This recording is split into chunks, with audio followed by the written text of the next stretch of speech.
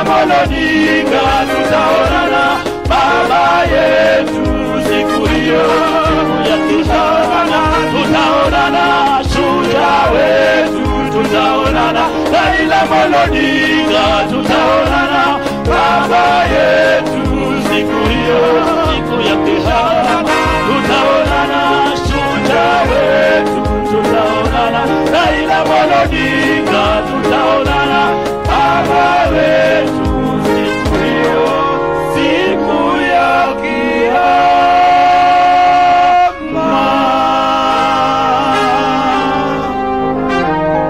Asante sana kwaya ya DCI. Ningependa pia vile vile kuwatambua ma-CSs wetu, ikiwa ni pamoja na CS wa Health Aden Duale, CS Defense Soipantuya, CS Rebecca Miano, CS School Beatrice, CS wa Education Migos Ogambo, Gavana wa Tana River County, pia vile vile Attorney General wetu Dorcas Oduor, CS Ali Hassan Joho. Basi ninapopisha praise and worship waweze kuendelea kutupea numbers. Hallelujah. As the praise and worship is going on, I'll request that we clear the wings of the presidential dais. The wings, wale ambao tumesimama hapa kando, itabidi tafadhali tuweze kuondoka. Na pia upande huu itabidi sasa tuanze kuondoka tafadhali. Wale ambao tumesimama pale kando, please pale pembeni tafadhali tuondoke. Kindly, I'm requesting those in the presidential dais, all must be seated. And those who do not have seats or are not allocated seats, please let's clear the sides. Kindly, let's clear. Praise and worship team, uwanja ni wenu.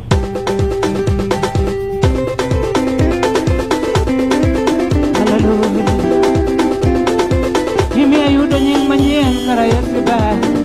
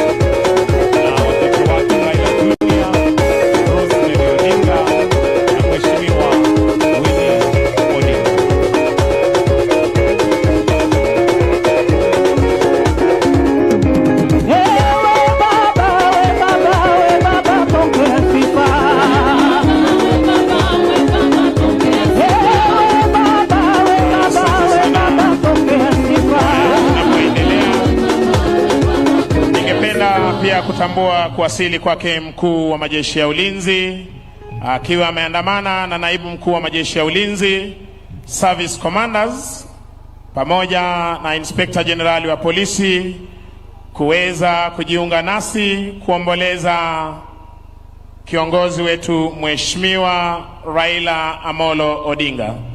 Tunaomba kwa heshima tafadhali our security personnel apart from the presidential escort unit, iwapo uko nyuma yangu kwenye jukwaa rasmi, unaombwa tafadhali uweze kuondoka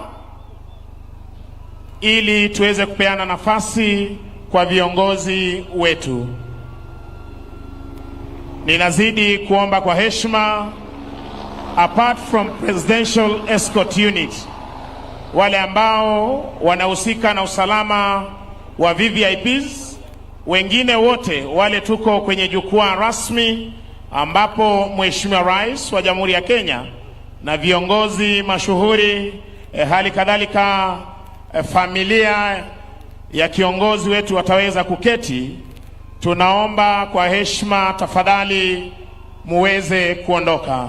Ningependa pia kutambua kuwasili kwake Rais mstaafu wa Jamhuri ya Kenya, His Excellency Uhuru Muigai Kenyatta, akiweza kujiunga nasi. Namuona Rais wa Jamhuri ya Kenya na Amiri Jeshi Mkuu wa Majeshi ya Ulinzi ya Kenya, Mheshimiwa Daktari William Samoei Ruto, akijiunga nasi hivi sasa akiwa na aliyekuwa rais wa Jamhuri ya Nigeria Olusegun Obasanjo, wakiweza kufika mahali hapa kuweza kuomboleza nasi siku hii ya leo.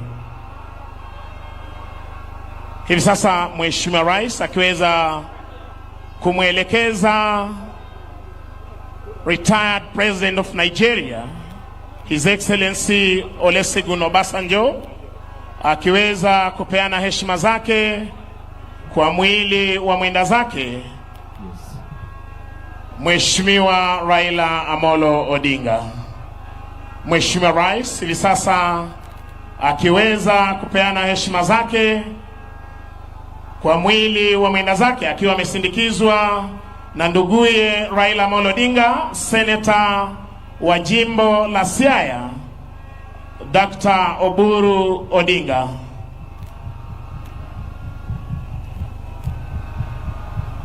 Nizamu sasa ya Rais mstaafu Mheshimiwa Uhuru Kenyatta kuweza kupeana heshima zake. Gitonga, tafadhali tuendelee.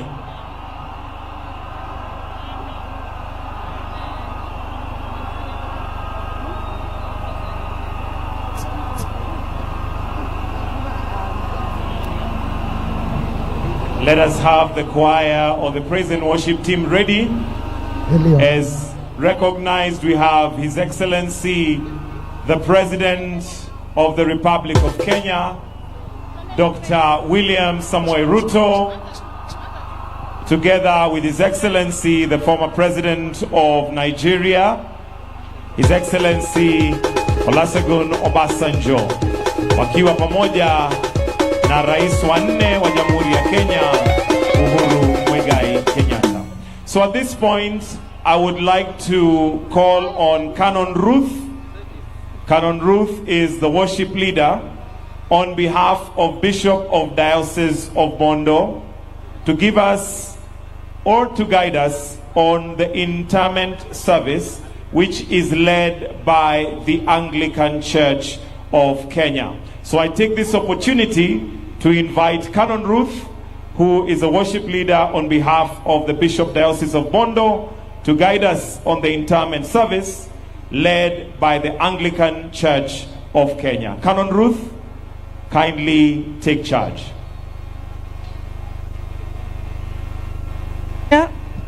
Choir, kindly give us just one stanza before we begin. A song.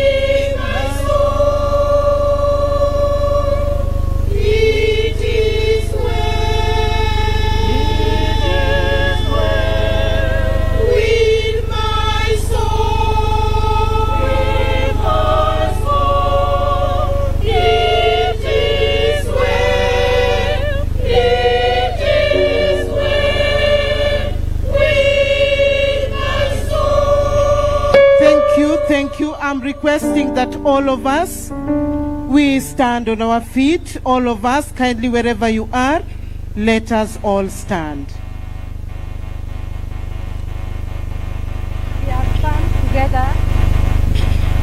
We have come together to lay to rest the body of our brother, His Excellency, Rt.Hon.Raila Amolo Odinga, whom the Lord has called to Himself. Yet we believe that since Jesus died and rose again, so it will be for those who die in Christ, for God will bring them to life with Jesus. Heavenly Father, in your Son Jesus Christ, you have given us a true faith and a sure hope. Strengthen this faith and this hope in us all our days, that we may live as those who believe in the communion of saints, the forgiveness of sins, and the resurrection of eternal life. Amen.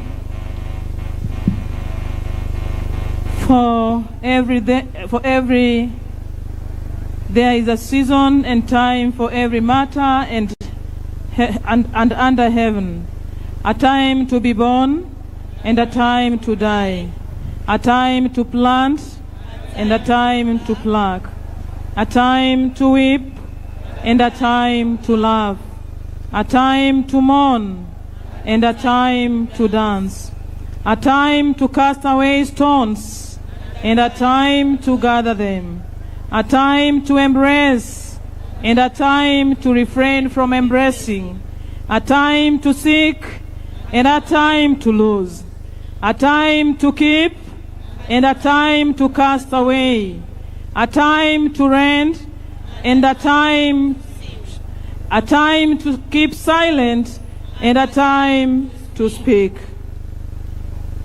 We will all stand for the Psalms reading. Let us all remain standing for the Psalms reading. We are reading Psalm number 34, a Psalm of David. I will exalt the Lord at all times. His praise will always be on my lips. I will glorify in the Lord. Let the afflicted hear and rejoice. Glorify the Lord with me. Let us exalt his holy name together. I sought the Lord, and he answered me. He delivered me from all my fears. Those who look to him are radiant. Their faces are never covered with shame. This poor man called, and the Lord heard him. He saved him out of all his troubles. The angel of the Lord encamps around those who fear him, and he delivers them. Oh, taste and see that the Lord is good. Blessed is the one who takes refuge in him.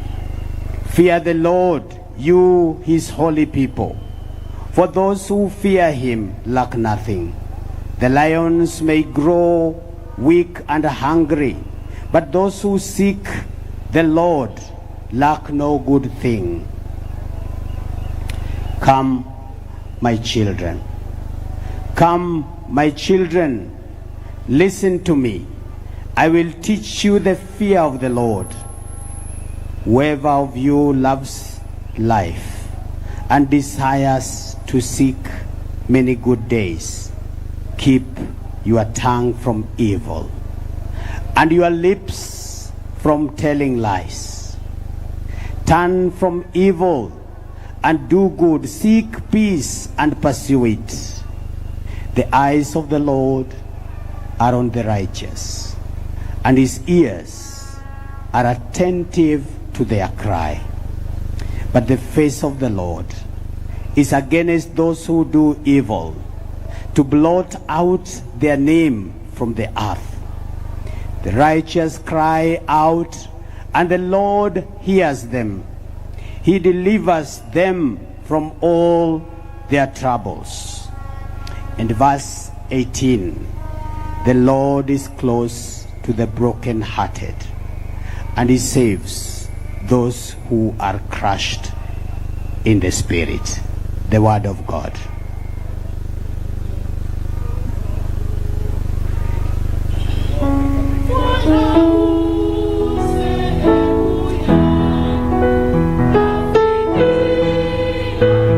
We can now have our seat. Thank you.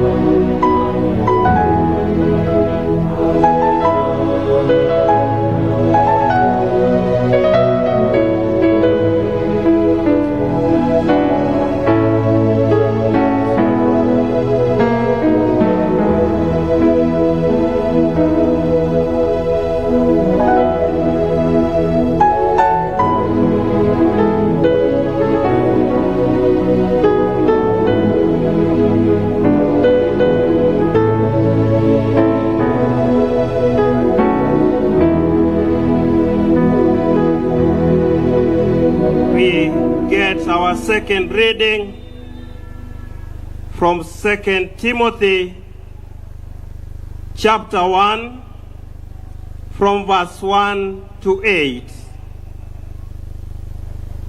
Our second reading is taken from 2 Timothy chapter 1 from verse 1 to 8, and we read, Paul, an apostle of Christ Jesus by the will of God, in keeping with the promise of life that is in Christ Jesus, to Timothy, my dear son, grace, mercy, and peace from God, the Father, and Christ Jesus our Lord.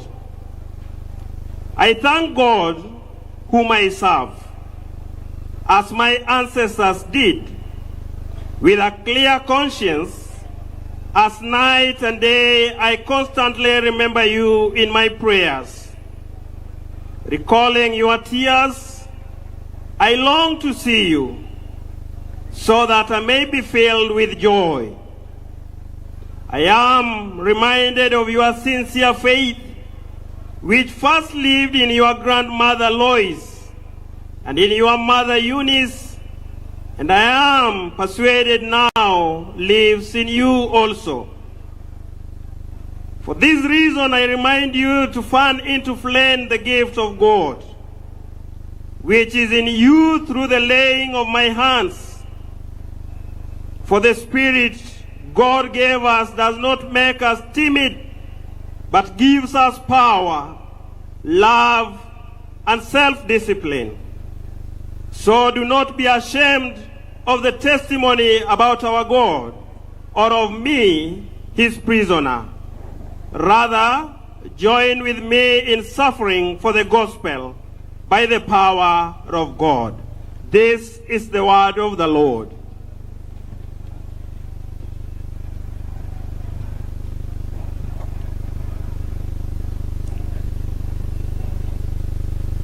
To His Excellency, the President of the Republic of Kenya, Dr. William Samuel Ruto, to His Excellency, the Presidents here present, to Mama Ida and the entire Odinga family, and all protocol observed, I greet all of you in the name of Jesus Christ.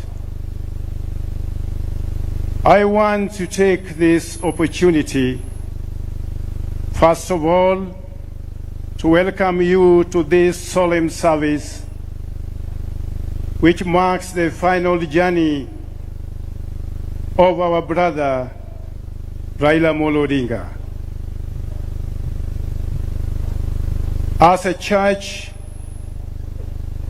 more so as Diocese of Bondo, we feel that this is one of the worst that has happened to us as a diocese.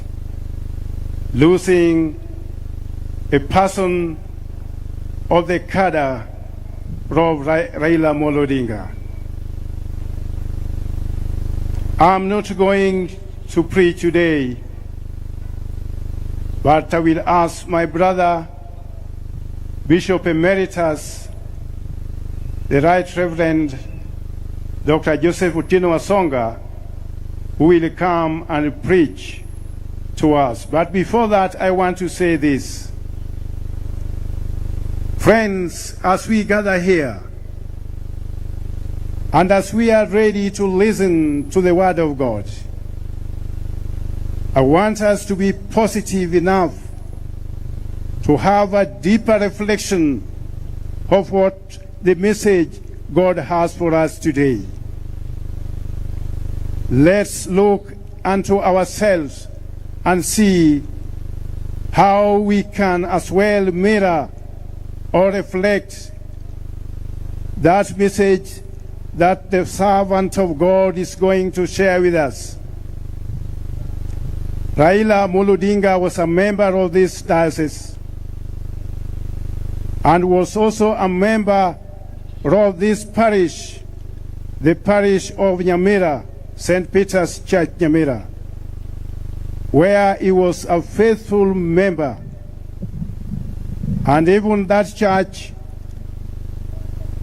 is feeling greatly in a great loss because of the enormous presence of Raila Odinga's family in that church, which now is going to be a one-man house.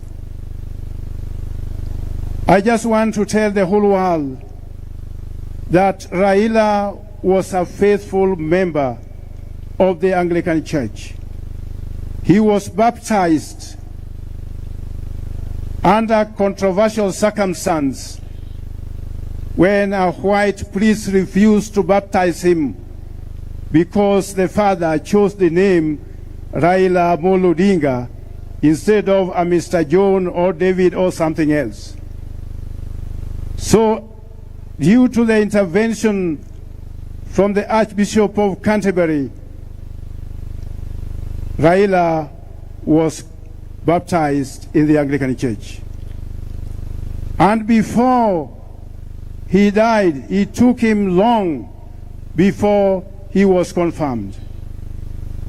But sometimes he went back to Canterbury and paid a visit to the Archbishop of Canterbury, Justin Welby, and he was confirmed at Canterbury as a full member of the Anglican Church, given the right to take Holy Communion.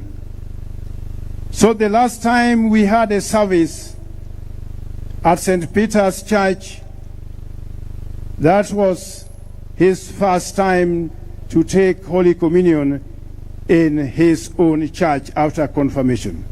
So we are giving him a full Christian burial. So that bit I wanted the whole world to know, that if we had time like any other ordinary funeral, we would have a Holy Communion service here as a way of a send-off. Otherwise, ladies and gentlemen, I want you to prepare your hearts as we are waiting to receive the message of God. And I want to thank the organizers of the event, the state, because I won't have time again. I want to thank His Excellency the President and his entire team for making this honor a reality in our Bondo town. This is something which will go in the annals of history, and no one will ever forget about this occasion. So we feel privileged, we feel honored, and even your team, Your Excellency, that you formed to work with us as a church, I want to say they have been so cooperating with us. And I want to thank them so much for giving us easier time. Now, I want to take this time to invite our brother Joseph Otieno Wasonga to come as the choir leads us in saying, Gena Gena. We are going to sing a song of hope, which means nothing is lost.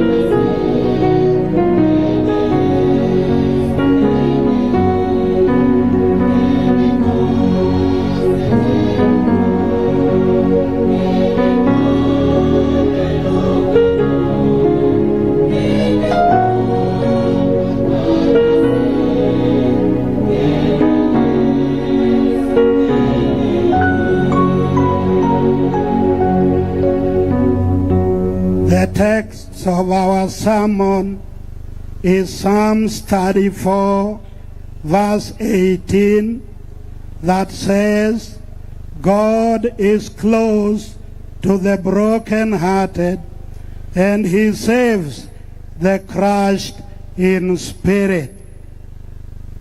The chief mourners, Lay Canon Mama Ida Odinga, and your children, Rosemary Raila Jr., Winnie, Dr. Buru, and the entire Jaramogi Oginga Odinga family, Your Excellency the President of Kenya, Your Excellency former President Uhuru Kenyatta, Your Excellency former President Olusegun Obasanjo, and Bishop of the diocese, all the mourners, we greet you in the name of our Lord and Savior Jesus Christ.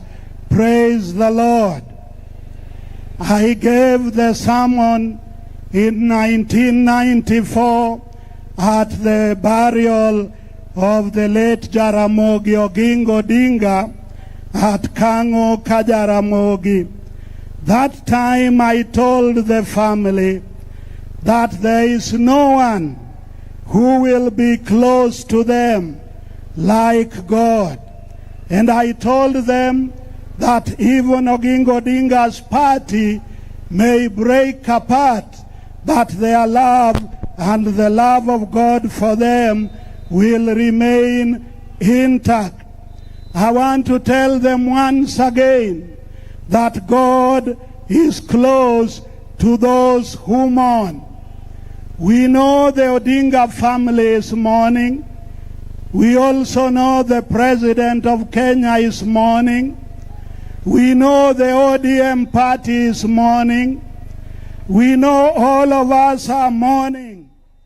But let me tell you, the Bible says, blessed are those who mourn, for they shall be comforted. Romans chapter 12, verse 15 calls us and says, rejoice with those who rejoice, and mourn with those who mourn. It is for that reason that we have come here. We come to a funeral to do three things.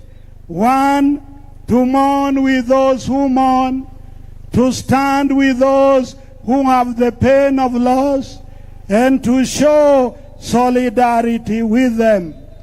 We also come to hear and learn from the virtues of the deceased and now Honorable, Rt.Hon.Raila Odinga. People have spoken of his virtues, and we have come to learn more.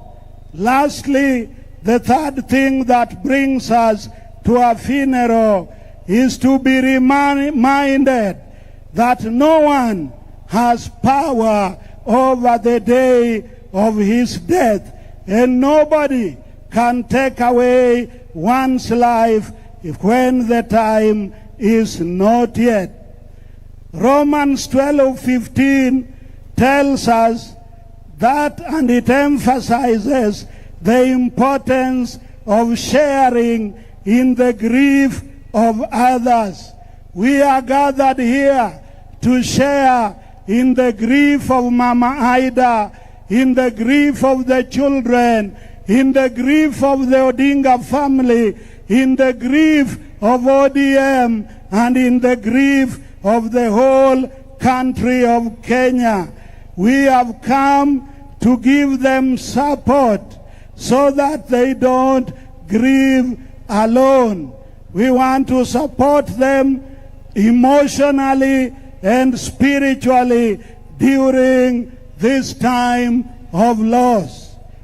Pain of loss can be overwhelming, but God does not leave you to suffer alone. That is a comforting fact, that pain of loss can be overwhelming, but God will never abandon you. God heals the brokenhearted and binds the wounds of those who are suffering. Fear not, for I am with you. Be not dismayed, for I am your God. I will strengthen you. Yes, I will help you.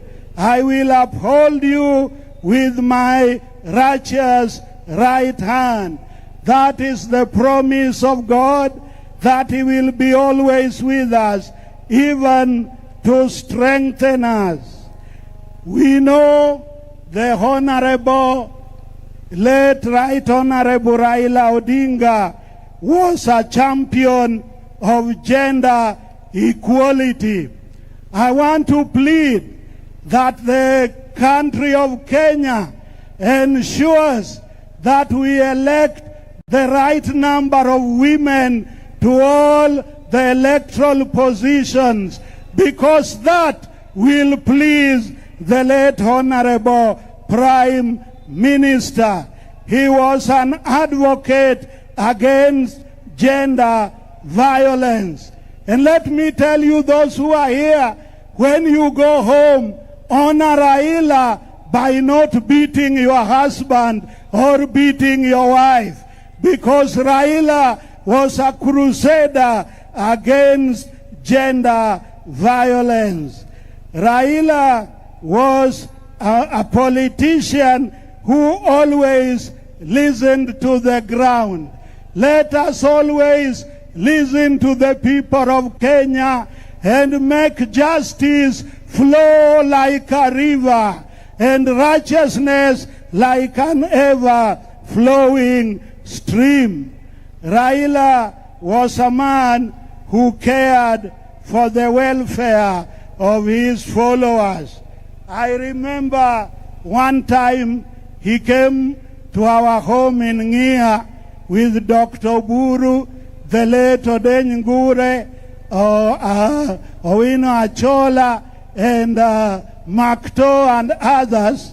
And after my wife had given them mid-morning tea and uji, they were going to a rally during the time of NDP. And as they were leaving, he looked at his colleagues and told them in Luo, Omera, Kikwaka Mokwalayo, because he was caring. He was caring that they offload before they go to the arena of politics where things could be difficult. He cared so much for his brother Oburu and for the team with which he was traveling. Brothers and sisters, there are many things that Raila was, but we want you to pick something positive to remember him, that his legacy will continue.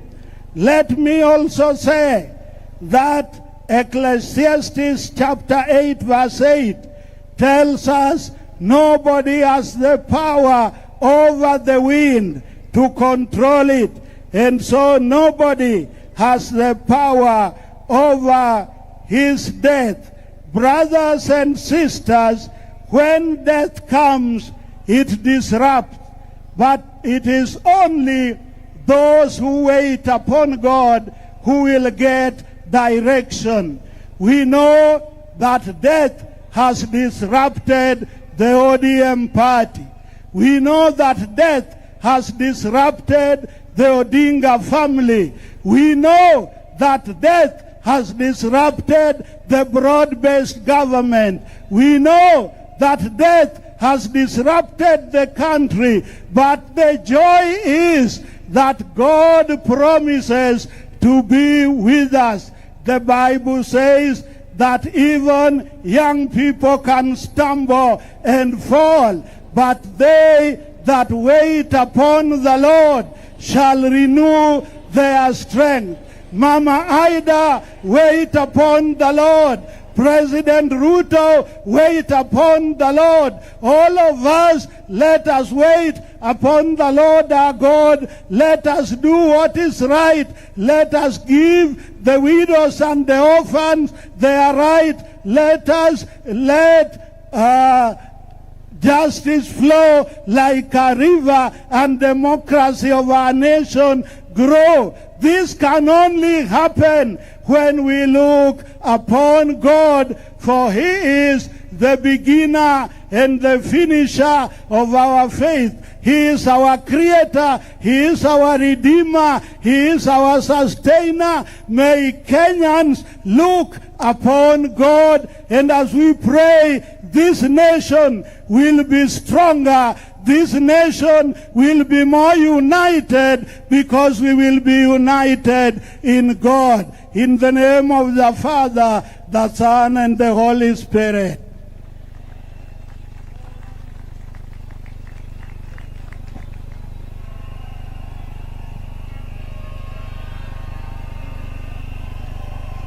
Intercessory prayers. Let us be in silence as we thank God in our hearts for the life of His Excellency, the Rt.Hon.Raila Amolo Odinga's life.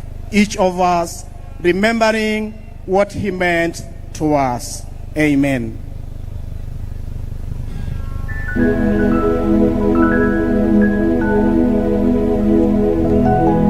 We now request all my bishops who are supposed to continue with the intercessory to come as we get the worship song.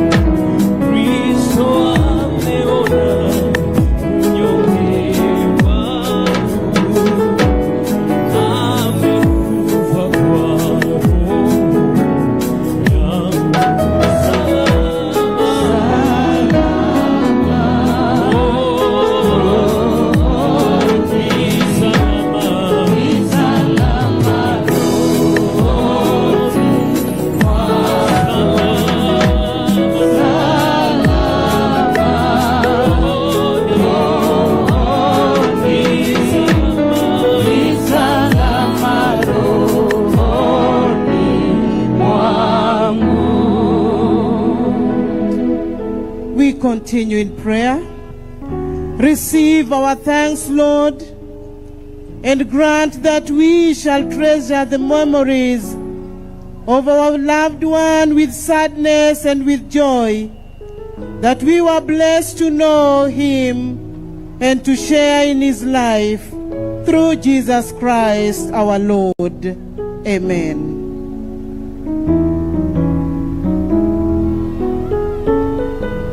Great Jehovah, grant that we who are still alive shall constantly be reminded that life is fleetingly short.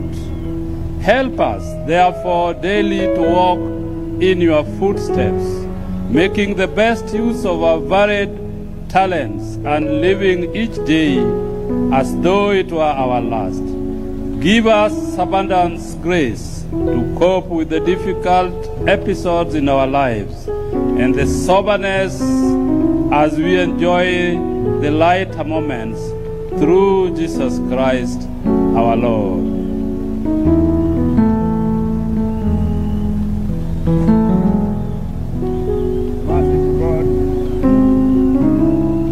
Merciful God, whose wisdom is beyond our understanding.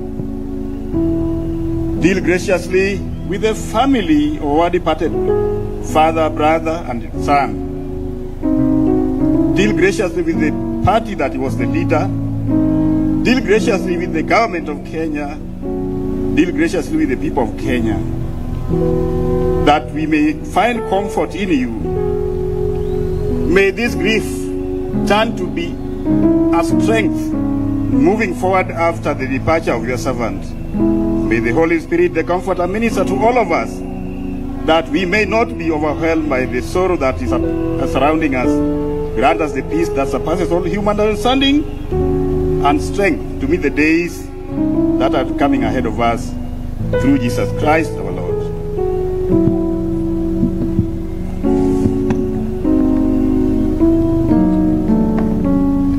Almighty God, through the death of your Son on the cross, your love overcame death for us. Through his burial and resurrection from the dead, you have restored us to eternal life. We therefore remember those who died believing in Jesus and are buried with him in the hope of rising again. O God of the living and the dead, may they who faithfully trust in you on earth praise you forever in the joy of heaven. We ask this in the name of Jesus Christ our Lord. Amen.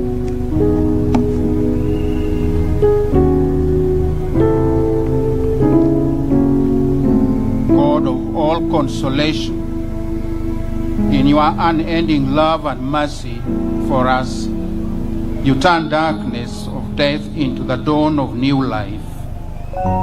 Show compassion to your people in their sorrow, in particular the bereaved family. Be our refuge and our strength, to lift us from the darkness of this grief to the peace and light of your presence. Amen.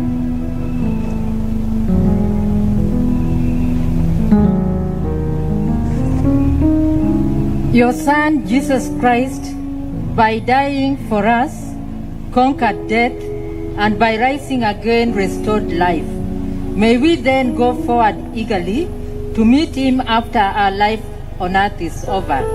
Be reunited with our brothers and sisters in the land where there will be no death and no sorrow, and where every tear will be wiped away, through Jesus Christ our Lord. O Lord, support us all the day long of this turbulent life, until the shades lengthen and the evening comes and the busy world is hushed, the fever of life is over and our work is done. Then, Lord, in your mercy, grant us safer lodging, a holy rest, and peace at last, through Jesus Christ our Lord.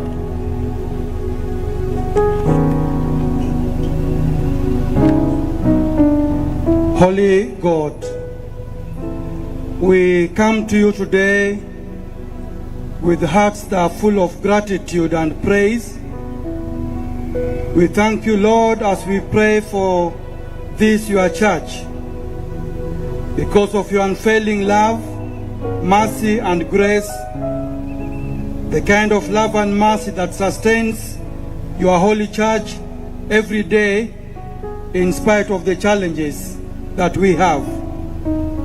We pray, O Lord Jesus Christ, that you will continue calling us out of darkness, darkness of greed, darkness of immorality.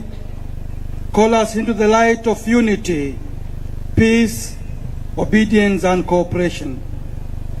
We pray for this, your church, Lord, not just the Anglican Church, but your church in the whole world. We pray for our families, believers in your sovereignty, here and all the world. Strengthen us in your faith. Unite us in your love, as inspired by your Holy Spirit. Give us grace to be sensitive to one another, to be sensitive to the needs of your and our communities. Give us grace to do to others what we want them to do to us, and continue making creative contribution in our region. This our prayer in faith through Jesus Christ our Lord. Amen. We continue in prayer. God, our Heavenly Father, we this day commit our country, Kenya, into your hands, and pray that, Lord, during this moment, we find solace in thee. May you, through your mercy, protect and guide our President, His Excellency Dr. William, and all who are in authority under him, that we as Kenyans may be governed in the way of peace, love, and unity. May all those in authority exercise their duty without fear or favor, so that justice may roll down like waters and righteousness like an overflowing stream. May you in your mercy hear our prayer, for we ask, believing and trusting in Jesus' name. Amen.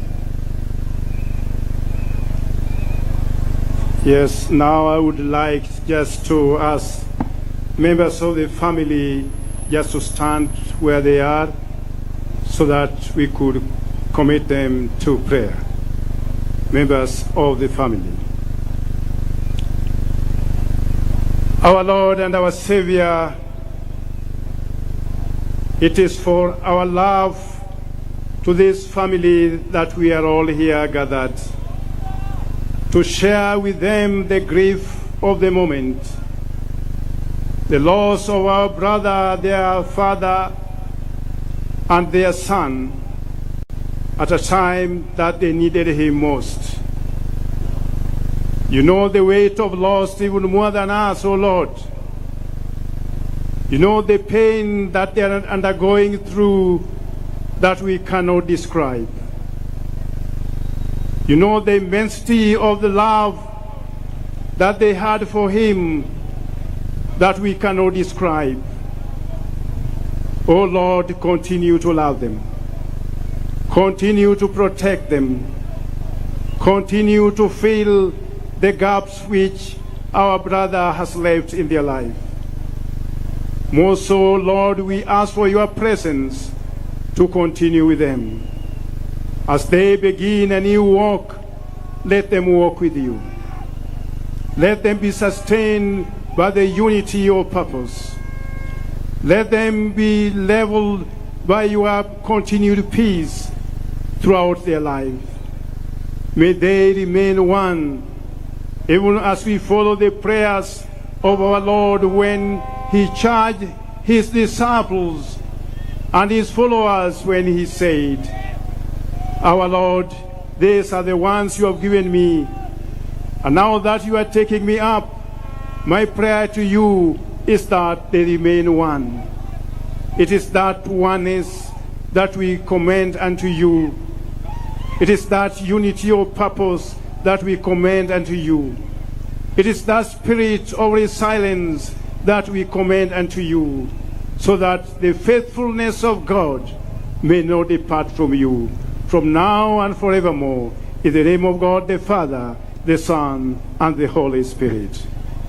Amen. Now, may the angels lead you into paradise. May the martyrs come to welcome you and take you to the holy city, the new and eternal Jerusalem. May the choir of angels welcome you, our brother Raila. Where Lazarus is poor, no more. May you have eternal rest even in your sleep.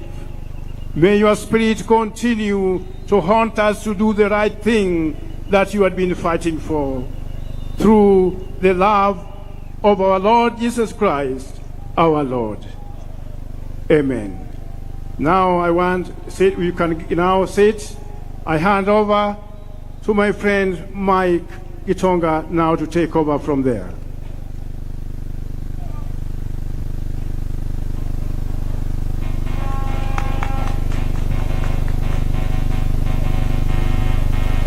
Why don't we appreciate the church with a clap? Tafadhali tuwapongeze kwa makofi. Asanteni sana kwa kazi safi. Your Excellency Dr. William Samoei Ruto, President and Commander-in-Chief of the Kenya Defence Forces. Your Excellency Professor Kithure Kindiki, the Deputy President of the Republic of Kenya. Your Excellency Dr. Joyce Kithure, spouse to the Deputy President. Your Excellency Mama Aida Odinga and the family at large. Your Excellency Uhuru Muigai Kenyatta, the 4th President of the Republic of Kenya. Your Excellency Olusegun Obasanjo, former President of the Republic of Nigeria. The Prime Cabinet Secretary. Honorable John Mulimba, Minister of State for Foreign and Foreign Affairs, Uganda. Honorable Ruhakana Rugunda, former Prime Minister of the Republic of Uganda, together with a delegation of senior government officials from Uganda. Honorable Aime Boji Sangara Bamanyirwe, State Minister, Minister of Industry, Head of Delegation, Democratic Republic of Congo, Speaker of the Senate and the National Assembly, the CDF and all service commanders, Your Excellency Stephen Kalonzo Musyoka, former Vice President of the Republic of Kenya, Your Excellency Andrew Onalena Sisenyi, Botswana High Commissioner to Kenya, Mrs. Rasi Sobrina Sesini, spouse to the High Commissioner, Honorable Jessica Magufuli, daughter to His Excellency the late John Pombe Magufuli, Your Excellency Elizabeth Zangirai, widow of former Prime Minister of Zimbabwe Morgan Zangirai, Your Excellency Governors present, Cabinet and Principal Secretaries present, all members of Parliament led by the House leadership, all senior national and county government leaders, clergy, mourners both present, and all watching from all over the world. At this point, allow me to usher in His Excellency the Deputy President, Professor Abraham Kithure Kindiki, who will then guide us on the program as from here. Karibu, Your Excellency.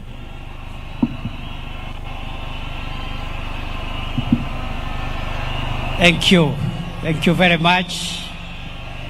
Thank you very much, Your Excellency President William Ruto, Mama Aida, and all the excellencies and dignitaries as recognized already by the MC. I thank the church for running the program they have run, the service, very succinctly. And I want to request everybody else who will get a chance to take note of today's occasion and be succinct and to the point. Today's occasion is to mourn the departure of our leader, our hero, the late former Prime Minister Raila Odinga. That is the point. And therefore, we want to finish this in dignity, in sobriety, and anything else on the side can be done on another occasion. Having said that, I want first to give the family an opportunity to give the eulogy and also to pay tribute to their father, to the husband of Mama Aida, and to the father of the children that are here and all the other family members. And I want to give this chance to the family to decide how many family members will come here so that we can do that. I have spoken to the co-chair of the committee that's organizing this, Senator Oburu Oginga, who will organize family members to come here, give the eulogy of the late Prime Minister, and also other family members to pay tribute to the late Prime Minister as the family may decide. Welcome, family.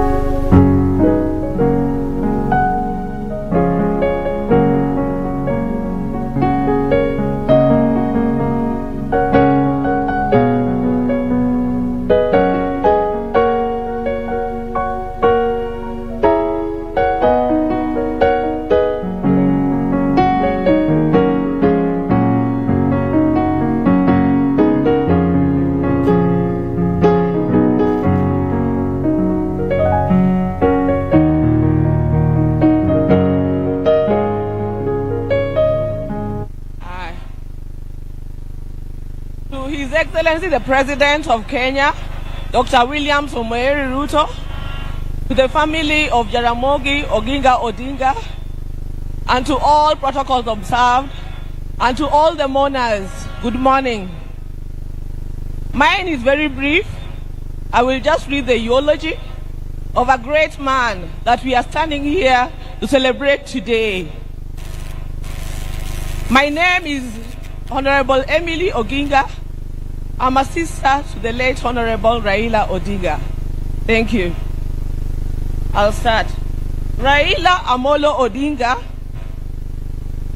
is truly a once-in-a-generation leader, a man whose ideals transcended politics and whose legacy will shape Kenya's destiny for generations to come. They are the timeless words of President William Ruto while announcing the passing on of the former Premier on October 15, 2025. This is the man we mourn today.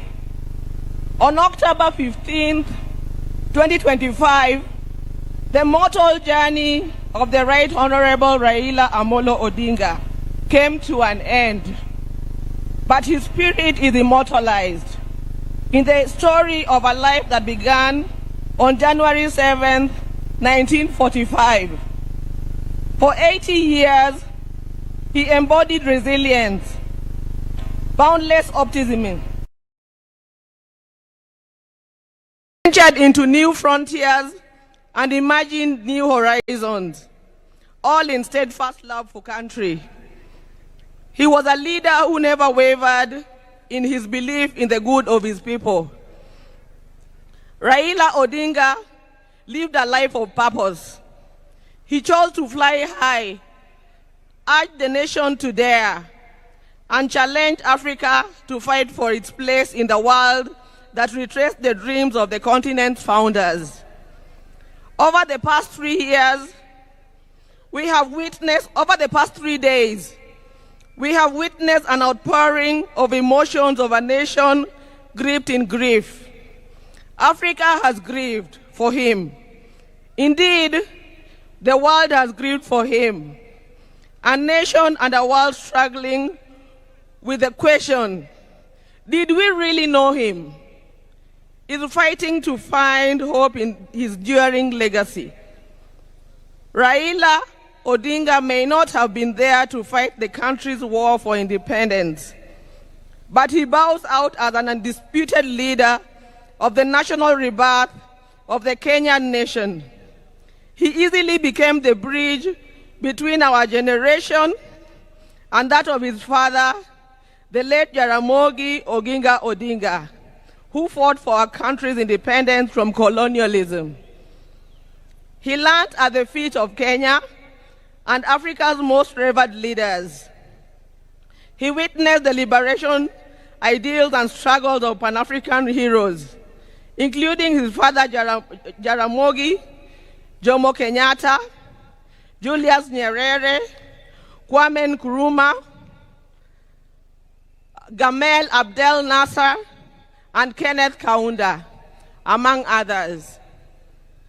He followed and internalized Nelson Mandela's struggles and agreed with his philosophy that courage was not the absence of fear, but the triumph over it, that the brave man is not he who does not feel afraid, but he who conquers that fear. Raila conquered fear and mastered courage. Possibility of death in pursuit of an ideal was not a reason for Raila to retreat, for he also internalized William Shakespeare's words that cowards die many times before their death, and the valiant never taste of death but once. It is from that perch that Raila began his own long walk for freedom and liberation, applying himself to the cause as a debt that owed to past and due to the present generations. Many times, he appeared to be on a cause much larger than himself, a mission almost impossible, but seemed to be the way he loved it, and he gave his life to it. In emulating the giant footsteps of his father, and the spirit of selflessness that ran deep in his heritage, Raila Odinga, just as his father once declared that there could be no freedom without the release of their leader, Jomo Kenyatta, proclaimed Kibaki Tosha, a declaration that propelled NARC to bring an end to KANU's 40-year rule. This defining act was emblematic of the man himself. Raila Odinga was Raila Odinga. He never cared what others thought about him or his actions. He cared whether people bought into his vision and mission. Once he felt he had the mandate of the people, there could be no turning back. In the process, he became Kenya's ultimate political prisoner and one of Africa's best-known freedom fighters, a dedicated and down-to-earth servant of the people of Kenya, a headache to the corrupt elite, and a beacon of hope for those struggling for freedom not only in Kenya but across Africa and beyond. Generations to come will honor him and offer gratitude. Raila Odinga cared deeply about Africa and worried eternally about its decline. For that, he applied himself to peace and reconciliation missions across the continent whenever called upon. During the 1990s, he worked closely with the International Republican Institute as a resource person for peace and conflict resolution in the war-torn countries and offered similar support to peaceful elections.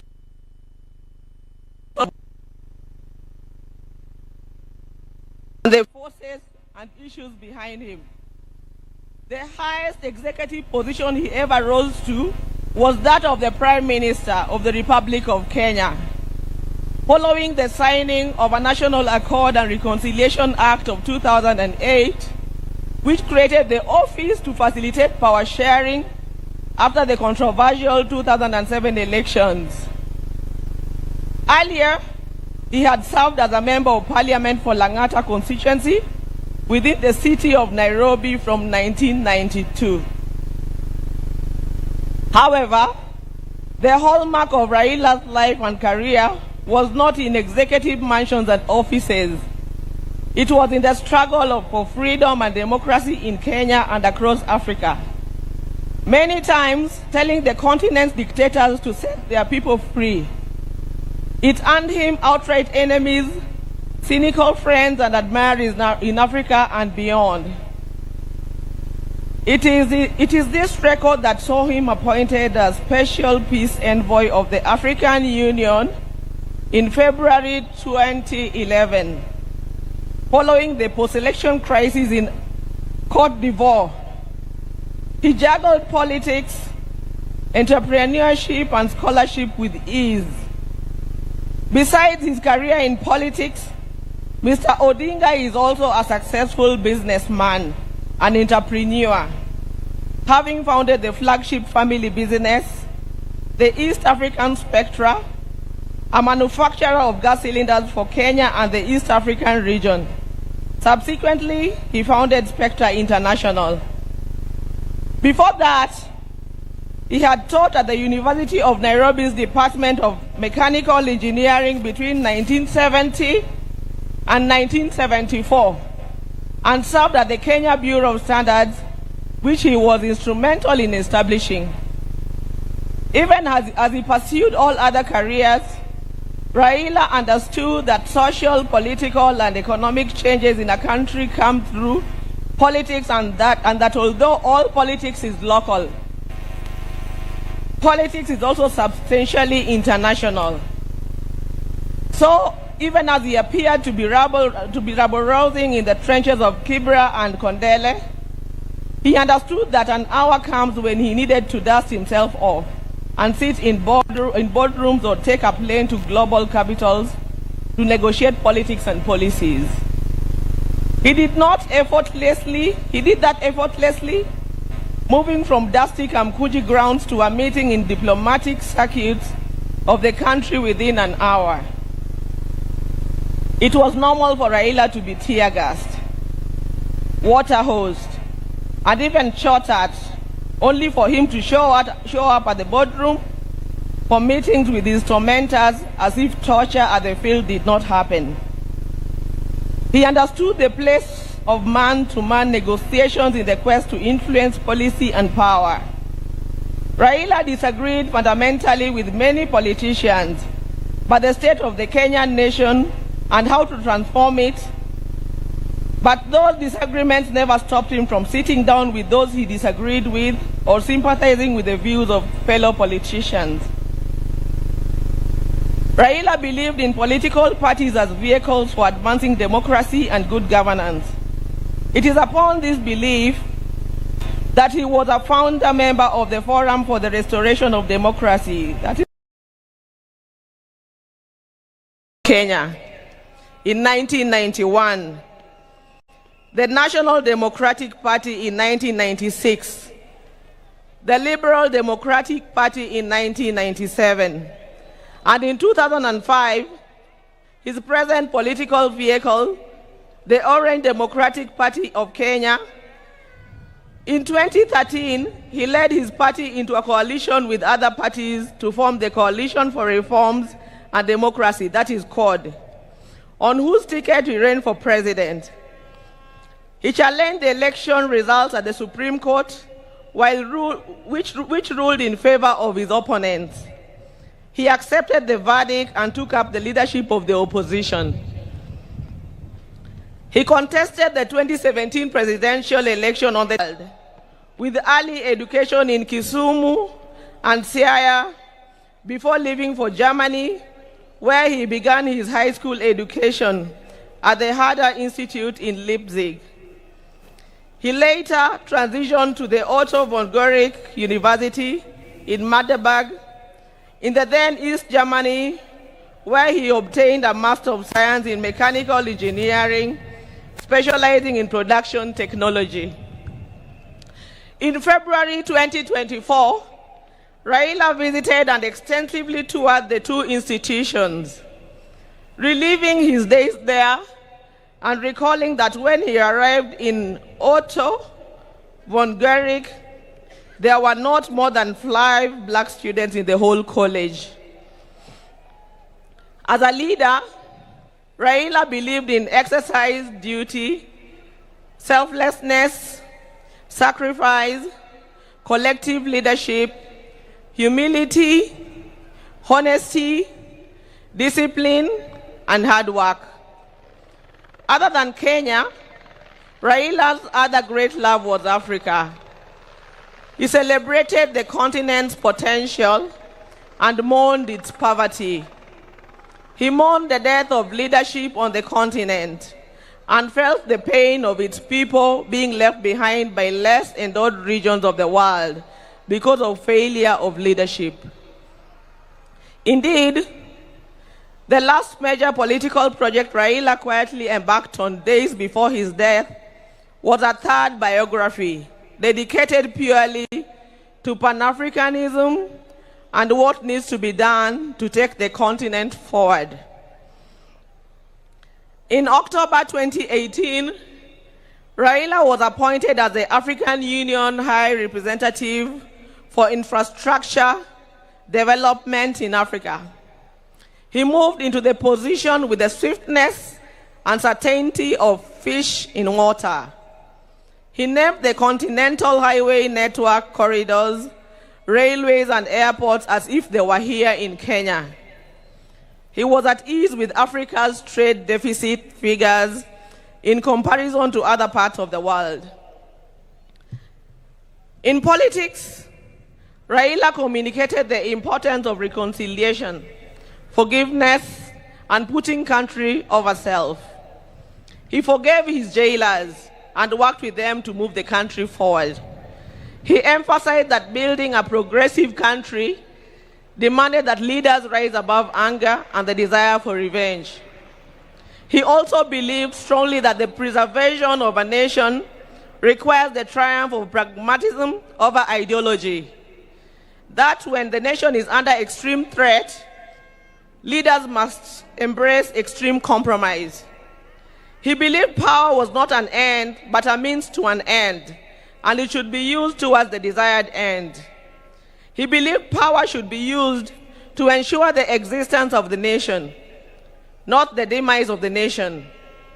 He wanted power to be used to ensure progress, prosperity, and peace of any among nations, and not for any causes that would yield contrary outcomes.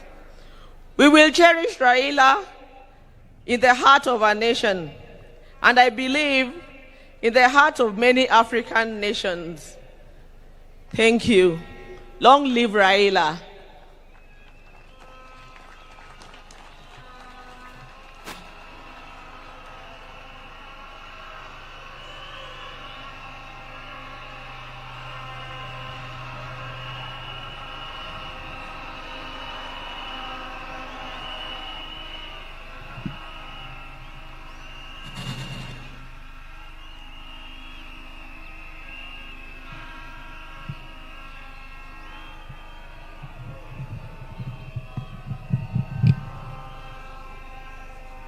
Your Excellency, the President of the Republic of Kenya, William Samoei Ruto, Your Excellency, the former President of Kenya, Uhuru Kenyatta, Your Excellency, Dr. Obasanjo, the former President of Nigeria, and Your Excellency, the Deputy President, Professor Kindiki, and all protocols observed. I now take this opportunity to invite my nephew Junior to come and make his eulogy, to eulogize his father, and then we'll give you the next one. I'm standing here on behalf of the larger Odinga family, but we are starting with the Raila's family for eulogizing. So, Junior, where are you? Thank you. Karibu.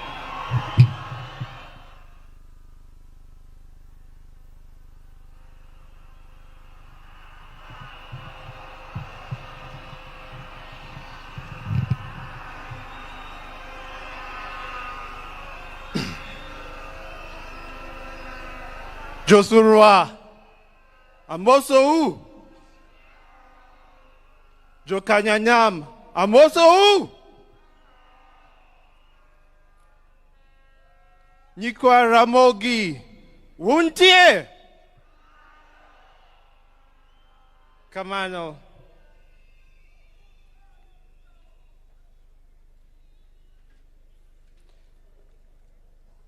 Ingan City Boy. To wangi weloma dignitaries, so but for now, allow me to continue the rest of my speech in English. Gimodwarani Wachung, let's just take a moment of silence for our late patriot. So if you could all just stand up for one moment of silence.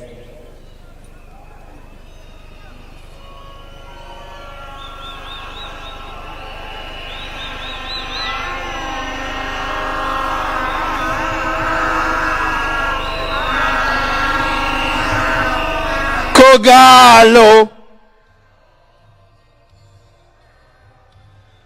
Kogalo,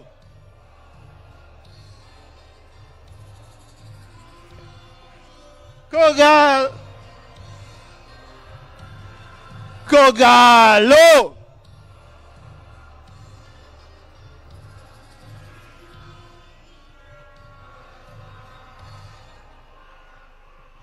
Erokamano.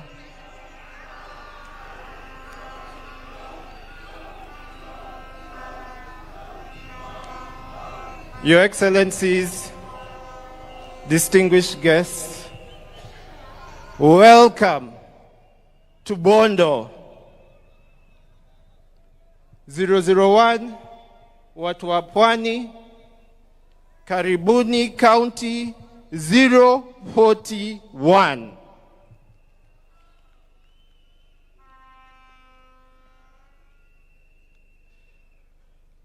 I think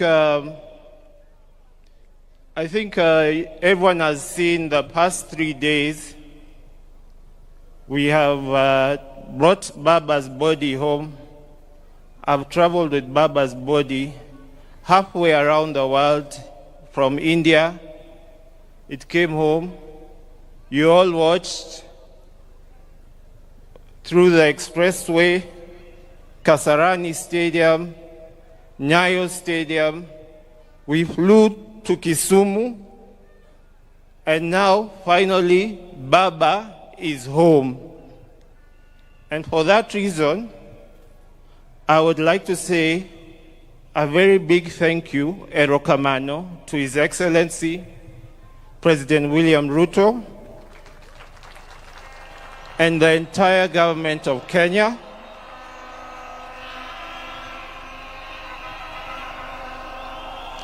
And the people of this great nation of Kenya. Wawachni William Erokamano Achel. Erokamano William. Wadi. Erokamano William.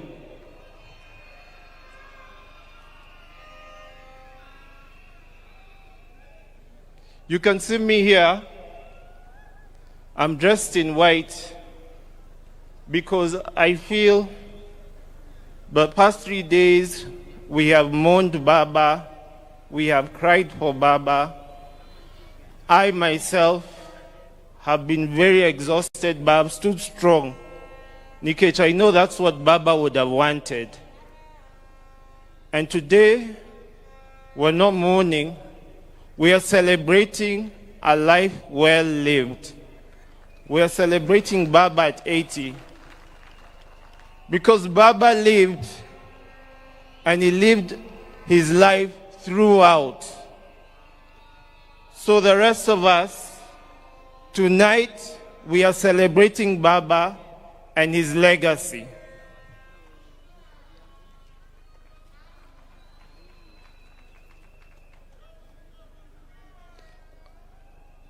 Before I continue, just allow me to invite one person up on stage. My sweetheart, my beautiful, my lovely Chungwa. Someone who understands me.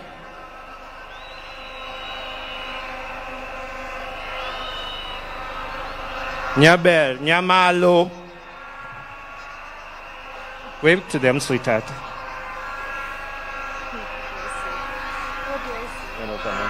Erokamano.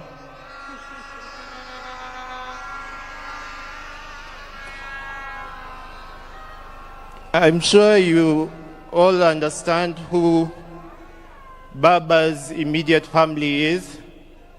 Those or his children rather. Those my late brother Fidel, followed by Rosemary, followed by myself, and then there's Winnie.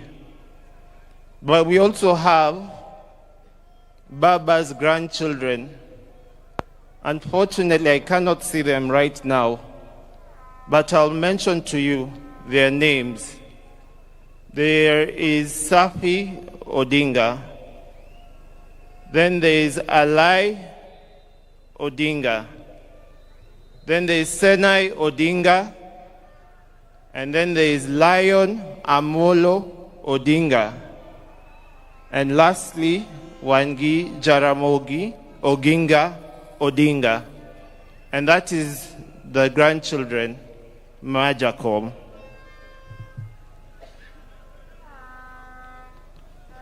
I'd like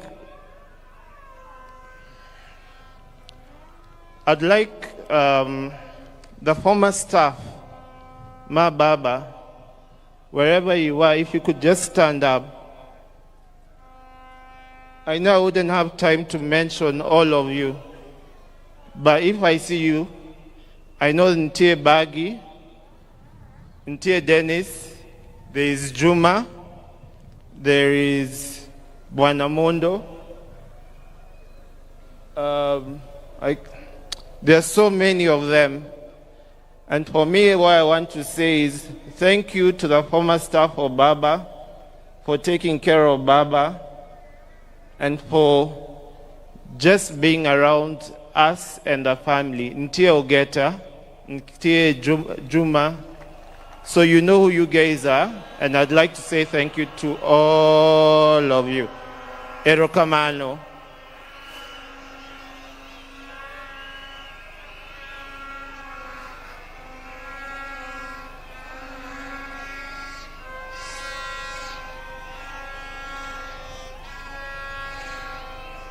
I want to finish.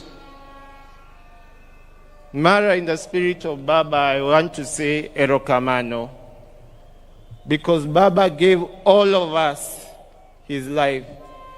Today is to say thank you back to Baba from all of us. So, refrain kaono and Erokamano Baba. Whatever one time, Erokamano Baba. No akawinju. Erokamano Baba. Okay. For Baba, you gave all of us your life. You stayed with us and you showed us how to live a good life. And for that, we are extremely thankful. Erokamano Baba. Baba, you left us with your Vitandawilis. We will miss them. We'll miss your fun, your joy, your laughter, and we'll greatly miss you and all the dancing styles that you used to have. Erokamano Baba. You taught all of us the Constitution and how to be lawyers and to follow and stand for what we know. I'm stammering like Baba. Erokamano Baba.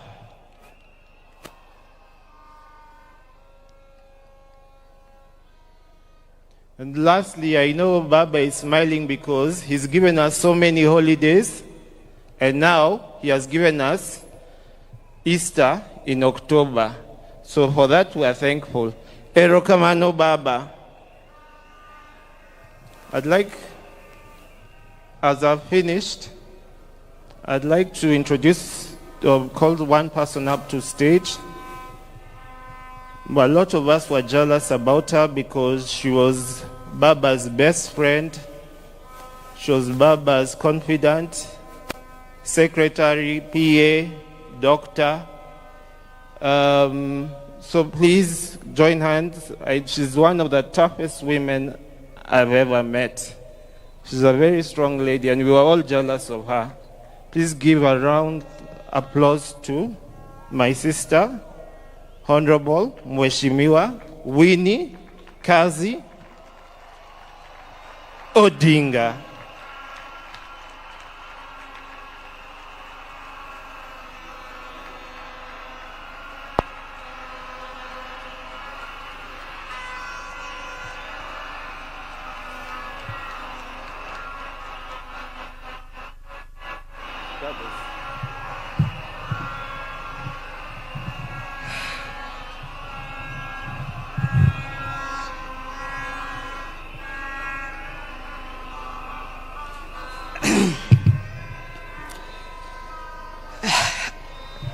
I always forget salutations, but Your Excellency, dignitaries, fellow mourners, and all protocols observed, good afternoon.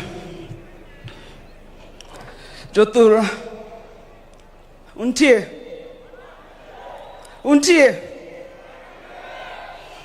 Baba Nendo. Oyweyo ajigi ere ajigi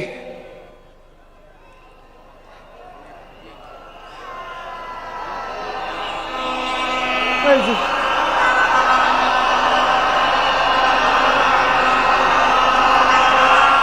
Okay.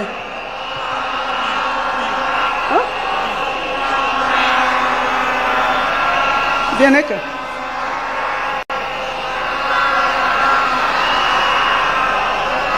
Give him a mic.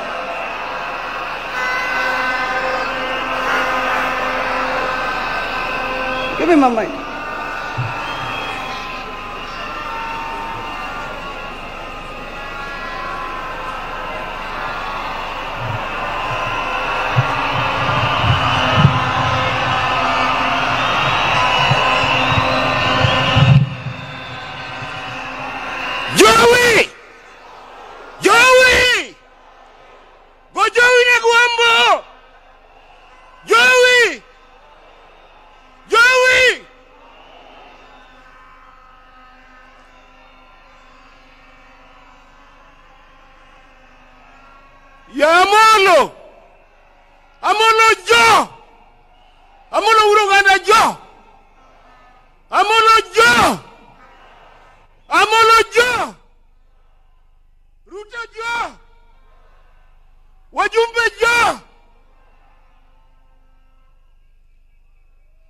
Agweyo mogik nikech Amolo kamora mora mane entie no luonga mondo agwe atimo niero kamano wini kum timo gimitimo ni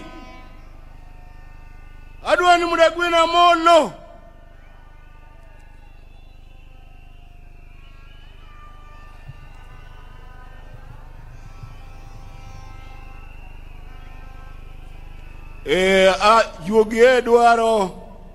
Yugi dwaro ni mondo ayud sigara maber nikech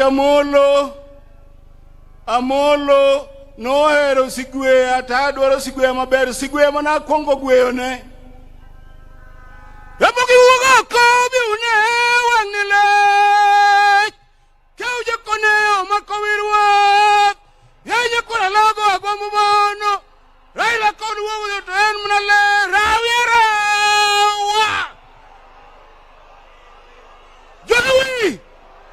Jowi Kewgonea Amona koko marjo nangaruwabi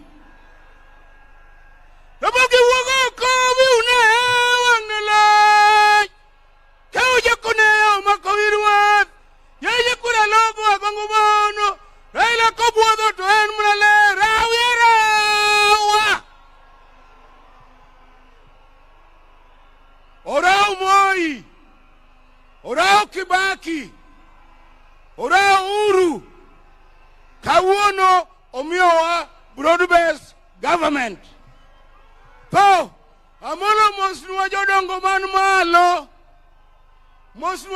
man malo Pinyo siko to oksikie Ogi ajira ura chulo ka ubo kura bono Biko jusa kuta the head how much the money nyara kumkokote kwata jo kalongni Ajiki kovi amo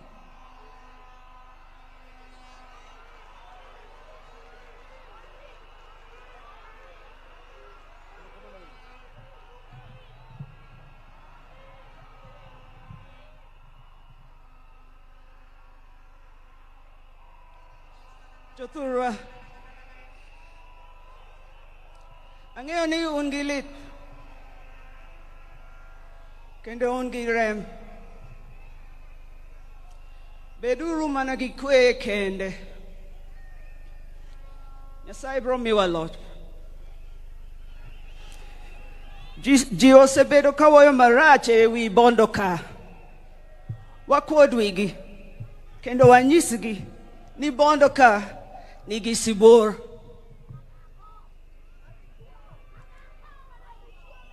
They wrote for me a speech,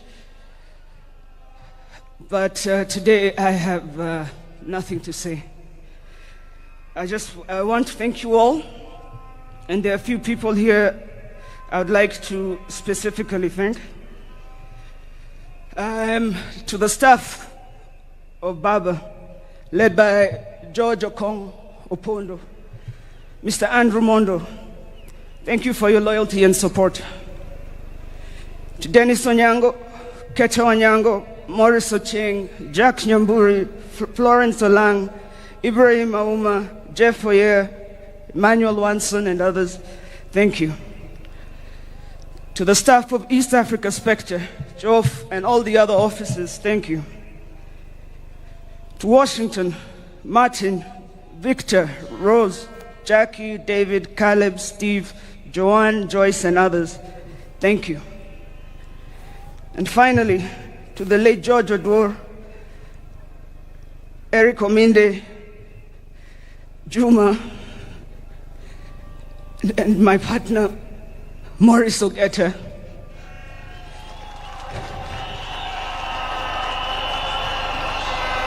On behalf of the Odinga family, thank you all for your love and service. Your Excellency, our people appreciate you honoring our father. Thank you for standing with us. You should also know, in case you are wondering, I'm ready to come back home, if you were wondering. To all the leaders we visited around the world, I will return personally to thank you. Thank you, Kenya. God bless you all. God bless the Republic. God bless Baba's legacy. Long, the king is dead, but long live the crown. Thank you.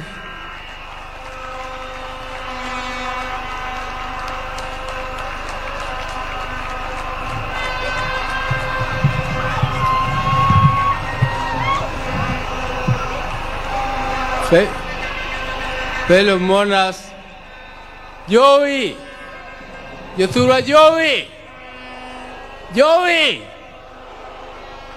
I want to take this opportunity now to invite Winnie Odinga, not Winnie, Rosemary Odinga to come and also give her eulogy. Karibu Rosemary.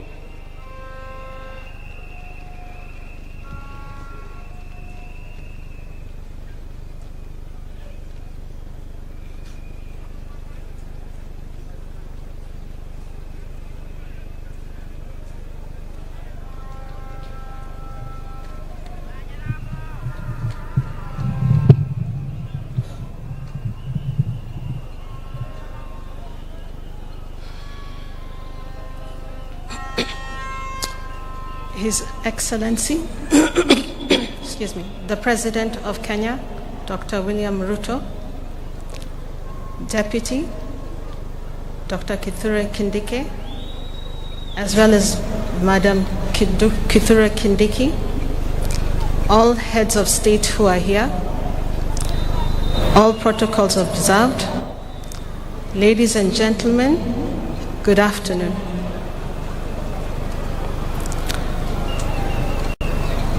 I said yesterday it was very hard for us as a family. Nonetheless, the day has come, and I want to just share with you a little bit about who our father was to us. Our father was someone who believed in us as individuals. As many who have spoken ahead and those who will speak after will let you know. And that is why today we have friends from all over. Our father listened keenly to what we had to say individually, after which he helped us sharpen our ideas. He also helps us to think broadly and find solutions, and to work with others. As you can see through his life, that is what he did. He worked with others.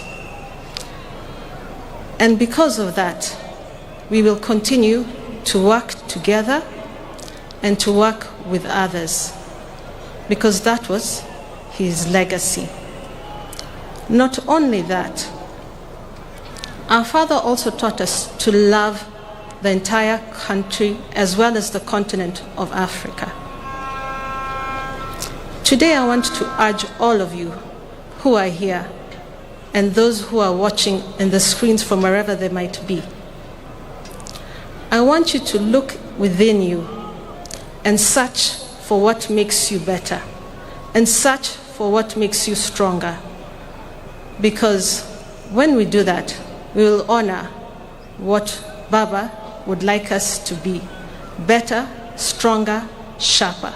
So with that, and not so much, I want to thank you all, as well as Baba. Asante sana, Baba. Thank you so much for your time, ladies and gentlemen.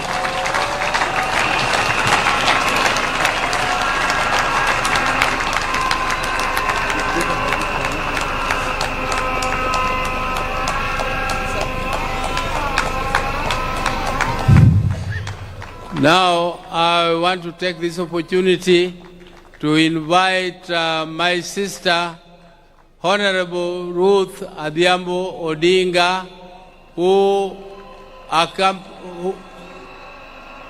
was with Jacom in India, and Jacom died in their presence with Winnie. Can you please come, Ruth, and say a word of send off?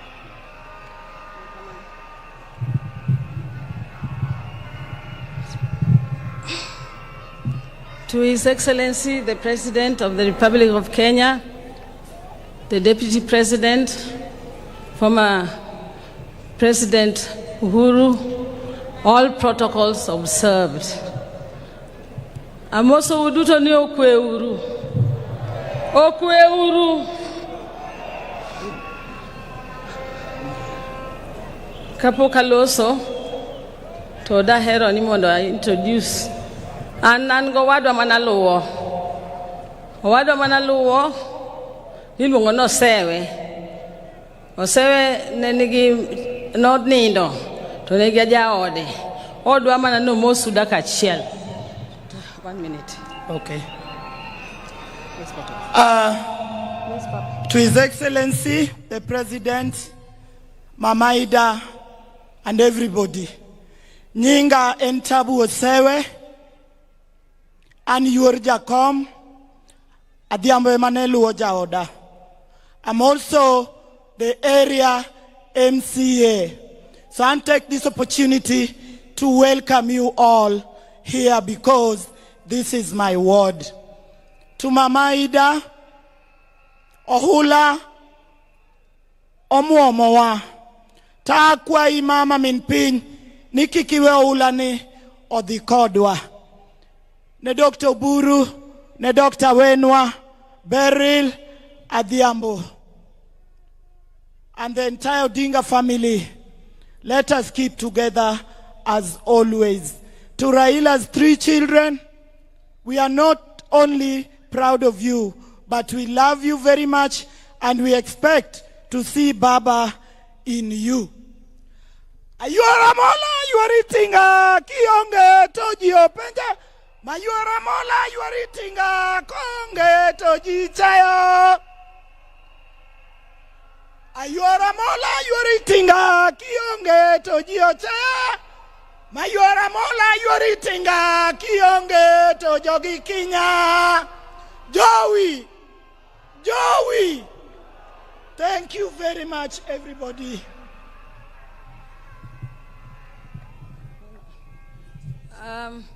I'm also, many of you here never knew that I have a right hand. My right hand is here today. Ambe nakendoga yoga nakuja.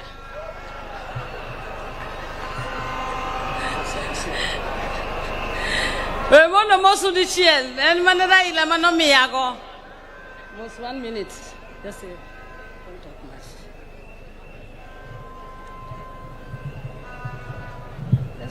Okay.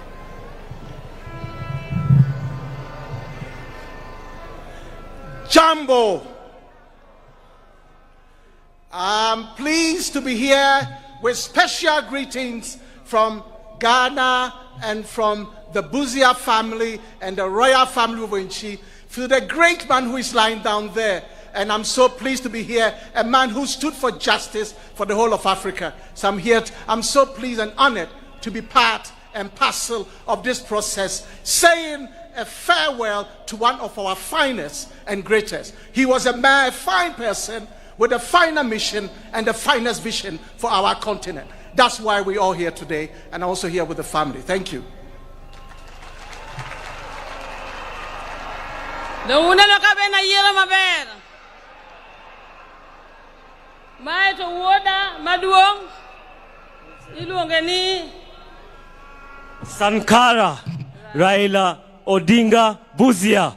Joey! Thank you. My water Martin, Achakena Gola. Gola was my third born brother. Alongoni Papa Patron. Anchogo Machogo. Korago Imos. Winter. Aya, Ago Imos. Aerokomano. Thank you.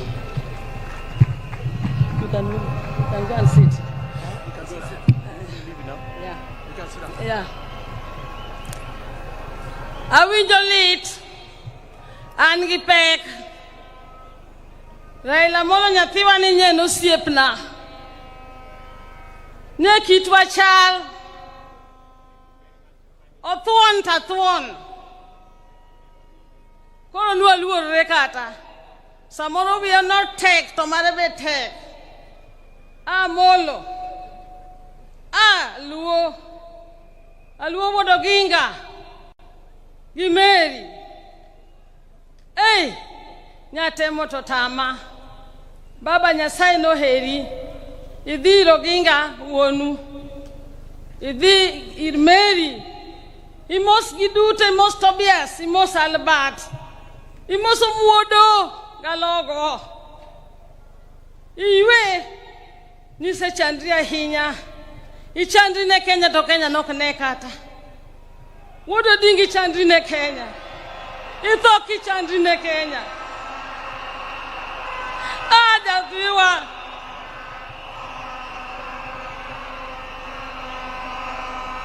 Kata kamano. Joey! Imichame Mari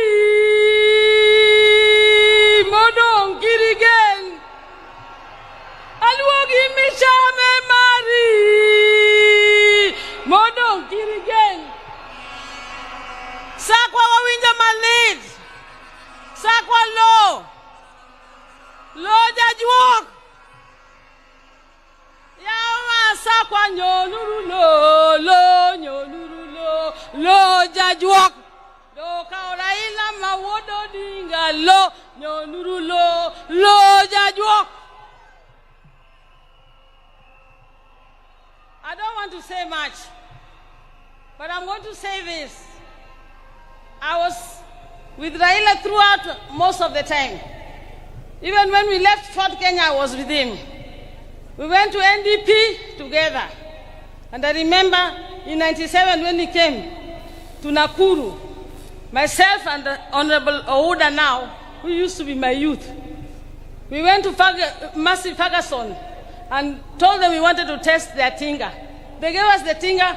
We went and got him as he was entering Nakuru and took him up to Stem Hotel with the Massive Ferguson Tinga. I have been there. In 1982, some of you don't know, you only see me in this siasa. I'm the fan of the first women who said that I was with my brother as he was picked to go to detention. I was forced by the society to be one of the first women exilees. I went living in Uganda, Tanzania, and ended up in Zimbabwe. When my brother was supposed to be taken back to detention in 1990, he was asked where he wanted to go. He said, I'm going to Norway to my sister. Raila became a refugee in Norway, staying with me, Ruth Odinga. I'm just saying this to show you that this was a stoic man. The family has suffered because he sacrificed himself. Some of you are looking here, you don't know what Mama Ida has gone through. I used to know, I stayed with her. Being alone without your husband for all those years, the 9 years, I didn't see people mentioning.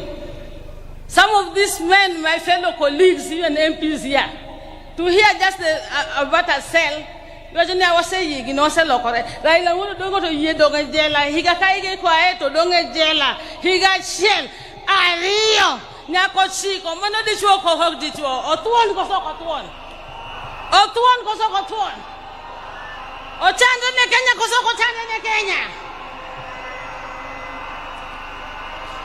nyaka mane koro mogik ni Raila to kapod yuago mana Kenya anyo go kodwa mbaka anyo oro jogi ma wacho ni mondo nyiew na ticket ago ero kamano ne joma ne nigi Raila out to last minute jomoko goga joma ni around Raila to mage nyithind Raila sala njiwe wakani salo kech ne bedo gi Raila kamora mora ago ne ero kamano ago ka ero kamano ne ogeta Maurice walu analuongra ni ground and ground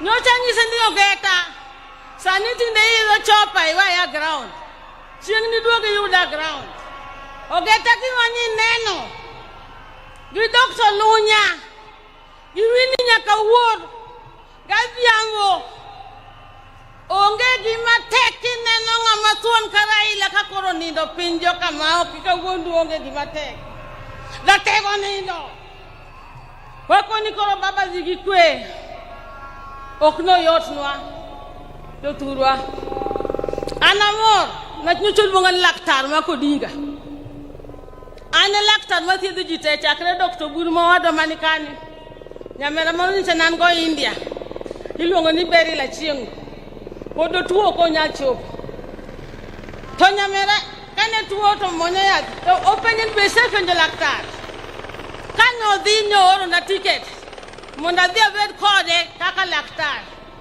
ana wona neno kaka Raila molo digo to na tiwa digi kwe. And what you said about our party must remain. You told me that at 8 in the evening the day before you passed on in the morning.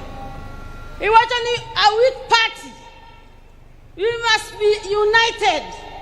ODM must be united. And it must be strong. And if it is not strong,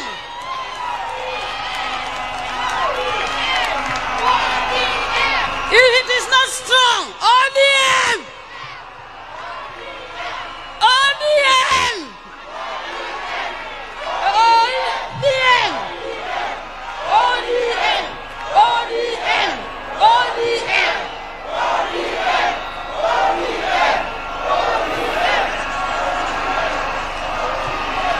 ODM must unite. We cannot have an ODM in Guinea-Wuko, another ODM being led by some other people, another ODM being led by a few people who think they own the party. ODM belongs to all of us. Some of you who want to take it now don't even know how we started ODM. ODM in Malwa. And we are going to go to any negotiation table with a strong, united, one ODM. That's why I want to make more.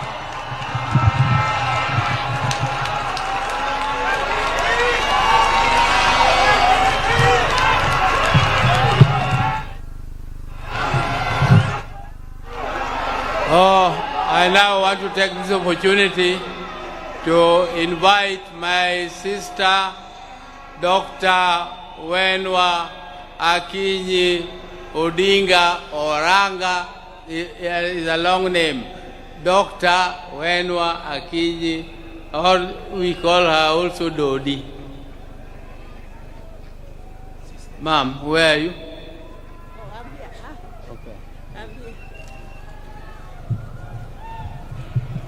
Thank you. Thank you, Your Excellency, William Samoei Ruto, and all protocol observed.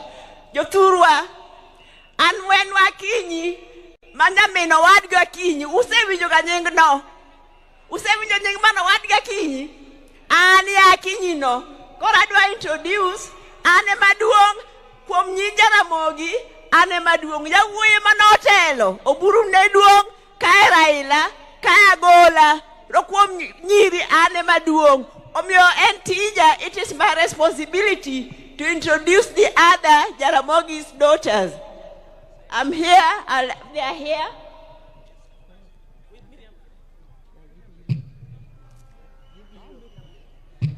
All protocols observed. Your Excellency, the President of the Republic of Kenya, and Your Excellency, former President of Kenya, Honorable Uhuru Kenyatta, my sister-in-law, Canon Dr. Ida Odinga, and the all distinguished guests. I'm Pauline Oginga. I'm a County Chief Officer, Public Service Administration, County Government of Mombasa. So I would wish just to say that we've been students of the late. He was a brother, he was a mentor, he was a supporter. He's someone who encouraged me to realize my potential. So in losing him today, I've not just lost a brother, but I've lost a strong support system. Our father died when we were young, and our brothers took over. So today, I feel bereaved twice. So for all of us who are his students, it's upon us to make sure that our spine is strong. We implement all that he's taught us. Long live the king, and long live the crown. The king has gone, but the crown is still there. Jaramogi family will fight on. We'll stand strong, and we will prove that the genes are very strong. Thank you. Thank you. I'll ride on the protocol already observed. I will not talk, but I will just clarify on my name, because when I was reading the eulogy, I didn't make it clear.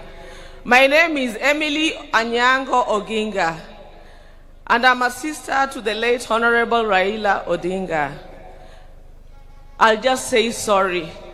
Sorry to the whole world. Sorry to Kenya. Sorry to the Luo. Erokamano. Long live Baba. Go well, Jakawur. Erokamano. So I also have my people here, my children. Let them introduce themselves.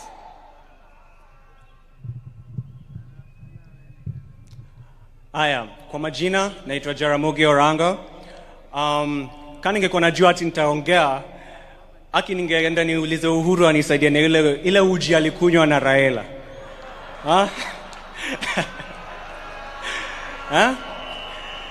Juu sasa siwezi simama hapa niseme ati naogopa kuongelesha nyinyi wote.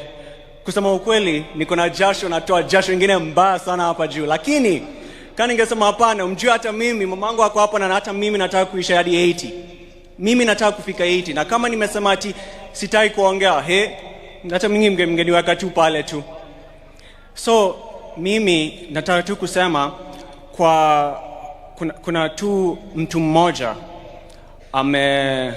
unajua Raila ni mtu, labda ulikuwa unampenda ama uko unampendi, lakini ni lazima ulikuwa unamheshimu. Hivi tu vile tunapendanga kupinga serikali, unajua ni huyu mtu ndio alituletea hiyo, he gave us that ability to do that. Na sitaki kusikia ati uni mtu sijui alikuwa anapenda ukabila ama sijui nini. Kuna kitu kama hiyo. So napenda tu kusema asante kwa baba, na nataka ku pass my condolences kwa Auntie Aida na kila mtu mwingine. Asante sana kwa kukuja na kwa kunikusikiza. Asante. Thank you.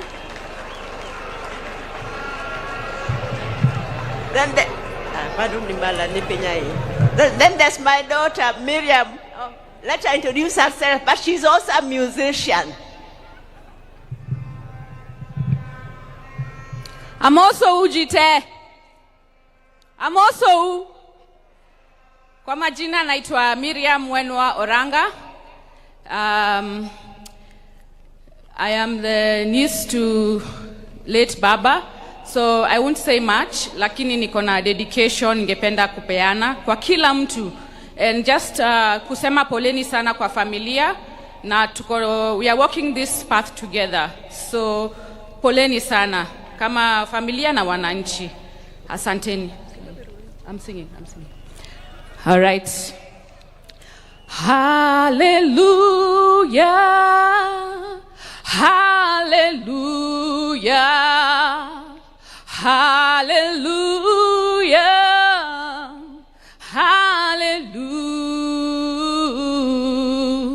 I heard there was a secret chord that David played and it pleased the Lord. You don't really care for music, do ya?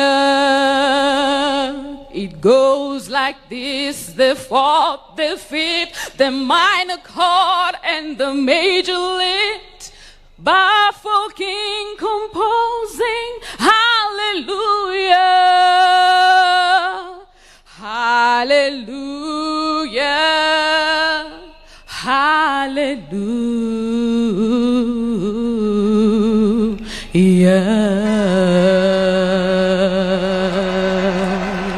Rest in peace, Baba. Asanteni sana. Thank you. Thank you, thank you. Yeah, so now I'll have to say something. By the way, this is the most difficult eulogy that I have ever made. I'm not a guy, Actually, for the first time, I'm in Jokatekna. My father used to call Oburu Wod Komolo Ondugu, and he used to call Raila Wod Luo. So then quickly the names changed to Wodi and Aluo. So me, I grew up knowing Raila as Aluo. Oburu was mostly away in school in South Nyanza. He didn't spend much time with us. But Raila would be left to look after us, to cook for us whenever my mother was away. And then Oburu said the other day that Raila liked news, even from the time he was a little child. Let me tell you, whenever he was left to look after us, and he's going to cook and it's news time, he would put me there to listen to news and then tell him later what had been said. Can you imagine? I'm supposed to listen to the radio, to the news, and when he comes, I'm supposed to tell him what was said in news. I was not more than 6 years old, I'm sure. I would hear the name of the newscaster. He was called Cosmas Bala, or what they call Work. And then I used to hear the name Accra, Ghana. And then I used to hear an advertisement, Vaseline hair tonic. But my English was poor. So when he came, I would only tell him those things, but then I would say Vaseline hair tonic instead of Vaseline hair tonic. And then Oburu will tell you maybe how Raila was strong-headed.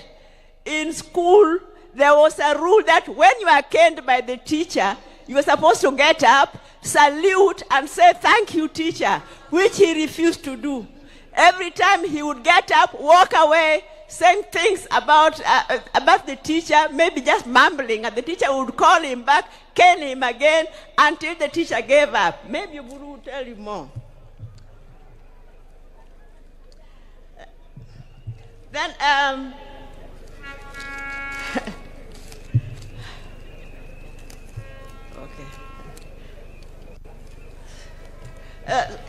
so Raila was very, very disciplined. When he was a lecturer at the University of Nairobi, and also later when he was a director with Kenya Bureau of Standards, staying in his house was a nightmare. He would wake us up at 4 a.m. No matter what time he went to sleep, there would be a commotion. He's already going to take his morning jog, and maybe take the dog also for jogging. And then by 6 a.m., he's ready to leave for work. He was working at the Kenya Bureau of Standards. So when you're working under him, you could not be late, because if your boss is already there after just at 6 o'clock, you cannot even lie that you are there on time. And he introduced an attendance register.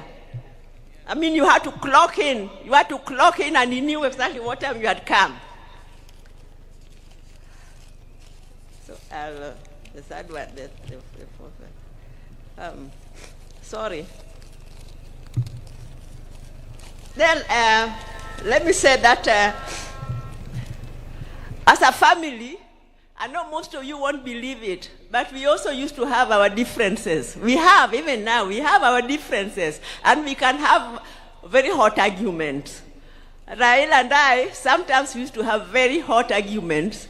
You'll see that when he's telling us, he's trying to explain some of even his political moves, he'll be looking at me because he knows me, I would not spare him. I used to tell him whether he wanted to hear it or not. So one time he came to my house, and then we were having a hot argument until my maid thought we were going to exchange fists. And he went to the toilet. I could hear him. About the rechot, aluwe kuro. Go walk. About the ret, aluwe. Which going back to the cat, aluwe akodeni adagi. I've refused. Nimekata adagi. And then you can't believe it. That the following day, we were talking on the phone, laughing as if nothing had happened. That's the way he was. He was magnanimous. He was forgiving.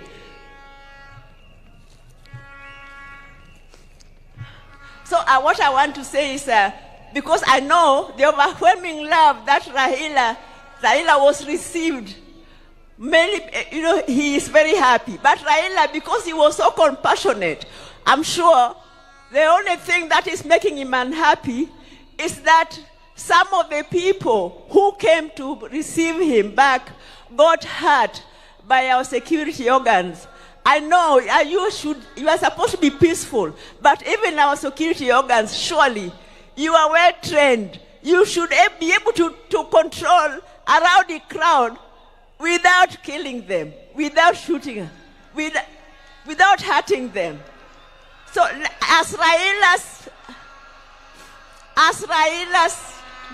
tribute and respect for Raila, let that be the last time that such a thing happens. I think that would be a befitting remembrance for Raila.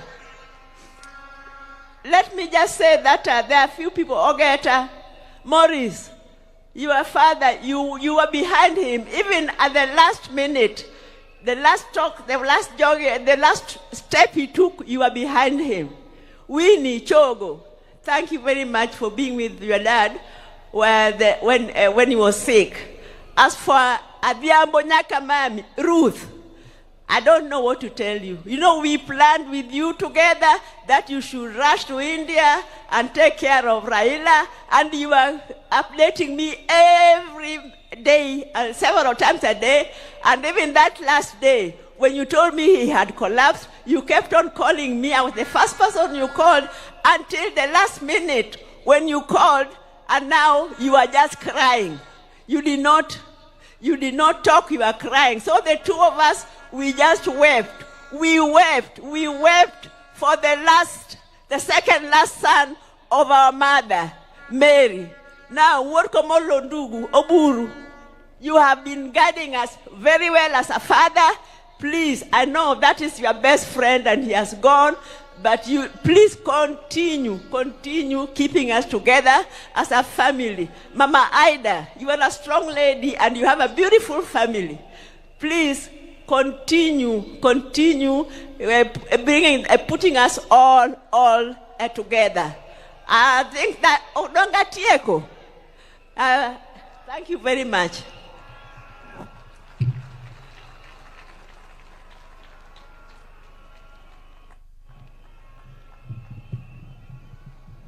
Yeah, thank you, my sister. I now want to take this opportunity to invite Taurei, who is the son of my sister Achieng, and Achieng is not able to come because she is a bit indisposed, and she is bringing her condolences through her son to Taurei to tell you one or two things. Taurei, please. Hello, Your Excellency, fellow dignitaries, my family and friends. I'm here representing Beryl Ocheng Odinga. I'm her son, her last born. Other daughters couldn't make it at the moment, but we're here representing her. I'd just like to tell you all that Baba was Mom's best friend. He really cared about her, saw her through thick and thin, and even right now, I'm married to someone from Game. She's back there. Her name is Brenda. And Baba contributed heavily to our marriage. To this day, you can still hear him telling us the same things over and over. Your marriage is the strongest thing that you have in this life. And I just want to thank him for that and everything that he contributed towards our family. Thank you.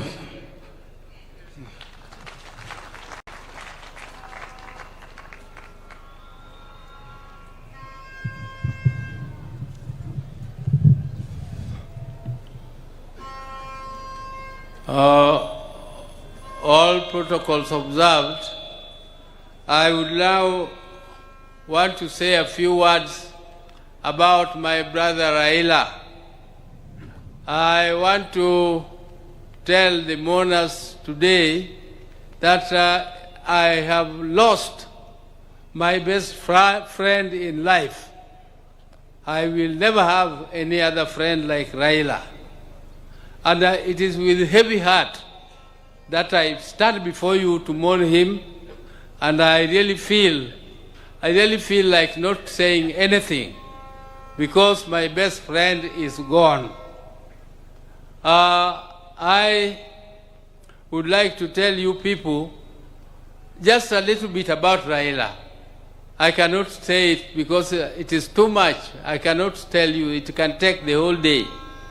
But I want to tell you that from childhood, Raila was a very, very caring boy. But he was also very principled. If he felt that he was being misused, he refused. For instance, one time, my father used to live in Kisumu, and we were living with my brother Raila in Nyamira here. And we used to go to Maranda school every morning in the dews before we reached school. We reached school when we were very wet. And one day, because my father used to come back home here every weekend, and when he came back that weekend, he expected us to be picking cotton, because this area used to be a cotton growing area. And all of us had woken up so early to go and pick cotton, because Mzee was very strict. Everybody had to go and pick cotton. But Raila was still sleeping. So when Mzee asked him why he is not picking cotton, he told Mzee, Baba, don't you know it is very difficult to pick cotton? Why don't you also try to pick it? And Mzee was not amused. So Mzee disciplined him a little for that statement. Again, the other time, my mother was going for a funeral to Alego. And he went to school and asked permission so that we could look after our siblings, the children, who are my sister Akinyi, who has just spoken here, and the other Achieng, whose son has spoken here. Those who are still small kids. So when we missed school for one day, the next day when we went to school, the same teacher gave us a lot of beatings, why we missed class. But my mother was not amused. So my mother went there to quarrel.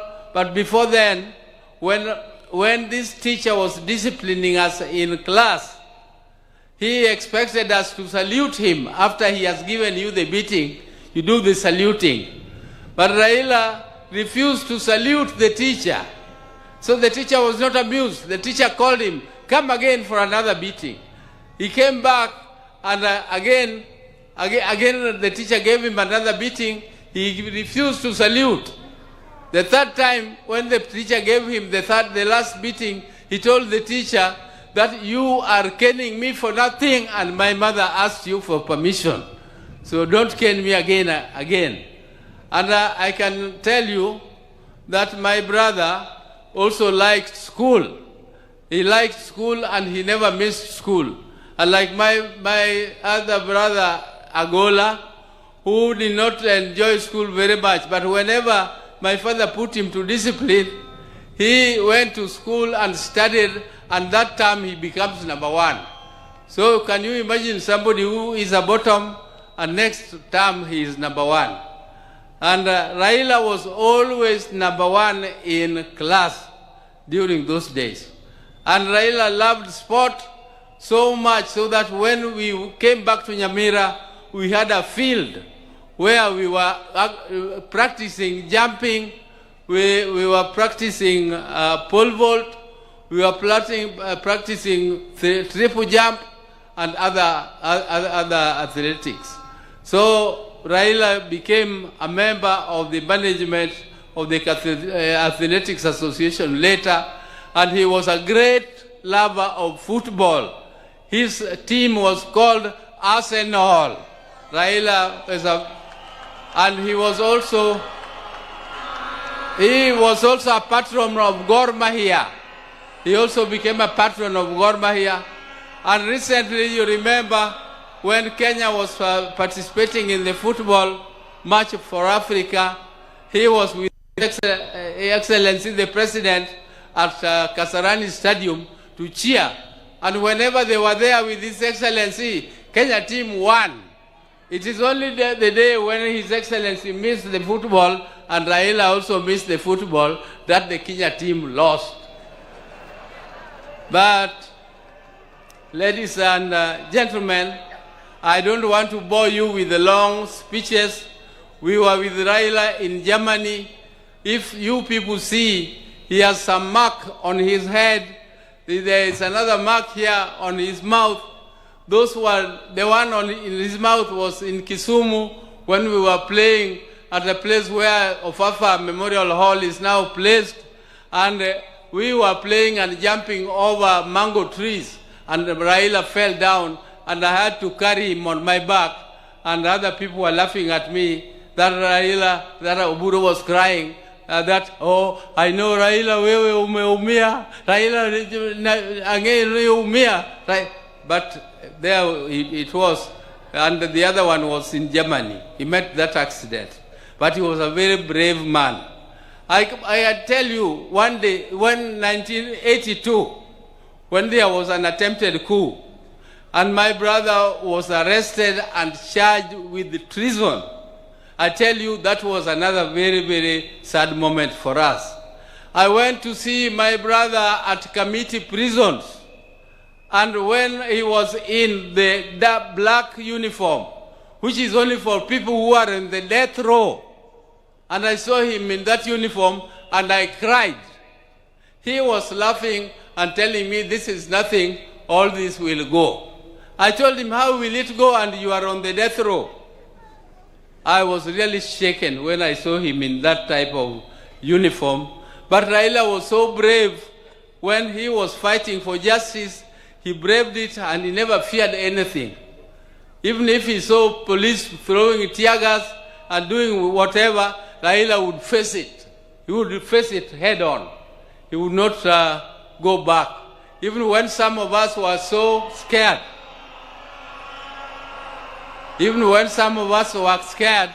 Raila would go ahead and continue.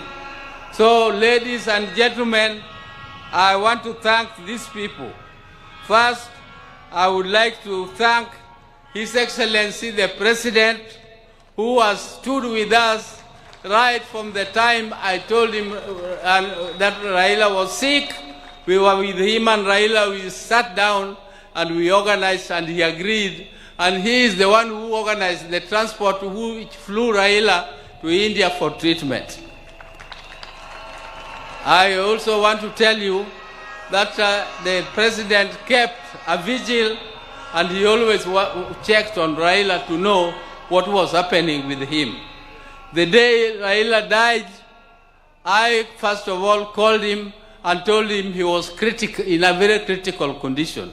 I was told by my sister, Akinyi, that Adhiambo had called from India. So I called Adhiambo, and then within no time, Akinyi told me again that Adhiambo called and Akinyi was wailing. I called the President again and informed him, and he was very sad. But he organized everything. All this arrangement who have been too heavy for the family. I don't know whether I would have not collapsed if this was placed on my shoulder to take care of this big crowd here. Thank you, Your Excellency. Thank you. I also want to thank the chairman of the National Funeral Committee, Professor Kithure Kindiki, who tirelessly worked and made sure that everything was organized and well arranged as it is now. I also want to thank the security. The security which did this, the army, all the armed forces, all these are under instructions of the president. Thank you again for all that you did to us. I also want to take this opportunity to thank Honorable Musalia Mudavadi, who led a team to collect the body of my brother Raila from India back here home, and he was accompanied by the ministers, Mukomen. Thank you very much, everybody who was in India to bring the body of Raila home. You did well. My special thanks go to Dr. David Olunya, who is a personal doctor of my brother, and he has been with him all through. He went to India, but he has been with him even earlier than that. They were together in Dubai. They were together at Nairobi Hospital. So thank you, David. Thank you for everything that you did. I also want to thank Ogeta. Ogeta is our relative, Enyake Waka.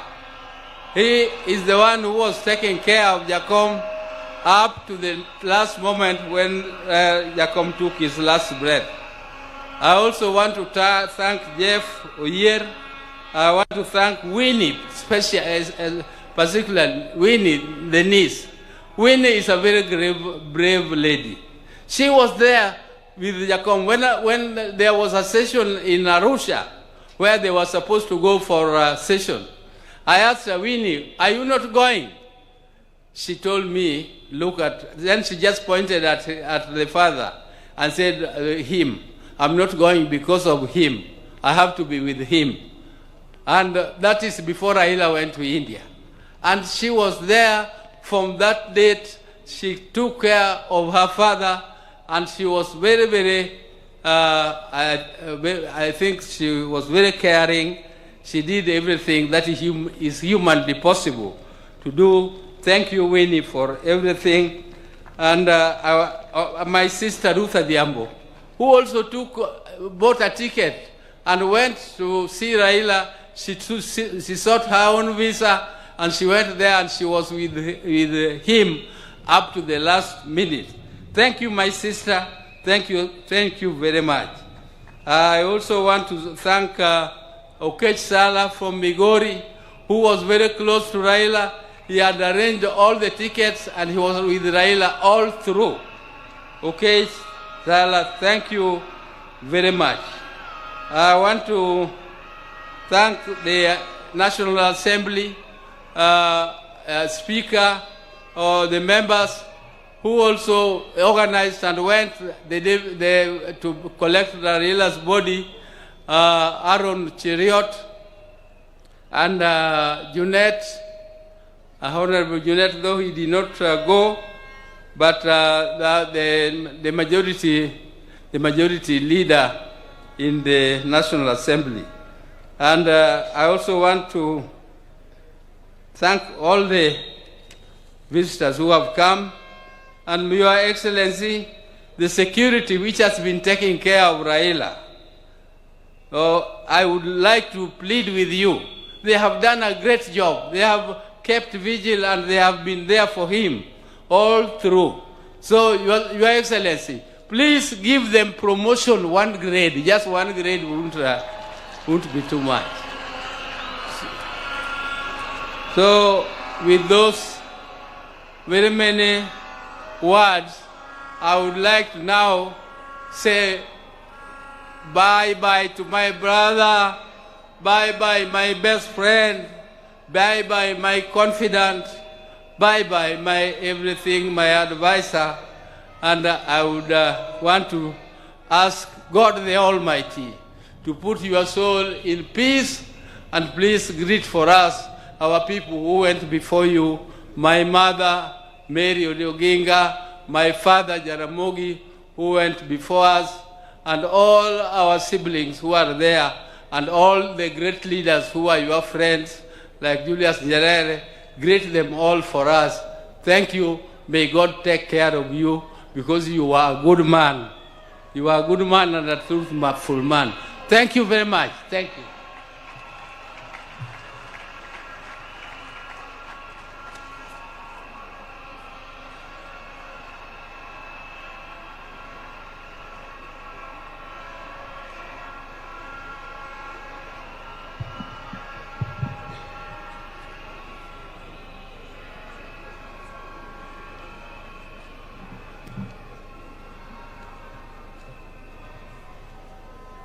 Now, I want to take this opportunity to call the spouse of Raila Amolo Odinga.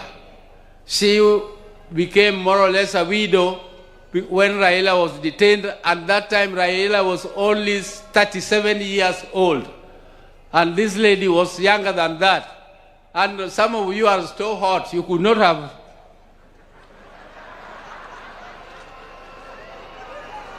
No, now, as you come, I forgot to introduce my spouses. Dr. Ann Oburu, where are you? Dr. Ann. And Judy. Where is Judy? Thank you. Thank you. Dr. Ida Odinga, canon, who is a canon of our church, Anglican Church, and I would now ask her to come and address the gathering.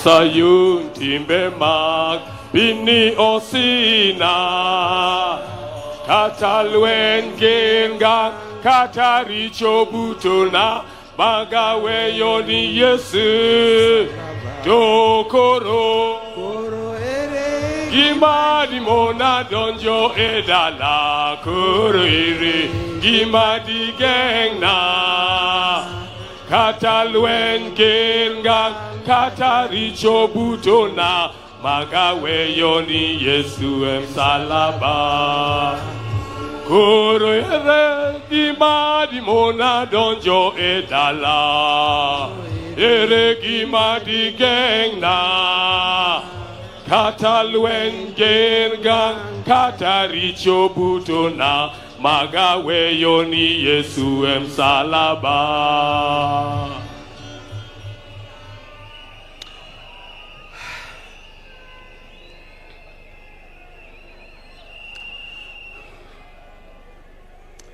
God is good. God is good all the time. I know you say that is his nature. And even at a time like this, let's not forget our God is there and our God is still good. He'll never leave us. He'll never forsake us. I want to begin by thanking the people of Kenya, the people of Africa, and the citizens of the world who have joined to help me bury my husband, the father of my 4 children, Rt.Hon.Raila Amolo Odinga. I never imagined that this would fall on me to lead the family and the world in burying Raila. I hoped it would be the other way around. With pain, without lamentation, I accept the will of God. I want to thank the President of the Republic of Kenya, His Excellency, Dr. William Samoei Ruto, and the government for going out to accord my husband, our father, Rt.Hon.Raila Odinga, such a dignified send-off. Indeed, in this part of the world, we've never seen something like this. We've never seen a dignified send-off like what we see here in Bondo. Mr. President, thank you very much for according Raila this kind of send-off. Mr. President, my family is grateful to you for being a man of his word and a man who stands with friends after committing yourself to do so. Thank you. I want to thank the leaders of Kenya. I was looking around and said, whose name do I mention? But all of you are being very close to Raila. When I look back, I see people who are very close to Raila as friends and colleagues in the life of Kenya. I want to thank specifically former President Uhuru Kenyatta. He's a true friend. He stood by us.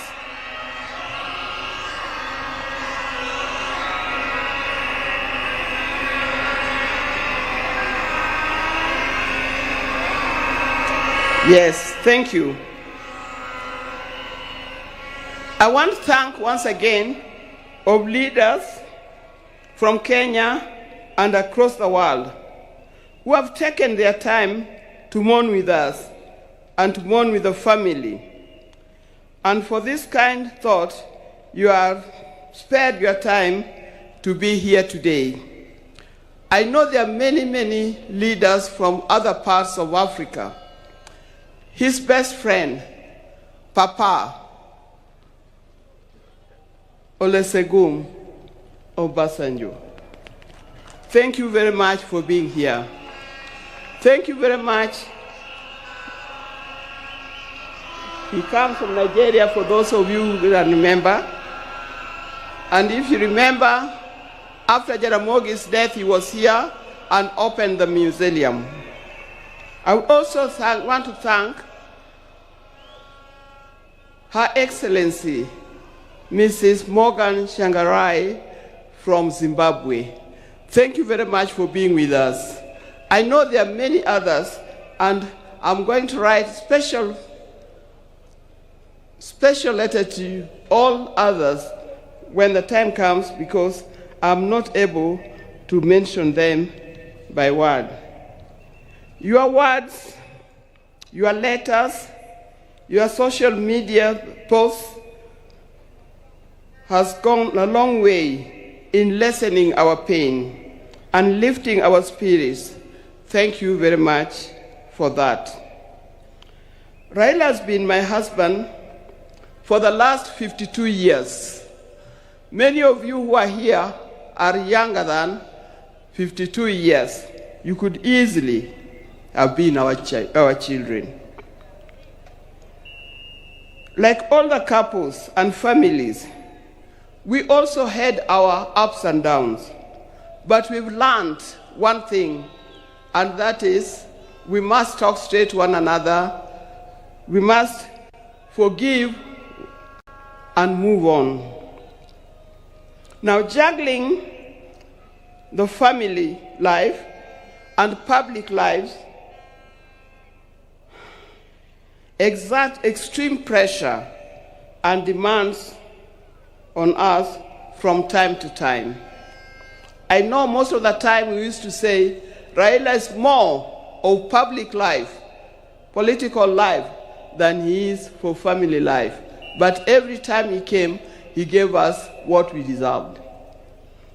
I remember he attends to each one of us individually according to our needs. And that is not only his children and grandchildren, but also to his brothers and sisters. When Oburu was here, he didn't emphasize.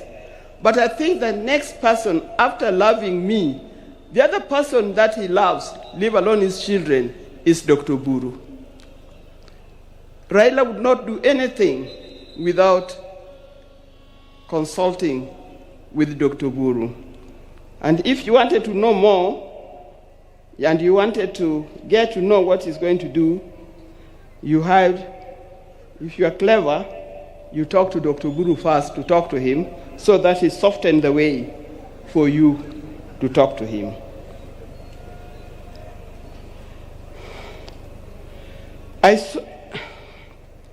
Through all this, what remained unchanged was our commitment to each other.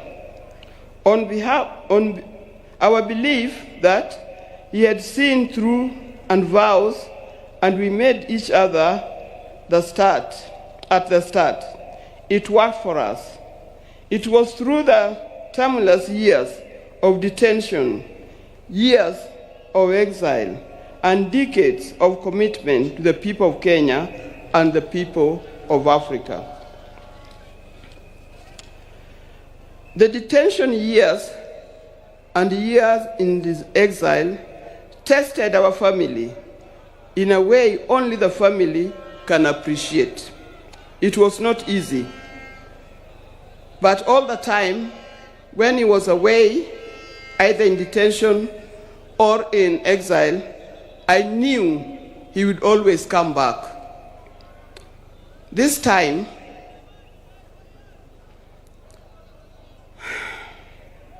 I'll have to join him wherever he has gone, because he'll never come back.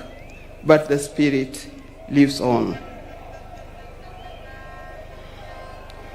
When I first met Raila, some 54 years ago, I didn't see his political side. I didn't see it coming either. He was not a politician in any form. I knew his father was, but him was different. And with my friends, then I was at the University of Nairobi, we were young, idealistic ladies who swore not to marry. We swore to marry calm, professional men, not those who give to the loudness of politics. I swore we had no time for the people who are doing political science, the lawyers, and so forth. We didn't know what was coming. In my group, and they know them, the group of the sisters were with at the University of Nairobi, people like Clergy, Gladys Okoth, Deborah Kiai, and so forth. You know you very, very well. Out of my group, I was the first one to marry. I married an engineer, a man of calm demeanor and reflective character. They all congratulated me because of that. Little did I know I was marrying a political engineer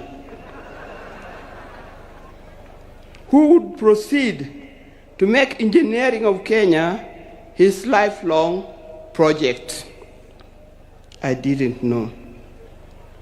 From the turn of events, I came to understand firsthand that they mean as we can understand firsthand the meaning of still waters runs deep. He was a calm person, but as we lived, I realized he was a deep thinker of a different kind.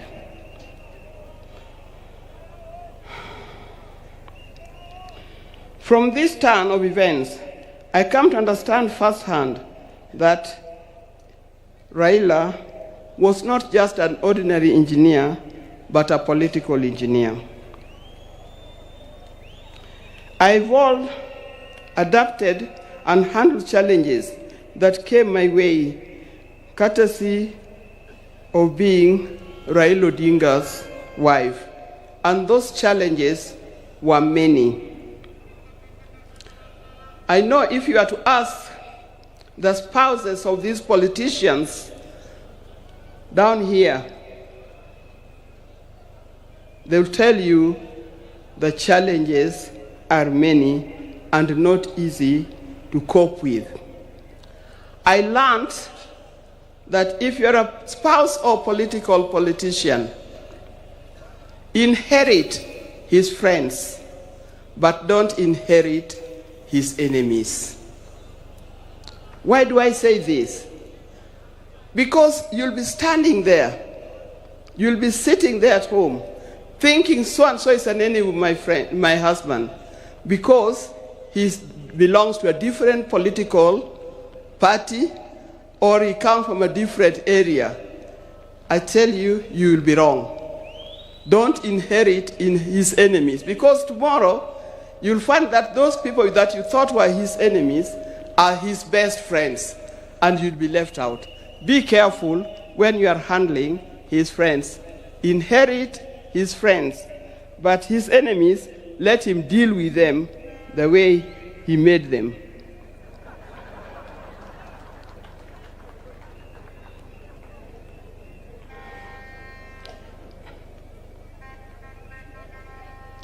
After going through it all, I had a chance to marry. If I had a chance to marry him, I would marry him again. I would be happy to do it. But this time, I would marry him knowing I'm marrying a politician, not just an engineer only.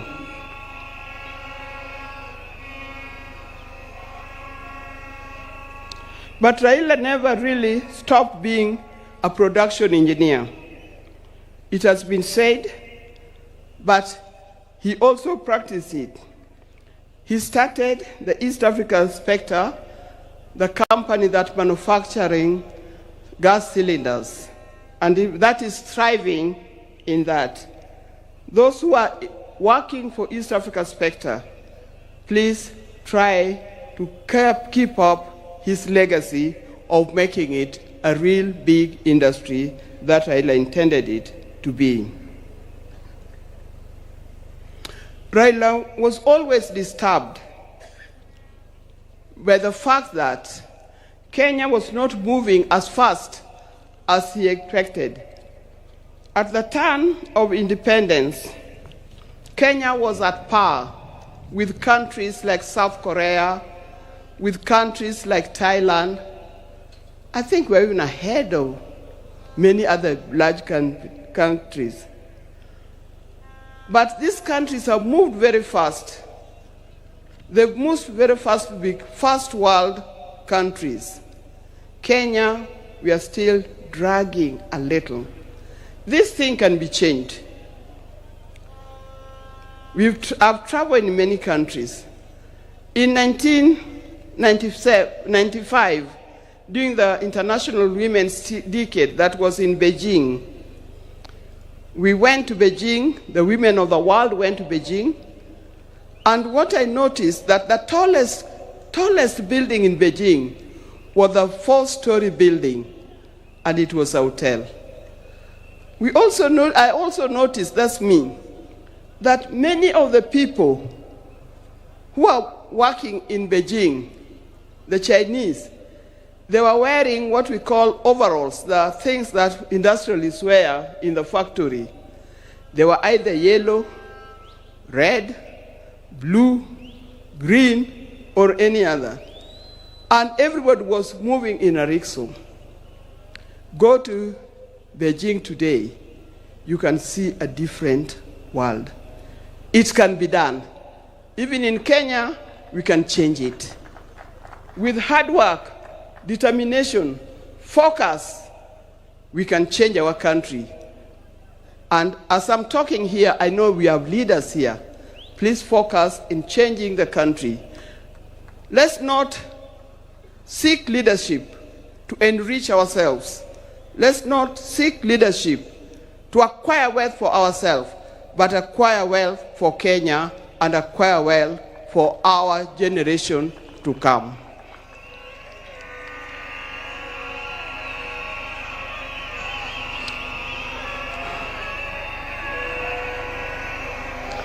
In the name of Raila, I appeal that we focus on national wealth instead of personal wealth. I appeal that we work on quality education, education that will lead us to be people that God made us to be. I appeal that we have our nation in order, correct our health institutions so that it gives us the kind of life that we need to live. There are many others. Dear Kenyans, today I surrender Raila to friends, family, and patriots who went ahead of him. I surrender Raila to eternity, and I surrender Raila to all the ages. I know he's comfortable where he is. I know he deserves to be in the company where he is. And I pray that when my time comes, I'll join him there in heaven realms.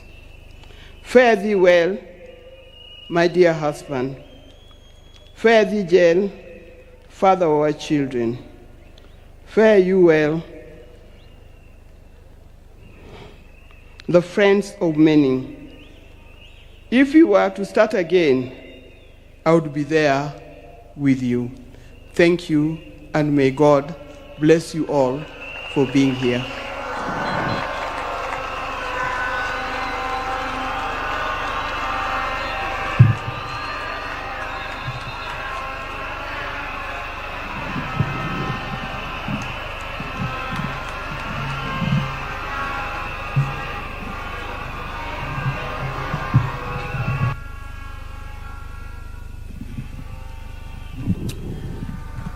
Your Excellencies, fellow mourners, we have given the family ample time to eulogize and pay tribute to our departed leader.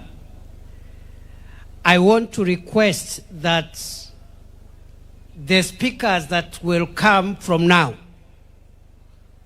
to focus on the occasion of today and be very brief. And other than perhaps the president and the retired president and President Obasanjo, everyone else, no one should speak for more than 3 minutes. Otherwise, we'll be here until night. I want to urge us respectively to dignify the day by being brief and to the point.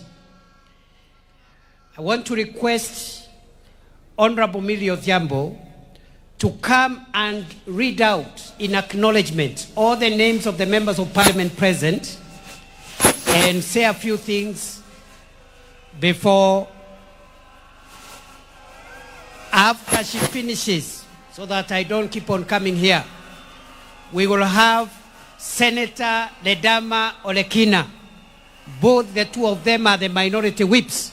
Senator Olekina will come and introduce the senators.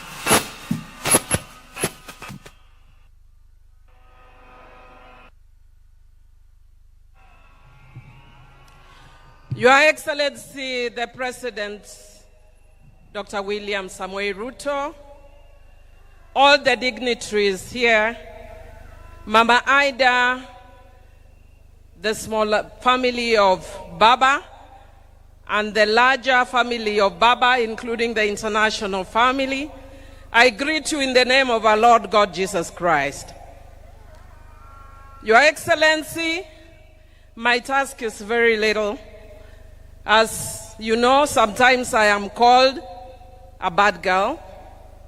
But for the sake of Baba today, when we are sending Baba, a man I respect and to whom I owe my political career to, I will be a good girl.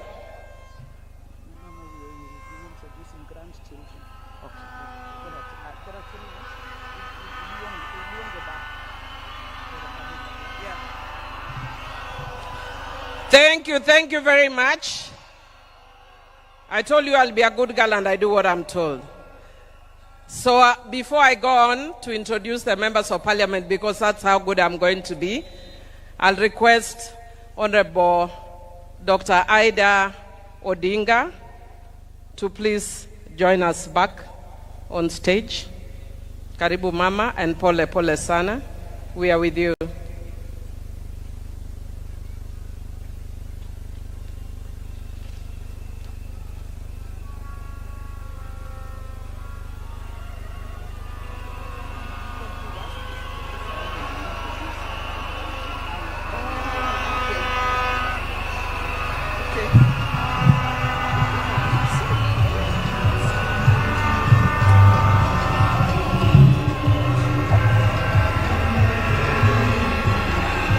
Yeah.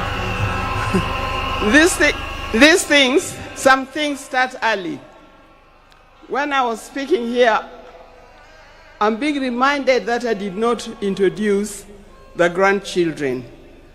Raila had grandchildren. The ones who are here, we start with Safi. Safi, say where you go to school. I go to... Hello, everybody. Can I speak? Yeah, it's English. Oh, okay. I have a short speech. So okay. I will say my short speech for everybody. Okay. Hello, everybody. I hope everybody is doing good today. Thank you all for coming to have us mourn my grandfather. Today I stand before you not only as a Kenyan mourning the loss of a national icon, but a grandchild mourning the loss of her grandfather, the Right Honorable Raila Amolo Odinga. While the world might remember him as the people's president, a political giant, a freedom fighter, I will always remember him as a man of quiet strength, fierce love, and unshakable purpose, my Babu, my hero. It is very hard to say goodbye to somebody, especially when you thought that person was immortal. I think of this situation as the ending of a great TV show. Like movie critics, we should focus not only on the ending, but what made the ending so impactful. The patient listener, a gentle teacher, the grandfather who never let the weight of the world stop him from showing up for all his family members, laughing with wisdom and with patience. When I was in school, I was part of a play. I wasn't the main character. I wasn't even a side character. I was a mere backup singer. I remember telling my grandfather how great I was, how happy I was to be in this play, and how I couldn't bear being in it. And I remember telling him, and I remember the morning of they were getting ready, they marked it for a chopper. My grandfather had managed to make it to my event. This is to show the type of person he was. No matter how big or small the achievement, he would always make sure to be there and make it known how proud of you he was. He had a way of making you feel like you were the most important person in the room.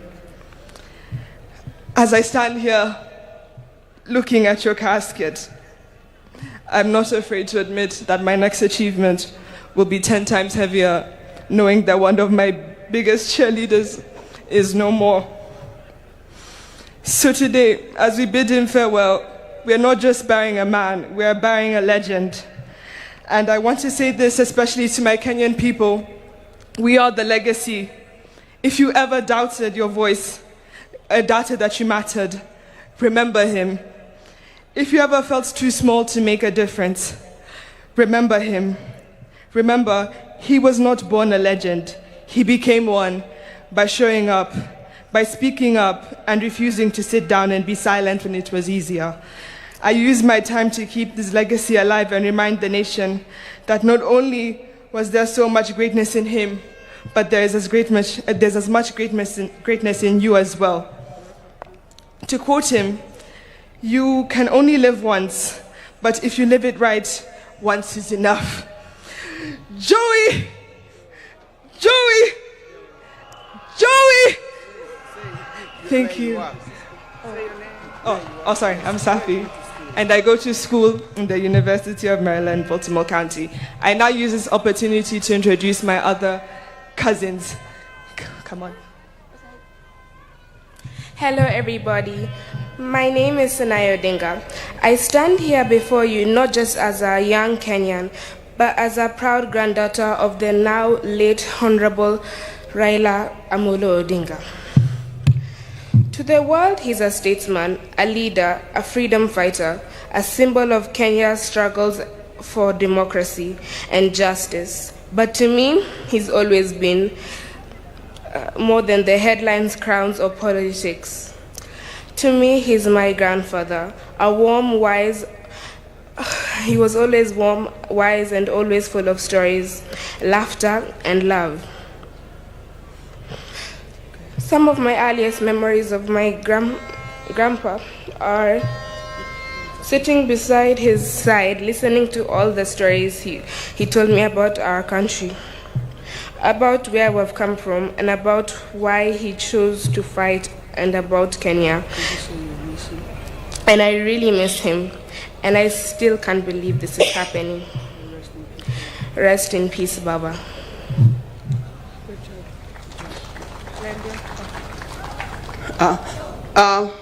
There's also Alai Raila Odinga, who unfortunately is not here with us. But as soon as he arrives, he will be able to speak for himself. Now we have Safi and Senai. These are children of Rosemary. Alai is a son of my late son, Fidel Castro Odinga. He's the one who is not here with us today. But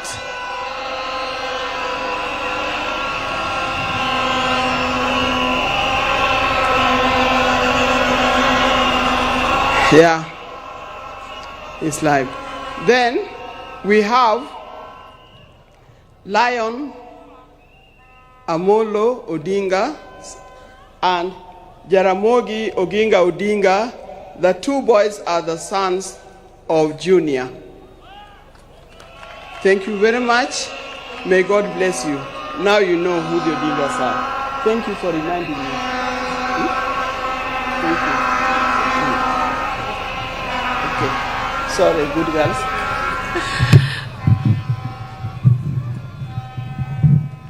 Thank you, Mama. Now we can see that even though Baba has gone, there are many people who have taken after Baba in that family. Because Baba held our hands, Mama, we will also hold your hand. And we will hold the hands of Winnie, we will hold the hands of Rosemary, and we will hold the hands of Junior. I would like to request the members of the National Assembly who are here to be upstanding. Rene Mayaka, you will help me from where you are. If I forget anybody, I've declared you my assistant. And if I call you, you sit down so that if I don't call you, I will know who I've not called. And if I don't call you, please, I don't have anything against you. Even though at heart I'm Gen Z, there's a disease that has caught up with me of late. It's called menopause.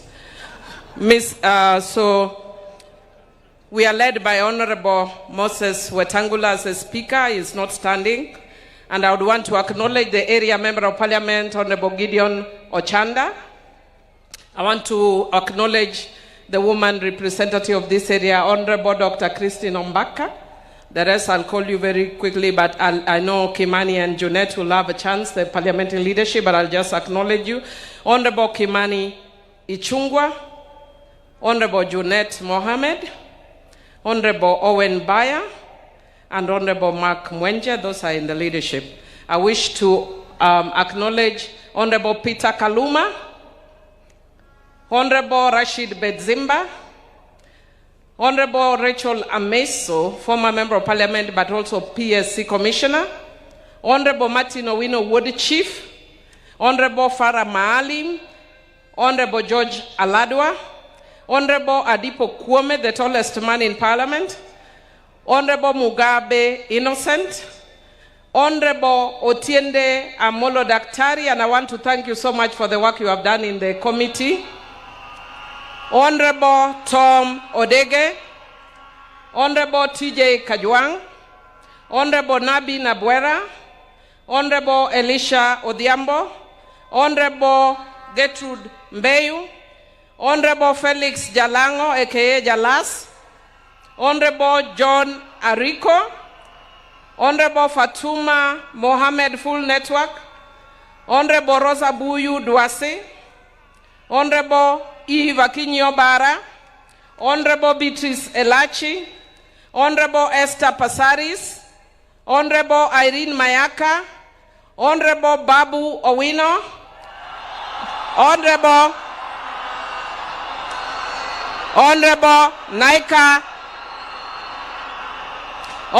Naika Johnson, Honorable Oku Kaunya,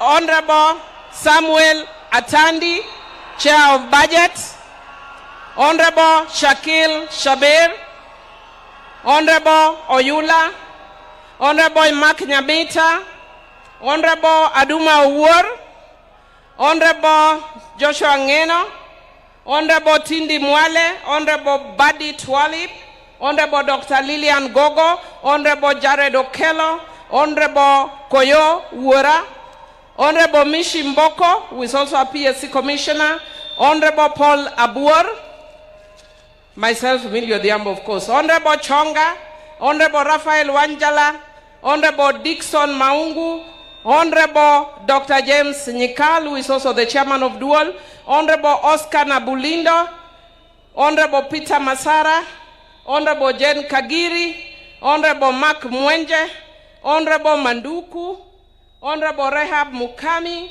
Honorable Doris Donya, Honorable Lillian Sioi, Honorable Sabina Chege, Honorable Irene Njoki, Honorable Geoffrey Odanga, Honorable Caleb Amisi, Honorable Naisula Lesuda, Honorable Joyce Bensuda Osogo, Honorable Wilberforce Oundo, Honorable Carido Daniel, Honorable David Ochieng, Honorable Joyce Kamene, Honorable Amina Mohammed, Honorable Fatuma Masito, Honorable Zamza Mohammed, Honorable Beatrice Adagala, Honorable Elsie Muhanda, Honorable Hussein Weitan, Honorable Umi Harun, Honorable Mogaka Stephen, Honorable Zambia, Honorable Mawade, Honorable Stephen Mule, Honorable Caroline Geleche, Honorable George Kariuki, Honorable Jale Rokelo, Honorable Steve Mogaka, Honorable Cynthia Muge, Honorable Dalian Karido, Honorable Alpha Ondieki Miruka, Honorable Ikawa Fred, Honorable Clemens Lawyer, Honorable Karoli Omondi, Honorable Mpuri Aburi, I think I mentioned Shakil Shabir. Who have I left out? I can't see you, so Irene, please help me. Maybe as Honorable Joshua Oron.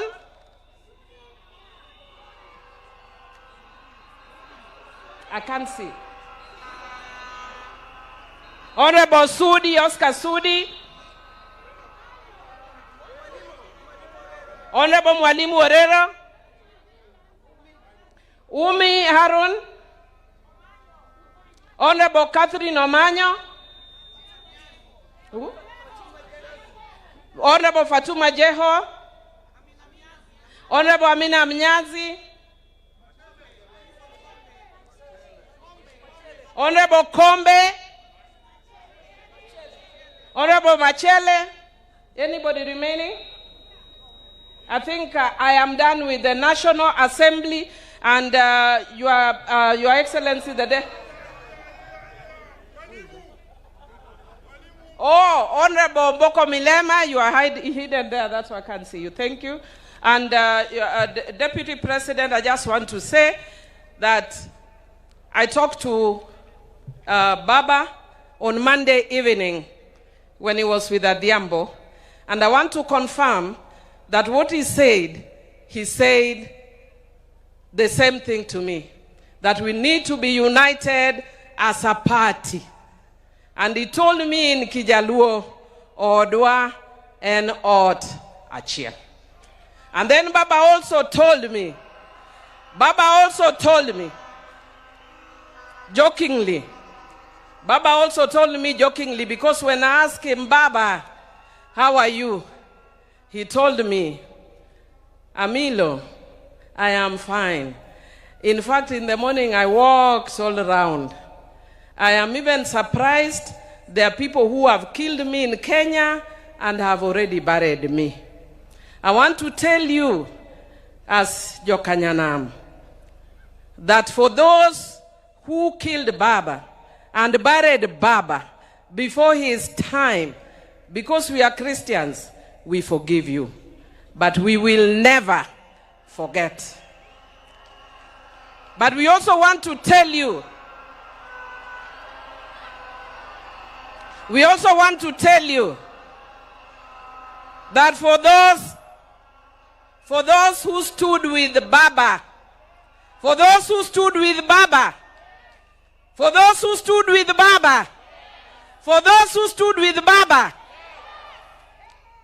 we shall never forget. And I want to tell you, and I want to thank you, Your Excellency, President William Samoei Ruto, that you do not understand. I know some of us look strong. I was in State House the morning you broke the news, and amongst the Luo, in the political class that day, I was the only ODM person. Jothurwa ana winjoga kajiwacho ne piny no chama. I didn't understand what Pinyo Chama meant until the president broke the news as we sat around a table. And he said, I have bad news. I think it was 7 in the morning. And he said, even before he said I knew, I don't know how I knew. And Mr. President, Your Excellency, the longest journey I have walked, if you don't know, was from your office to where I left my car. I almost collapsed twice.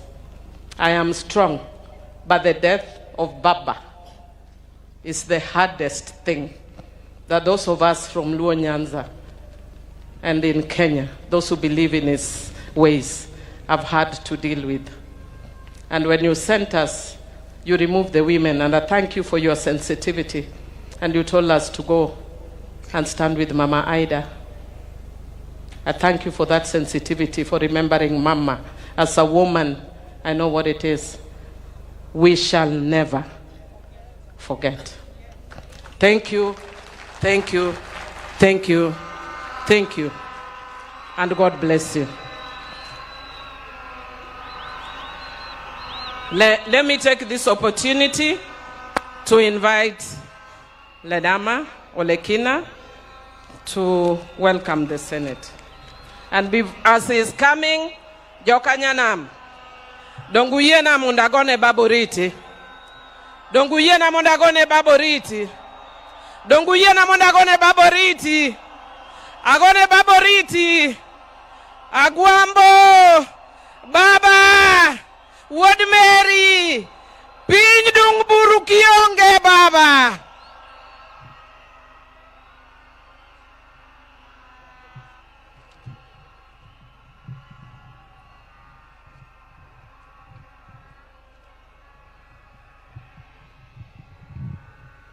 Your Excellency, Mr. President, Your Excellency, the Deputy President, Your Excellency, the former President of the Republic of Kenya, Your Excellency, President Olusegun Obasanjo, the Speakers of the National Assembly and the Senate, all mourners here, the ODM fraternity, good afternoon. I stand here today before I introduce my colleagues in the Senate. I just want to say that I've been shaking ever since I had the news that Baba is no more. Baba taught me a lot. There's a lot that he shared with me. Occasionally when we had private lunches, when we traveled together.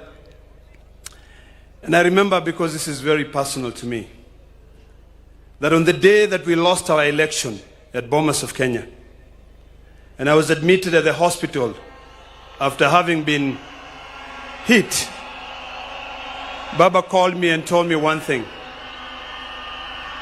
He said to me, my son, what is important is the unity of this country. Your health is more important.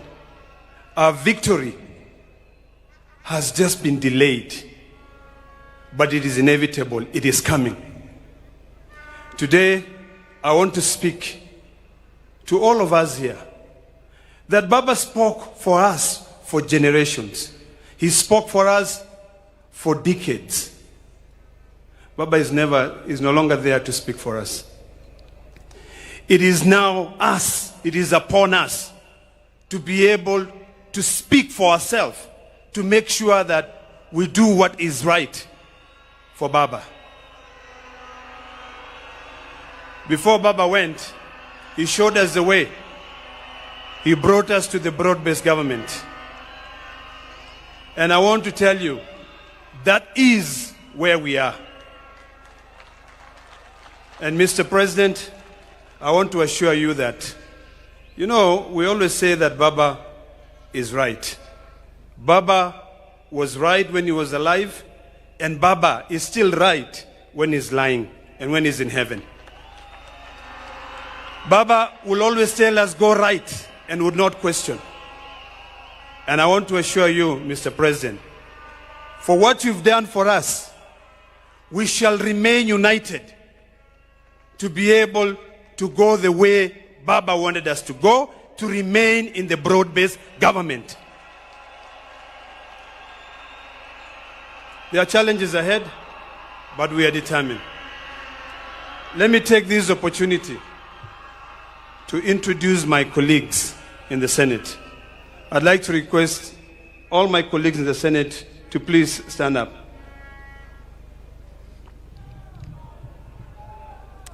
I'll start by introducing, but I know they will have time to be able to speak. But we're led by two very eloquent and able leaders. The majority leader, Aaron Cheriot.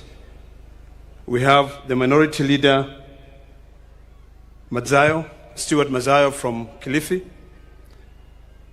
And then my deputy, Edwin Sifuna.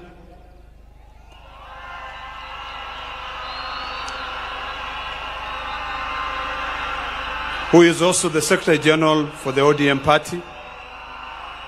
The distinguished senator from Vihiga, who is also the chair of CIPIC, Geoffrey Osoti. Then I have a man who's never gone to law school but is a lawyer. The senator from Busia, Okiya Mtata. My dear sister, Senator Hamida, who's always been right where Baba is, nominated senator. And then we have the women's president, Beth Siango, nominated senator from ODM. Then we have senior counsel, who is also a member of the Parliamentary Service Commission, and Senator from Nyamira, his name is running away from my head, Okongo Omogeni. And then we have a young man who I love and respect, who has always been very, very close to Baba, Senator Eddie Okech. Thank you for what you did for Baba.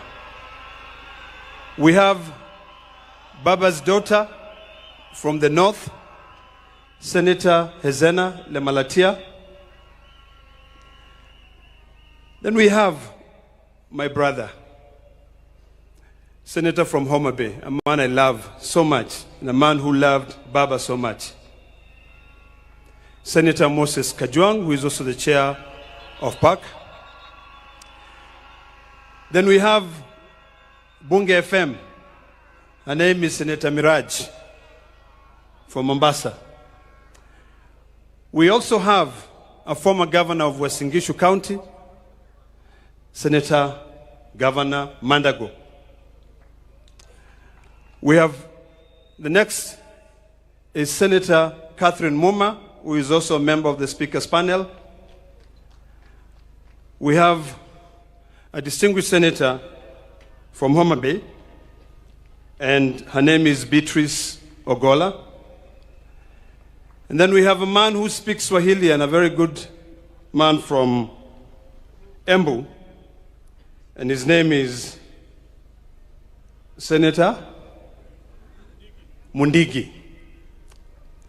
We have, next to Senator Mundigi, we have VIP. Baba was magnanimous.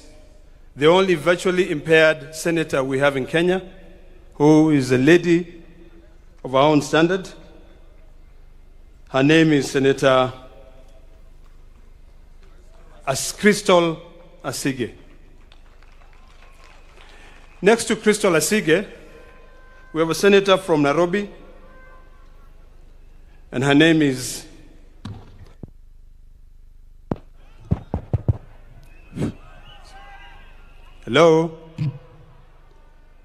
Senator Montet. And then next to her is, this is Betty Montet.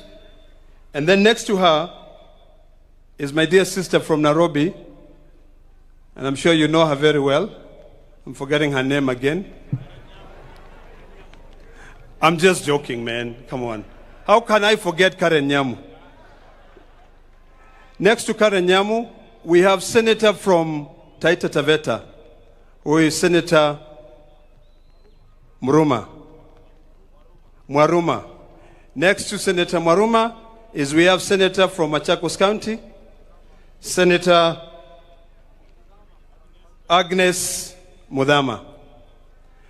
Then next to Agnes Mudama, we have the Deputy Minority Leader of the Senate, Senator Wambua from Kitui County.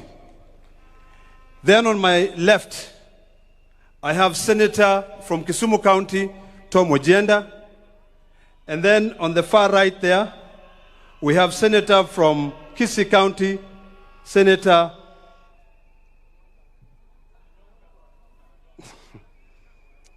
Onyonka. And then finally, we also have a senator from Bungoma County.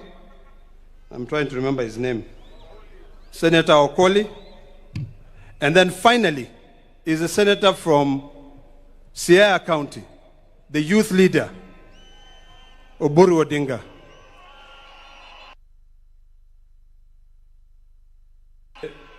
Deputy President, this is a message for all of us here in Kenya. I know a lot of people are expecting that the ODM will fight, that the ODM will have different facets. I want to assure Kenyans that as long as God gives us time on this earth, we will follow Baba's footsteps. Baba said, we stay together, and that is the last message that he left for us. And I do hope that we can all come together to be able to ensure that we'll fulfill the dreams and aspiration of our hero. Baba, I will miss you. The Maasai nation will miss you. You stood firm with us when we are fighting for our land rights. We will never forget that. When you go and you meet Olenti Mama, please say hello to him. When you meet all those Maasai leaders, Ole Sankale, Ole Tip, including even Saitoti, please say hello to them and tell them that the current generation will keep the fire that you left burning, continuing burning. Thank you very much, and God bless you all.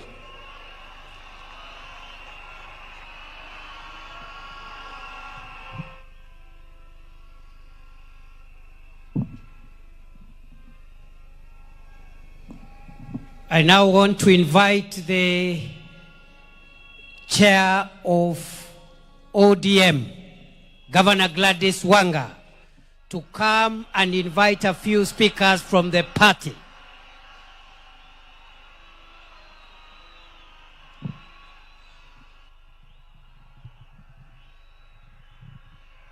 Your Excellency, President of the Republic of Kenya, Dr. William Samoei Ruto, Baba's family, Mama Canon Dr. Ida Betty Odinga, Rosemary, Junior, Winnie, the larger Jaramogi family, fellow mourners, allow me to bring my condolences on my own behalf, on behalf of my family, my husband George, who is here, and on behalf of the great people of Homa Bay, for the loss of our father, the loss of our leader, the loss of Baba.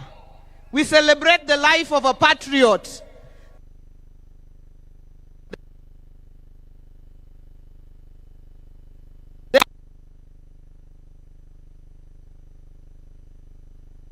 Owada Kinyi. And allow me, on behalf of the party, to thank you, Min Ping. Receive gratitude from a grateful party for taking care of Baba all these years, the 50+ years. If you are a woman or person here, Baba would have come back sometimes and found you not there. You stood firm beside him. And for that, we say, thank you very much. Over the last 20 years, Baba built a national, vibrant, and dynamic party, the largest party south of Sahara and north of River Limpopo, the ODM party, which has its members from Vanga in Kwale to Todonyang in Turkana, from Wajir up north to Nyatike Wotorumo and Mageta Island here in Siaya. To the over 7 million members of the ODM party, and some of whom are not here, but are mourning across the country, we say pole. But we say we remain focused and Baba's spirit lives on.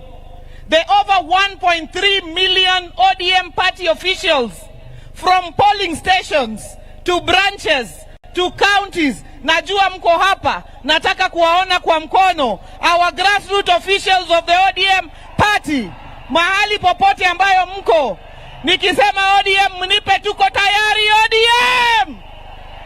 ODM! Our message is simple, because Baba was our true north. And today, we may not find him to consult him, but we must ask ourselves, in any situation, what would Baba do? Faced with the decision of unity of the country or division, what would Baba do? Faced with a decision of hate or love, what would Baba do? Faced with a decision of exclusion or inclusion, what would Baba do? Faced with a decision of hope or despair, what would Baba do? Faced with a decision of whether tukuwe watu wa Man U ama Arsenal, Baba atachagua gani? Lazima tujiulize, what would Baba do? Your Excellency, our President, Dr. William Samoei Ruto, allow me to thank you on behalf of the party for the honor and dignity that you have granted to our father, our patriot, as he lies here as an elaborate state burial, which you have overseen personally. We thank you, and we do not take it for granted any bit. Deputy President Kithure Kindiki, to lead it. Thank you, Professor. Our brother, Dr. Ray, thank you for all the running around that you have done during this process. Your Excellency, we only ask you for one more honor. Ile stadium yetu ambayo inakuja kubwa sana, 60,000 capacity, tunaitwa kwa kizungu magnificent. Tunaomba kama chama, hiyo ikuwe na jina Raila Odinga Talanta Stadium, Nairobi. Alafu, since wewe pia ni mtu ya Arsenal, next year, ukiimaliza, baba alikuwa Arsenali, wewe pia ni Arsenali. Ulete Arsenal hapo, wacheze na Harambee Stars, the Raila Odinga Memorial Cup, next year. Na watu wa Man U wajipange siku hiyo, watafute shughuli nyingine. Your Excellency, finally, we said always that this our father, when he says left, we go left. When he says right, we go right. When he says fire, we fire. The last instruction he left us with, and with a very clear mind. And I remember him speaking at the burial of the late Dr. Phoebe Asio, and he said he made a clear decision to work with you for the stability and unity of the nation inside the broad-based government. That is the last standing instruction that Baba gave us. And as a people and as a party, that is where we will stand. Jothurwa, Jothurwa, Baba no wen wawach ka, no wen wawach, ni wane isirikal mar broadbased ni. Moka oya wuotwa, tindo rito pesa, tindo rito mach, tindo rito bunde. Kanye mababa no wewa, kanye magwambo no wewa, Jothurwa, kanye mwabete koso wakelo machanganyiko. Kanye mwabete koso wakelo machanganyiko. Kanye mwabete koso wakelo machanganyiko. Kanye mwabete koso wakelo machanganyiko. Joma bet kanye fuana urubadwe yamo. Mano tik, mano secado. Your Excellency, I have a small responsibility.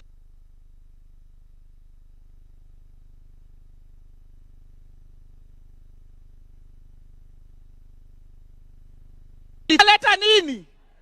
Sasa DJ asileta nini? Bas. Your Excellency, I have a small responsibility to invite certain members, just a few, of our ODM party to also get an opportunity to say very brief tributes to Baba. We have, the care is not a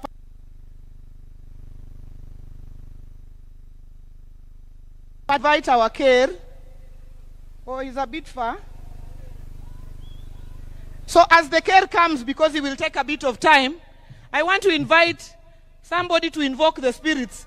And since Ajiki, Winnie already invited Nyabungu to invoke the spirits, I want to invite Owaka as he comes. Please invoke the spirits of Ramogi so that they can come down.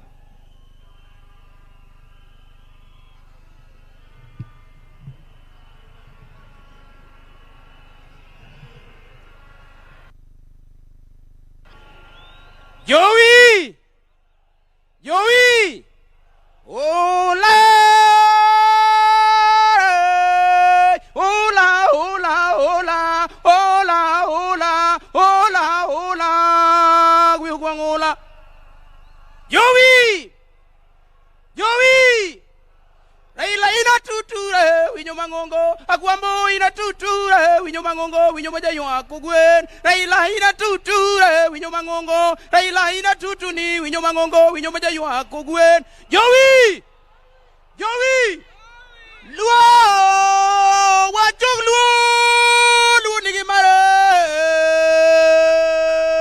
Siminya ima min yuru tegi nura ukara chuanyore! Ulibe namdirio kanyam kudu wudu mari no dukuro mena!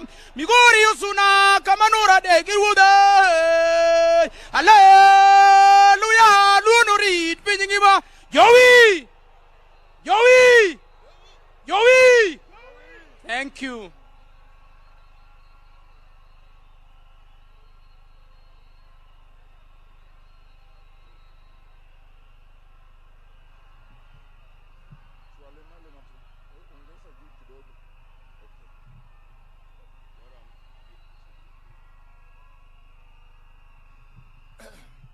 His Excellency, the President of the Republic of Kenya, Dr. Samuel Ruto, Mama Ida, Genyithinde duto, gi familia majo Kajaramogi. Akelo numos mamara mondo ukaw kuyo mamara kako dungiranda musiep Raila. Jokanyana muntie. Joluo untie. Adwa wuoyo kodu matin ahinya. Adwa wuoyo kuomu kod ng'ama kuom ng'ama ng'eyo. Raila wunya lego musiepna. Akwa mondo uchiki to jokanyana. Joluo untie.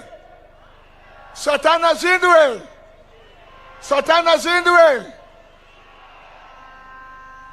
Akwa oganda luo. Nikech wan gi welo mwa kuonde duto mondo uyuak Raila gi kwe, mondo welo biwa gi kwe. Kapok adhi nyime to akwayo jodongo mwa kamoro amora ma jaduong', ng'ama iluongo ni jaduong', miluongo ni elder mondo amalo ting' bade. Jaduong' yoyote kama entie, jodongo mwa Mombasa, jodongo mwa Nakuru, jodongo mwa Kitale, jaduong' mwa kamoro amora, jokanyana mutie. Adwa wacho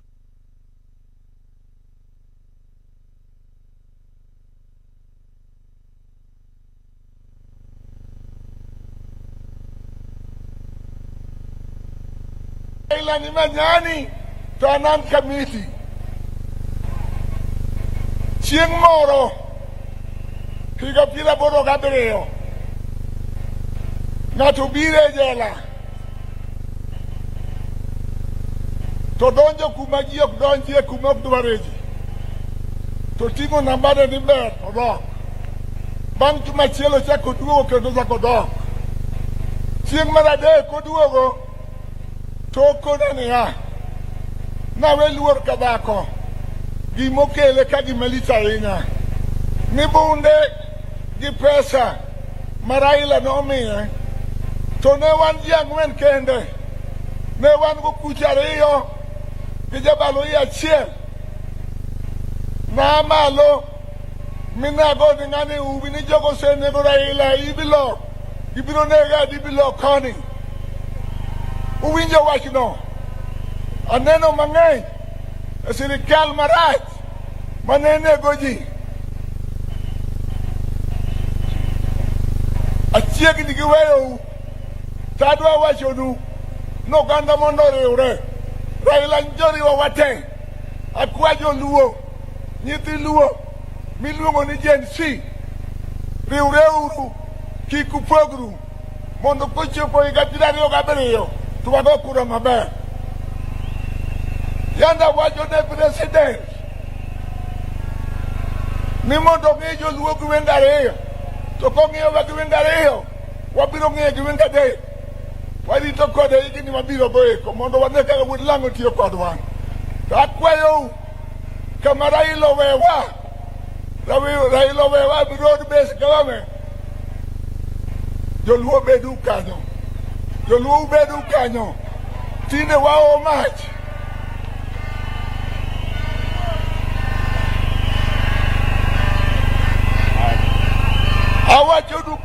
niya. Nyocha an ga ogudu marwakoni. Joluo makonge mayando kelo na. To joluo byo penja. Ito Bwana Ker. Joluo ma ungo gin milion adi. Ang'wen. To konu time ngogi mon. Uwinjo wachni. Ang'o mono mon nyuol. Akwayo ni kawuono kuaka duchakra ilate.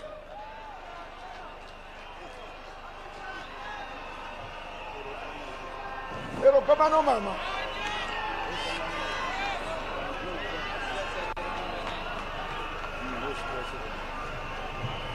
Koro kigoko kainya nikech chako Raila ok tich mayot. At this juncture, allow me to ask all MCAs, wherever you are, to please rise. MCAs wote tafadhali muamuke, so that you're recognized.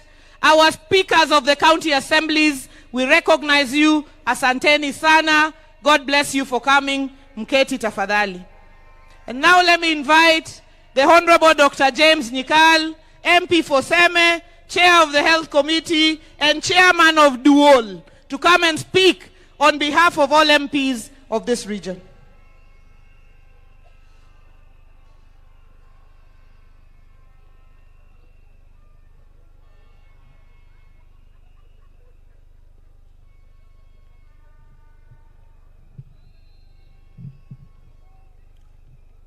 Your Excellency, the President of the Republic of Kenya, Your Excellency, the former President of the Republic of Kenya, President Olusegun Obasanjo, the family of Rt.Hon.Raila Odinga, Dr. Buru, Mom and the children, all the distinguished guests.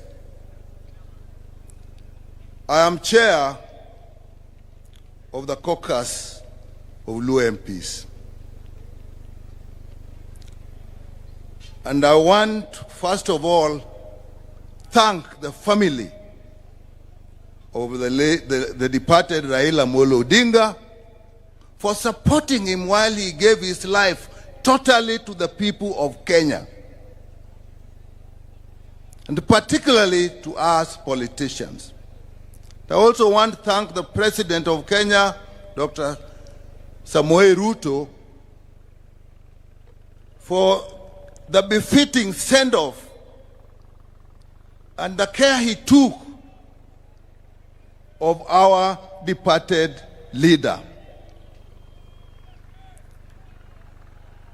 I also want to thank him for the cooperation Raila Odinga, that in my view and everybody's view has stabilized this country.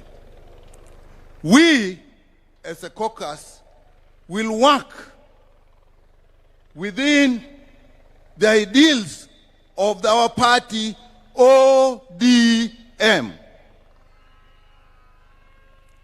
That is the party of Raila, whose ideals are a united one Kenya, respect for democracy,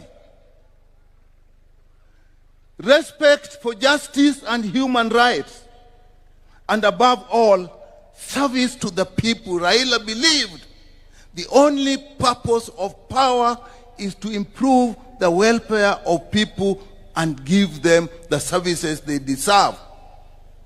To that extent, he hated corruption. And those are the ideals of the party he has left us, and those are the ideals we shall live with. The last consultation we have with him as a caucus, he told us, as you work with the government, which is the broad-based government, make sure Kenyans get services that they deserve. Going forward, I will advise you. But now he's gone. We will live by the ideals of ODM as led by the acting party leader, his brother, Oburu Odinga. ODM Juthurwa Raila no wacho ni mane party wa mbaka mwago kod mugi ke duol no wacho ni kako ganda nyaku riwruok emimiyo en wan gi teko wacho ni kata teko ne wuok e riwruok wa nyaku bed gi moradi achiel. Mar ariyo, ODM e party wa makwa we ODM kamora mora mo wantie to walal. ODM Juthurwa party wa enango ODM, and that's where we are. Thank you. Thank you so much, Dr. Nyikal. At this juncture, I'd like to ask our National Executive Committee to please rise wherever you are. The National Executive Committee of the party, tafadhali tusimame for recognition. Asanteni sana. Thank you so much, the National Executive Committee. I want to specifically recognize our Executive Director, Odoro Ngwen, and our Finance Director, Joshua Kawino. All the other NEC members except Central Committee members, mbaki mkisimama, mkae. All others, please sit. Central Committee members, please remain standing. Central Committee members of the party.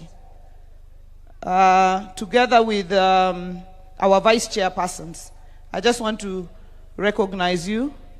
Our Vice Chairperson, Dr. Otienda Molo, our Professor Peter Nyang Nyongo, who's also in the Central Committee of the party, our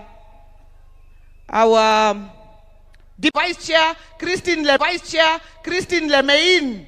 Amevaki Masai, oh no, something is covering her. Christine Lemein, our Vice Chair from Narok, Asante Sana. Please just be seated. I would now like to invite our Secretary General of the party, Senator Sifuna, to come and make his remarks.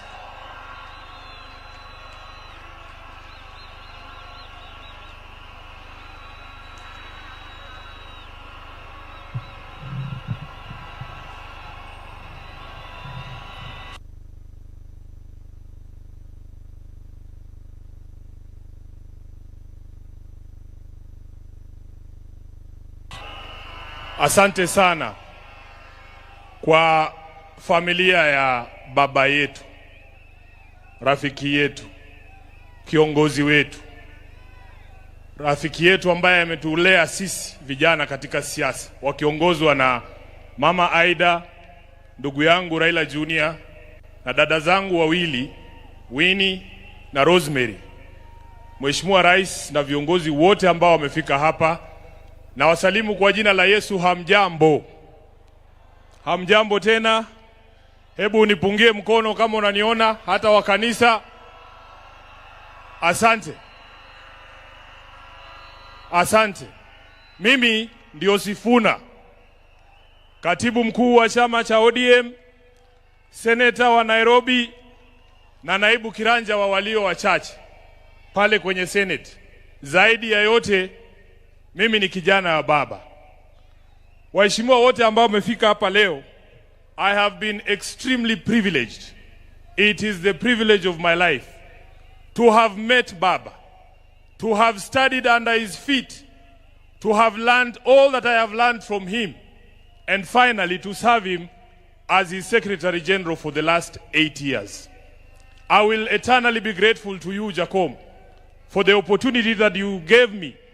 I have never had opportunity to ask why you picked me, Baba. Tumekuwa na wewe katika sherehe kama hizi nyingi sana, na wakati moja tulikuwa tunaulizana, mimi nilikuwa najua nikifariki Baba atakuwa kwa mazishi yangu. Nilikuwa najiuliza, Baba, if you came to my burial, what would you say about Sifuna?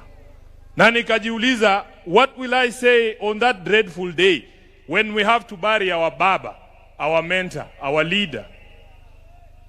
Words fail me. Na since Baba akuwe mgonjwa alipoenda nje kutafuta matibabu, asanteni, nimekuwa nikijiuliza, wherever Baba is, what is it that I can say or do that will actually make him proud? What are the things that we should do as a leadership of the party right now to make Baba smile from wherever he is? And in my view, this is not the time to push divisive narratives in ODM.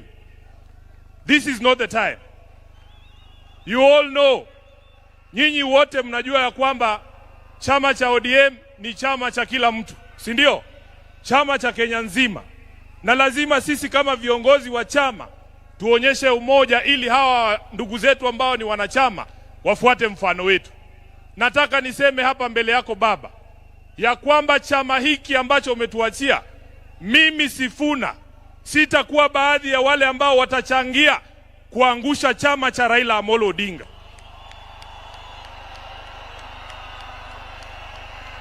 Baba, because ODM is one of your biggest legacies, Your Excellency Baba. I, as Sifuna, will do everything in my power to keep this party united and together. Even in the face of open provocation, Baba, you know what I am talking about. You know why I'm saying that. So, mimi nataka niseme ya kwamba vile Reverend Wesonga ametuambia hapa. Baba alikuwa anasikiza wananchi. Baba alikuwa anasikiza wananchi. Na mimi nataka kuencourage wanachama wa ODM. Sisi viongozi sasa tunyamaze kidogo, tusikie nyinyi mnasema nini. Nyinyi mtuambie mnataka tufanye nini na chama cha Baba Raila Amolo Odinga. Namaliza nikisema Baba Raila Amolo Odinga alizungumza wazi mbele ya nchi nzima tarehe 22 mwezi uliopita mbele ya hawa wabunge katika hoteli ya Agile pale Nairobi. Baba aliongea kwa kinywa chake mwenyewe, na waomba viongozi msiingize maneno kwa mdomo ya mtu ambaye amelala. Alisema yeye mwenyewe, akasema kama chama lazima tujiandae kwa ajili ya uchaguzi wa mwaka 2027. Na wale ambao wanaeneza mambo mengine hapa, Baba alisema, who has told you? Who has told you? Who has told you?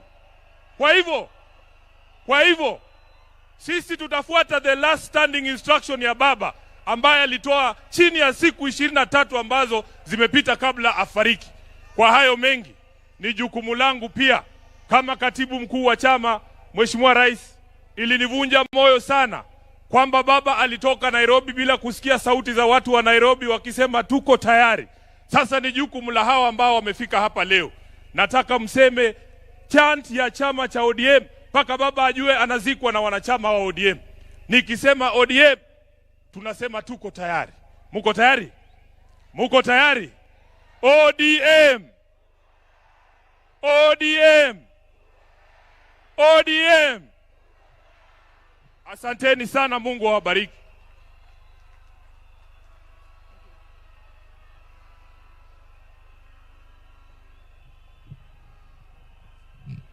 Thank you so much, our SG. Our party leader, when we were saying members of the Central Committee, you did not rise, but I want to recognize you. Our party leader, who is the chair of the Central Committee, Dr. Oburu Oginga, the chairman of the Central Committee. Wamama wa chama cha ODM ebu muamke, because Baba alikuwa mtetezi wetu. Baba could fight for us even personally. Please just... Please wave tafadhali. Asante sana. Thank you so much. Thank you very much. Now, allow me to invite to speak to us the governor of Migori County, Governor Ochilo Mbogo Ayako.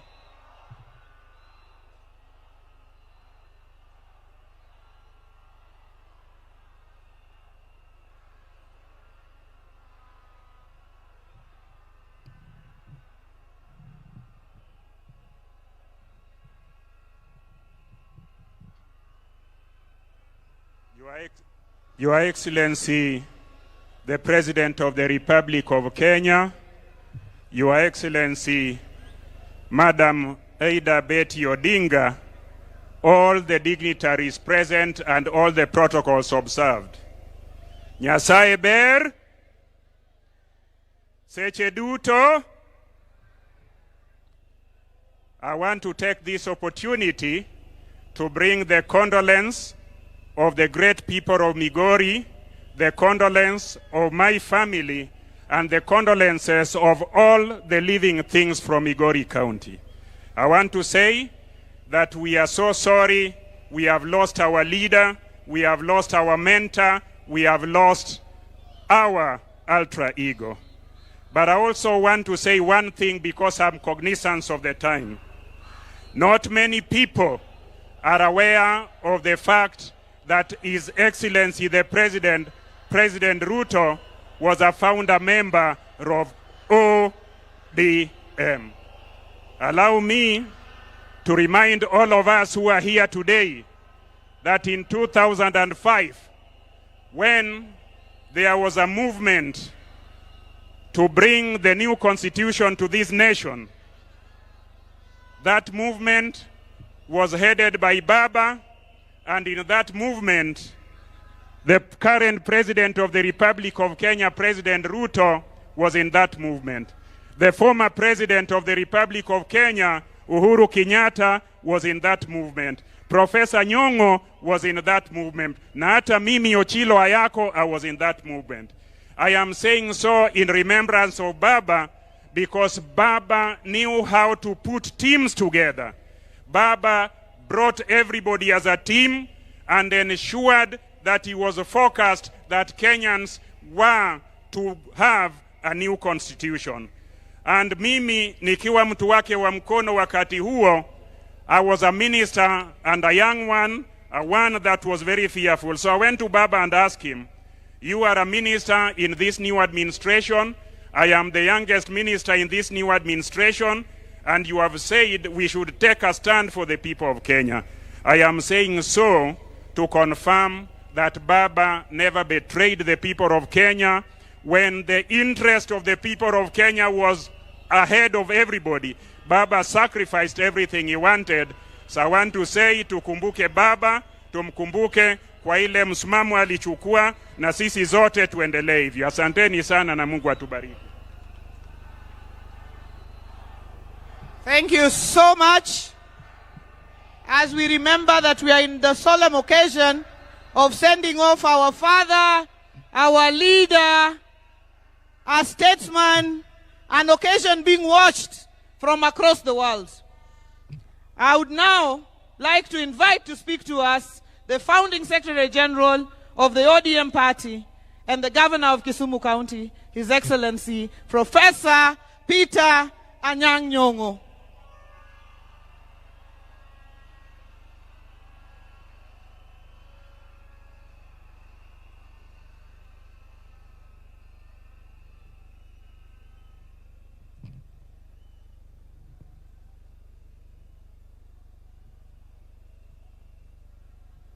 Jothurwa umor. Okang'eno umor nikech waiko wuoda malich ahinya, ok onyal bedo joma mor. ODM! ODM! ODM! Atimo mos ni piny mangima. Kwa biro kaka wuono, niwago riti, jatendwa mageno, mosegero piny Kenya ga Afrika mangima. Kawanka in front of our father, Dr. Basanjo from Nigeria. Mwaseti yogo kinde mang'eny, ODM, Raila and myself, we have visited him at his farm, and he gave us strong support in the struggle for the second liberation. Secondly, I want to say today, I have known Baba for a long time. He is my Rika.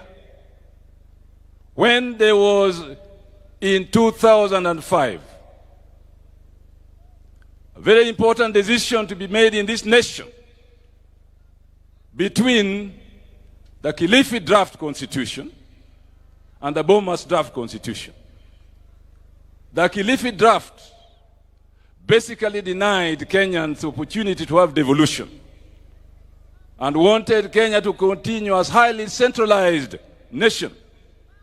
The type that Mzee Jomo Kenyatta handed over to Moi, Moi continued with it. By the time that referendum was held, the nation was ready for change. And Baba led the orange color.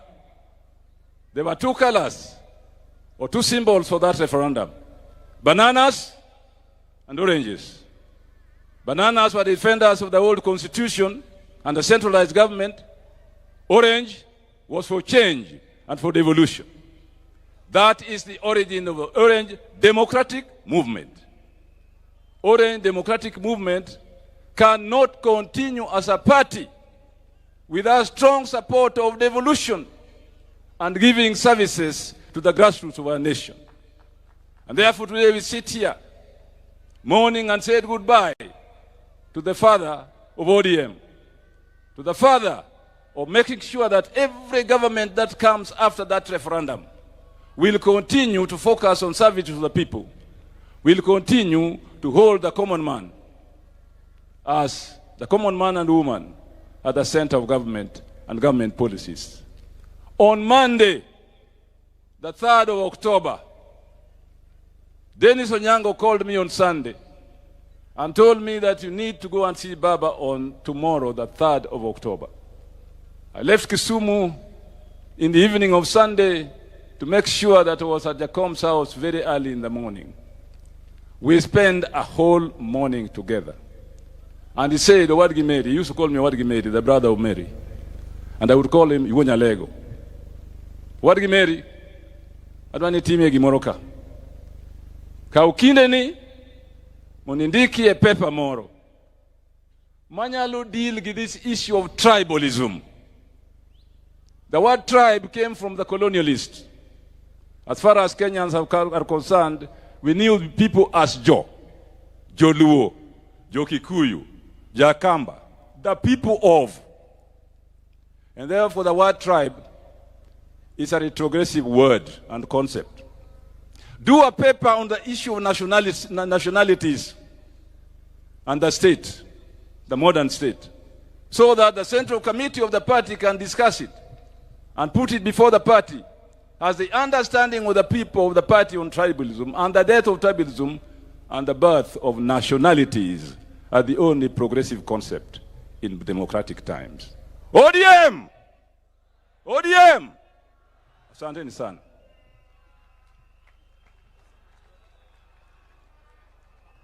Asante sana, Professor. We now are getting towards the end of this session, and I've gotten to our deputy party leaders. Before I invite the first, let me recognize Honorable Walter Owino, MP Awendo, who is also here with us. Let me now invite Senator Godfrey Osotsi, Senator of Vihiga, and deputy party leader of the ODM party.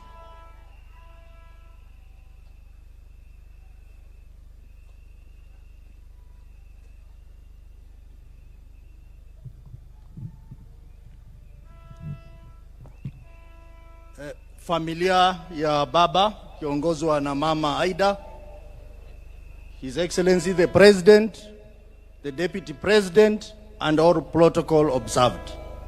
Mimi yangu ni fupi. Kwanza tupokee salamu ya baba. Salamu ya baba kwa hewa. Ya kwanza, tarehe 2 mwezi huu itabaki kama siku muhimu sana.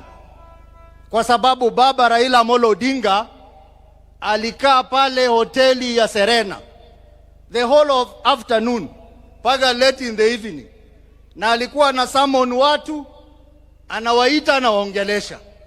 Mimi am lucky, I was one of the people. Nikiwa kule Senate, baba akaniita, nikakaa na yeye pale Serena, na hiyo siku baba was in high spirit na alifungua roho mambo yake. Baada ya hiyo, nikishaenda nyumbani 1 hour later, nikaambiwa kwamba unaitwa urudi pale Serena. Nikapata pale Serena Mheshimiwa Gladys Wanga, Mheshimiwa Junet Mohamed, Mheshimiwa Rosa Buyu na Mheshimiwa Odoro Ngwen kwa mkutano na baba. Na hiyo baba akauliza swali, kwamba hii mkutano ambao tulikuwa tunapanga kubwa ODM at 20, akasema kwamba yeye anasafiri anaenda kule India. Akatuuliza, hii mkutano mnatakaje, iendelee ama isiendelee? Na akatupa nafasi kila mmoja wetu tuseme kama mkutano itaendelea ama haitaendelea. Sisi wote tukasema kwamba baba, wewe ndio mwenyewe.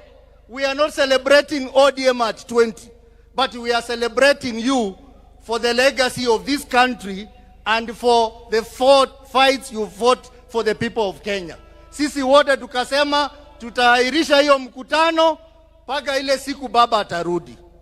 Lakini mimi majonzi yangu ni kwamba kumbe baba alikuwa anajua anaenda, kwa sababu alisema hiyo ODM at 20 ataita watu wote wale wamepitia kwa chama cha ODM, akiwemo rais wa Kenya Mheshimiwa Ruto na Mheshimiwa Uhuru Kenyatta, wote, Mheshimiwa Musalia Mudavadi, na leo mnawaona hapa wote. Sikujua kwamba hiyo ODM at 20 itakuwa ni mazishi ya mzee baba Raila Amolo Odinga.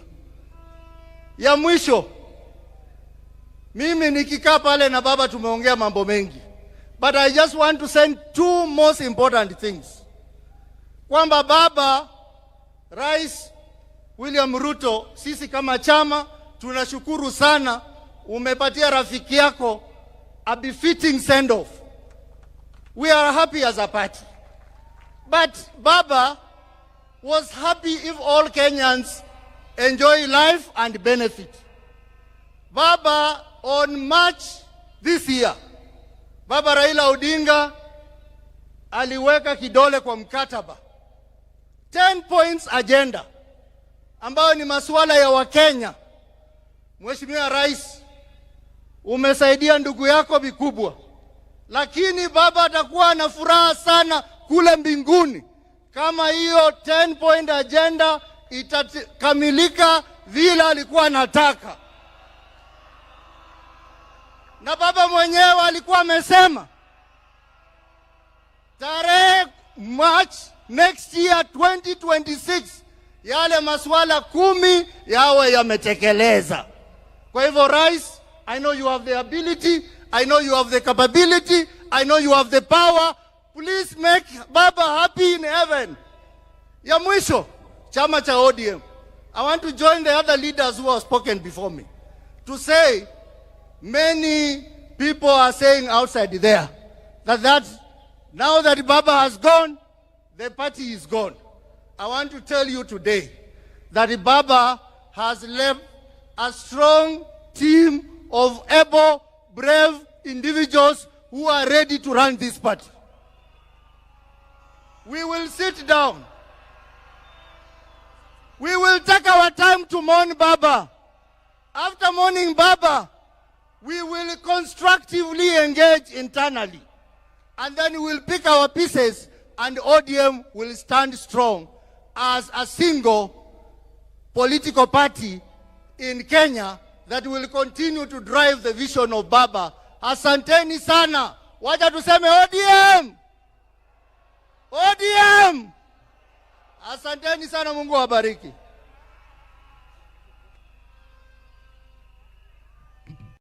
Let me now invite the governor of Kisii, deputy party leader of the ODM party, Honorable His Excellency Simba Arati.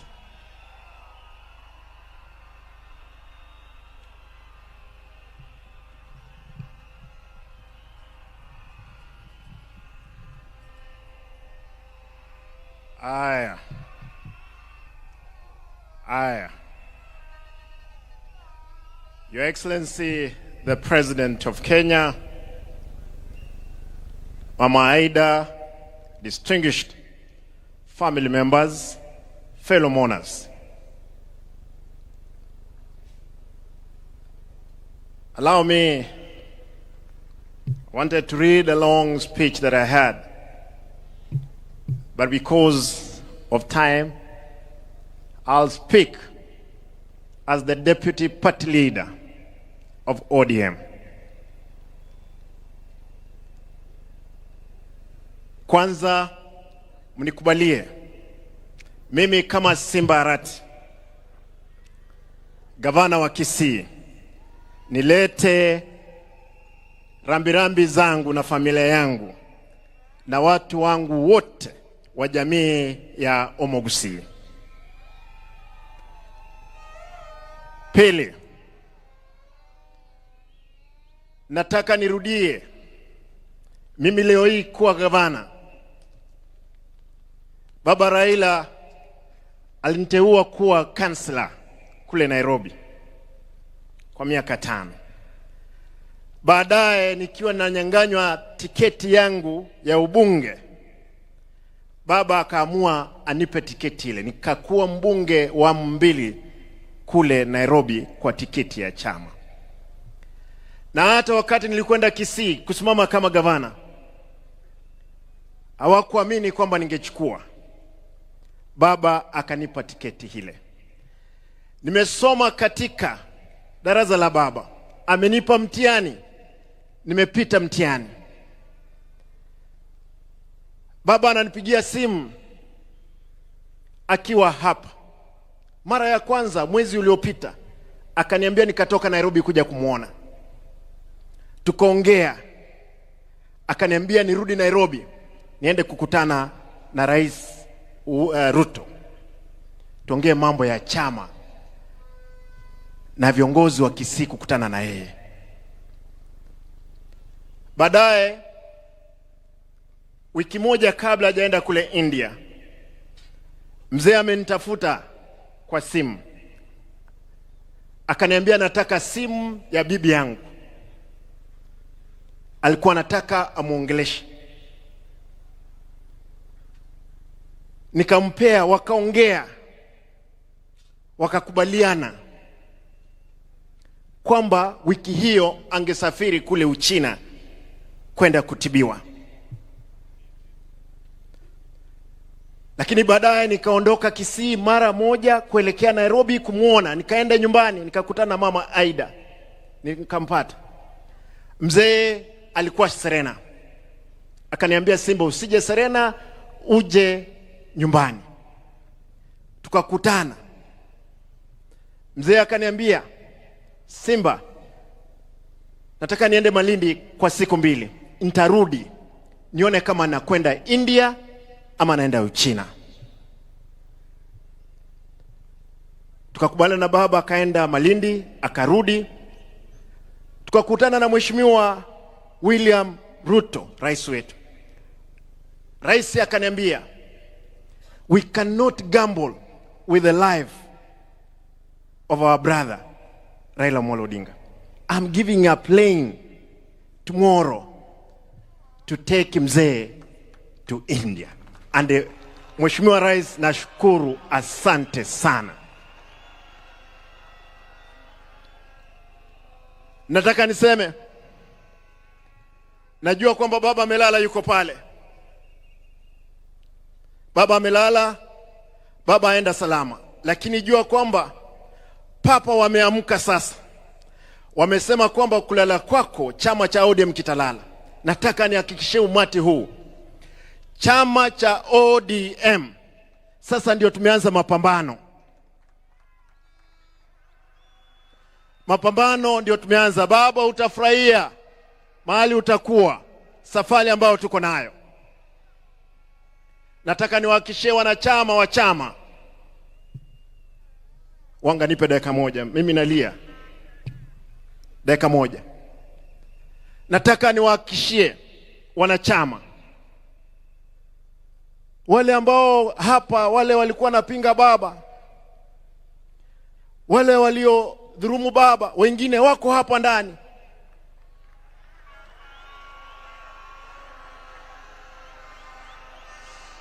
Lakini nasema kwa sababu baba umelala, wasamehewe. Lakini hatuwezi sahau. Nataka niwahakikishie, mimi kama deputy party leader, siku ya kesho, Mheshimiwa Rais, tafadhali tunaomba kwamba shujaa ambaye tunasherehekea kesho ni Baba Raila Amolo Odinga.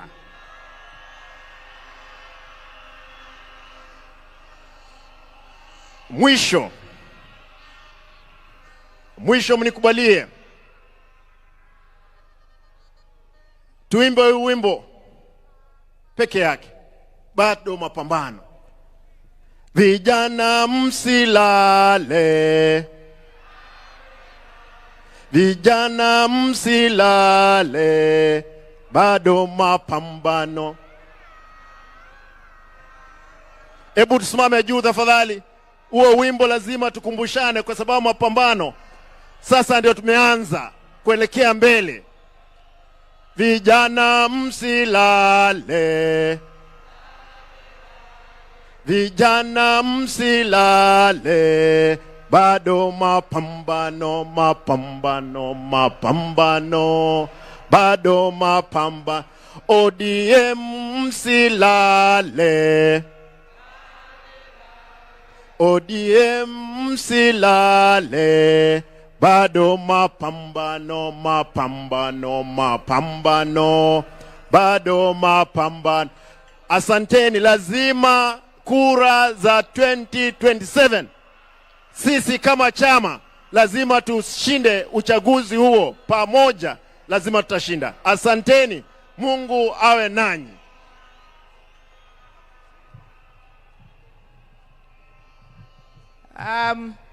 Allow me to invite the penultimate speaker under the party. And as I invite him, I'd like to recognize Baba's son, a young man who became Baba's friend, Kasmuel Marco Ure. Kasmuel, you are a serious man. You're going places. Even if you're mocked, stay strong. Let me now invite our deputy party leader, Governor of Mombasa, Governor Abdul Swamad Sharif Nasir. Karibu sana, Governor.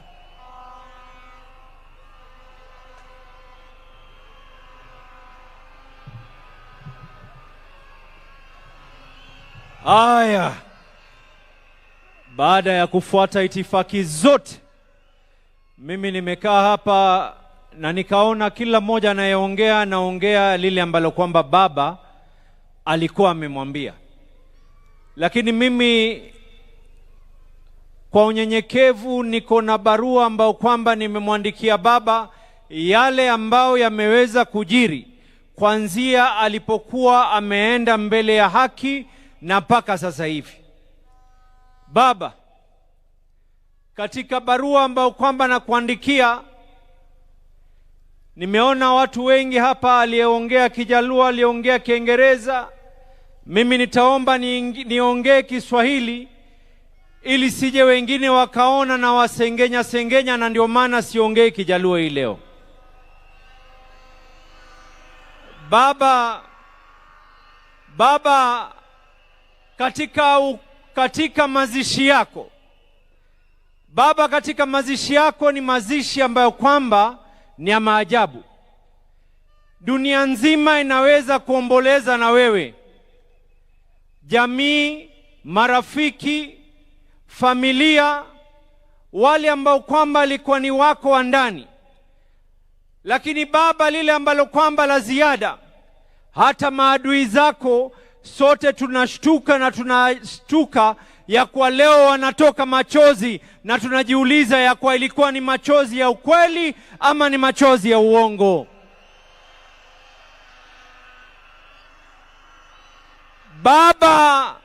Baba, ulituonesha ya kwa chama cha ODM ni chama ambacho kwamba ni lazima kitetee watu.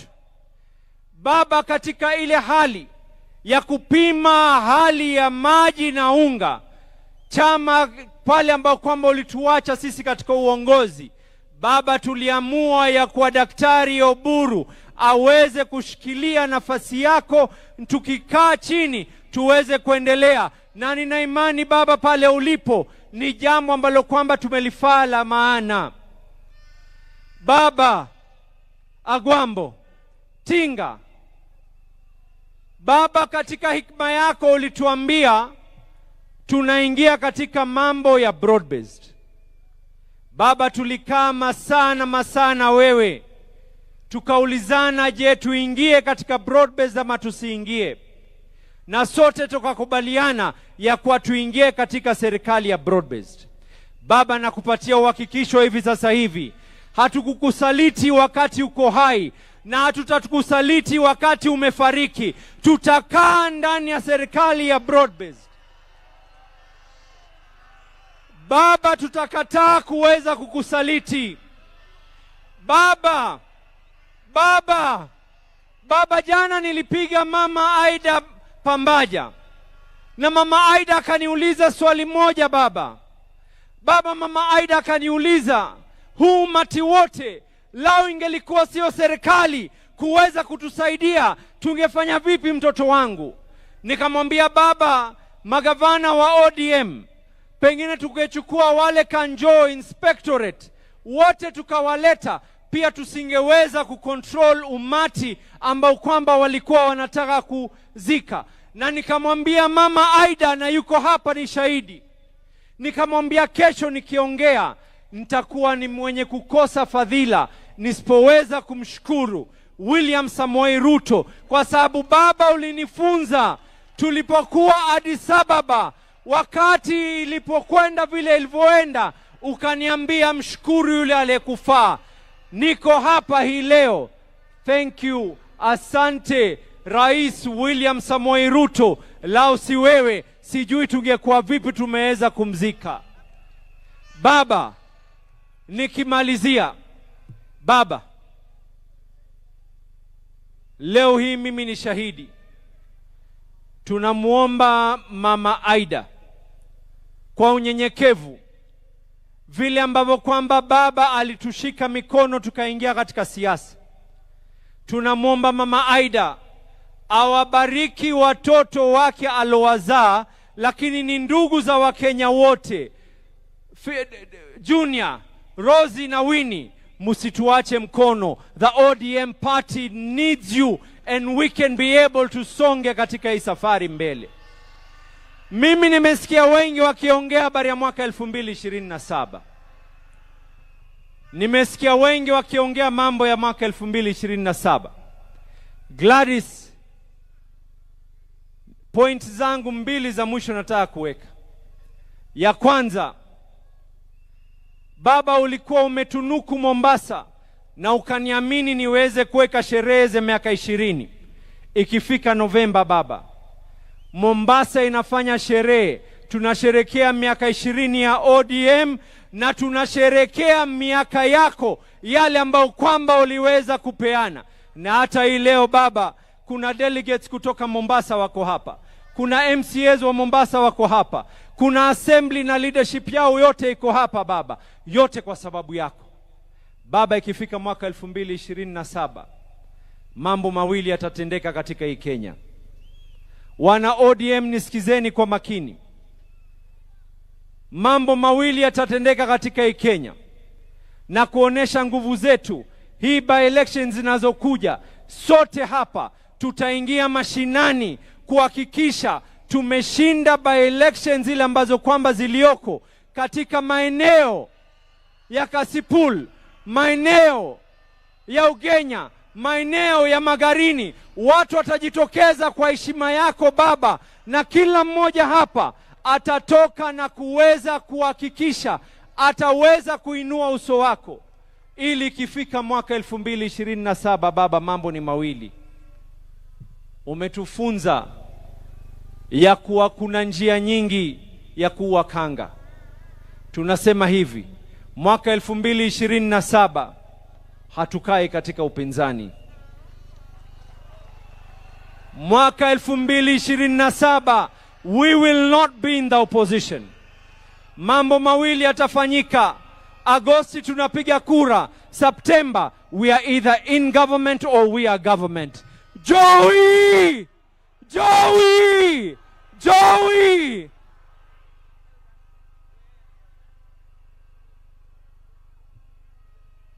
Jothurwa ber kosok ber.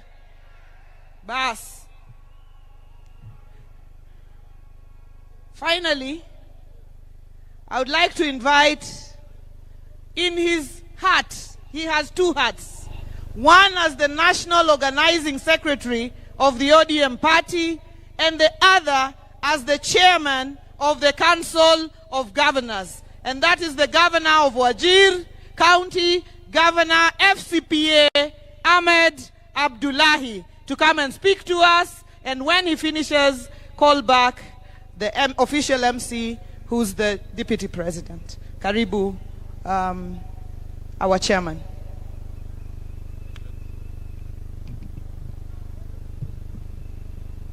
Your Excellency, the President of the Republic of Kenya, William Samoei Ruto, Mama Aida, and the entire Odinga family,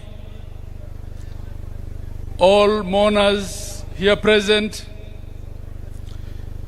Hamjambo. Your Excellencies, allow me to introduce the Excellency Governors of the various counties who are here. Excellency Governors, please stand up.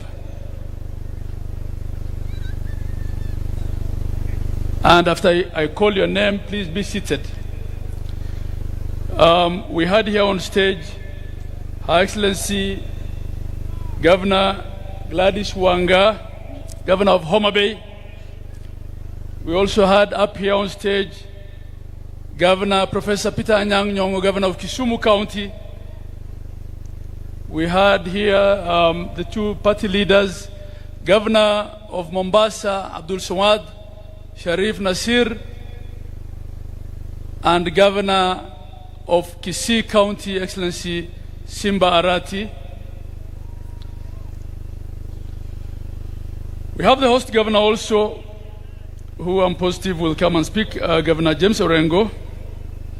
We have Governor Dr. Ochilo Ayako, Governor of Migori County. Governor Dr. Paul Otuoma, Governor of Busia County. Governor Speaker Emeritus Kenneth Lusaka, Governor of Bungoma County. Governor Dr. Wilbur Otichilo of Vihiga County.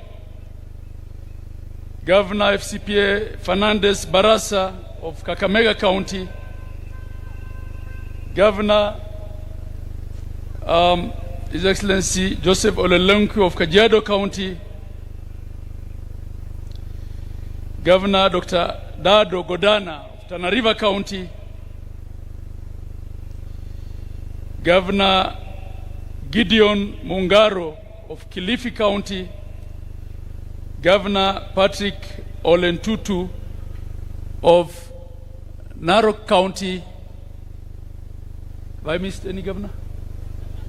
Oh yes. Her Excellency Wavinya Ndeti of Machakos County.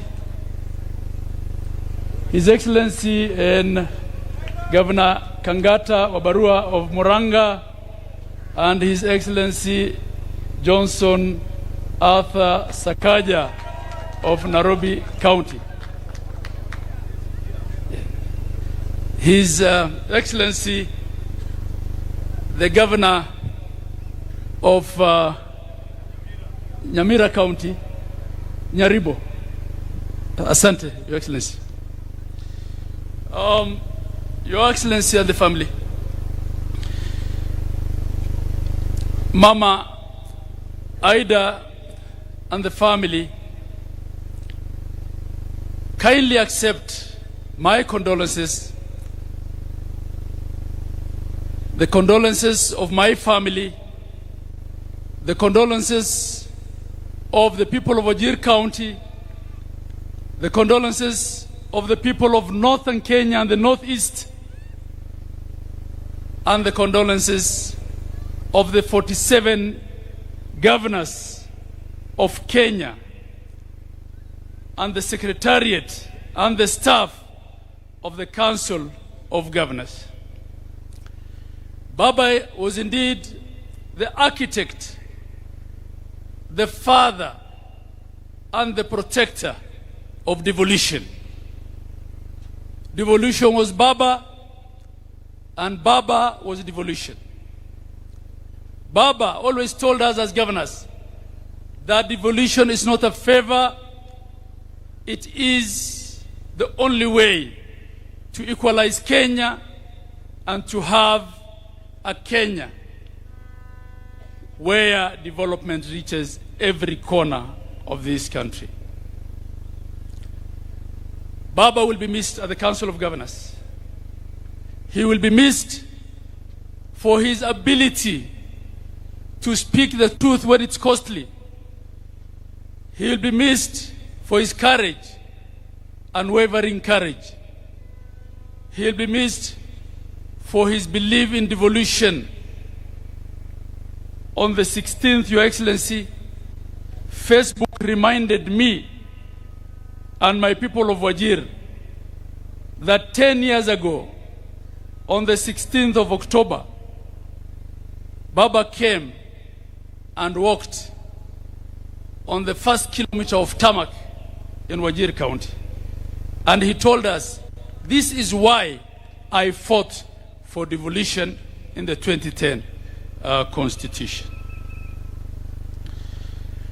Baba will be missed for always putting Kenya first. Baba has taught African leaders that whatever political grievances you have, none of them is worthy of burning your country for. He always resolved all political grievances legally and politically. He was the stabilizer in chief in Kenya. He is the one who had guaranteed political peace. So for those of us now left at the platform, under the leadership of His Excellency the President, in honor of Baba Raila Amolo Odinga, we should vow never to ban Kenya for the sake of politics. And we should vow to deal with all our grievances and differences through the rule of law and through political negotiation. As for the ODM party, this party, formidable movement that Raila Amolo Odinga built, doesn't have followers only in Nyanza and in Western. It has followers everywhere in Kenya.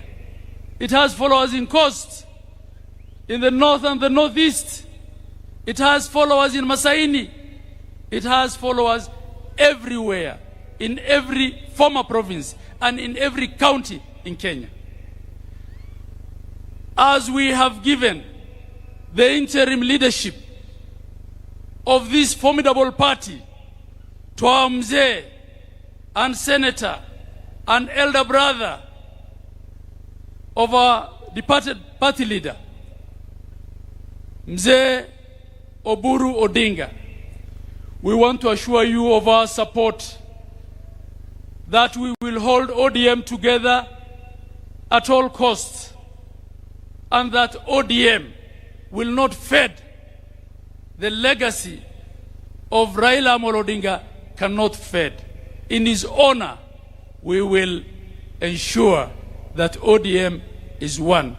And Your Excellency, I want to join everyone who thanked you for offering our party leader a state funeral befitting of him. He left us in broad-based, we will remain in broad-based. Fare thee well, Baba. Joey.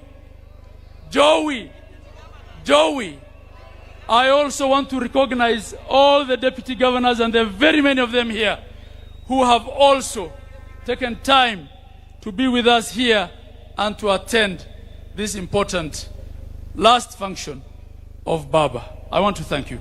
With that, may I then return the mic back to the official MC. I thank you all.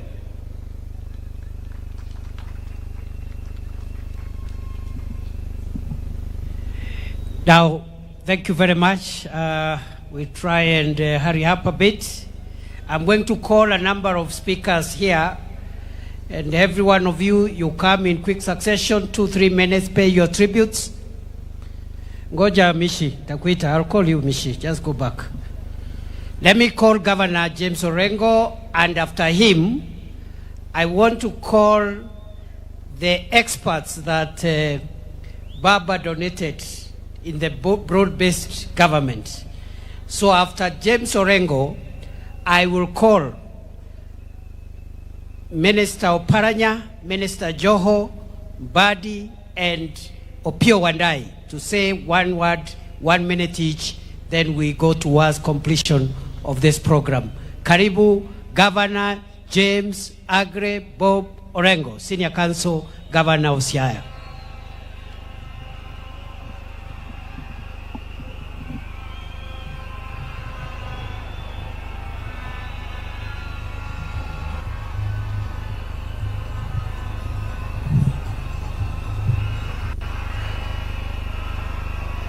Kapok awacho gimoro, akoya agodi, Gordon Ongoro, Biwere wend Baba Kai, agodi,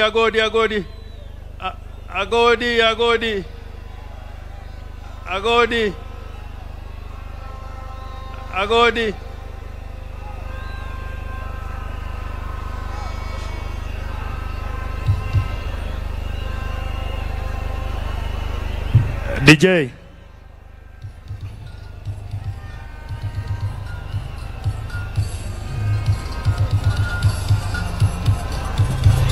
ODM instrumentals.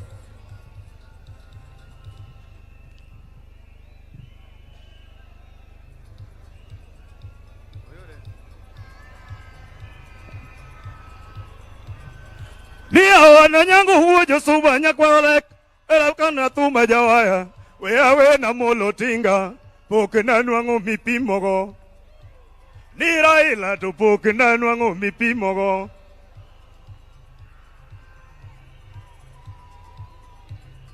Ni awana molo huonya lego nigi chuma mateno bate. Awana molo kegoneyo piduruedi dumo kisungu. Orengo dumo kisungu. Ni Ruto dumo kisungu. Wandai dumo kisungu, ni Jogi dumo kisungu mutamo wat. Munataka nani? Munataka nani? Wakenya, munapenda nani?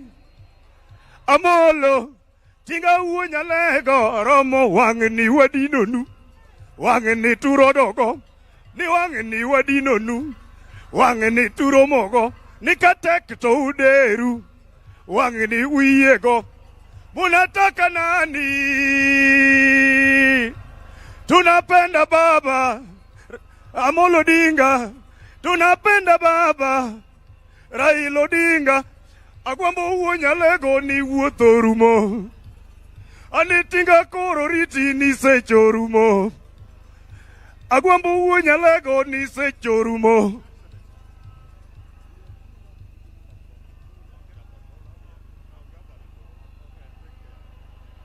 Ero kamana godi, Joturo untie,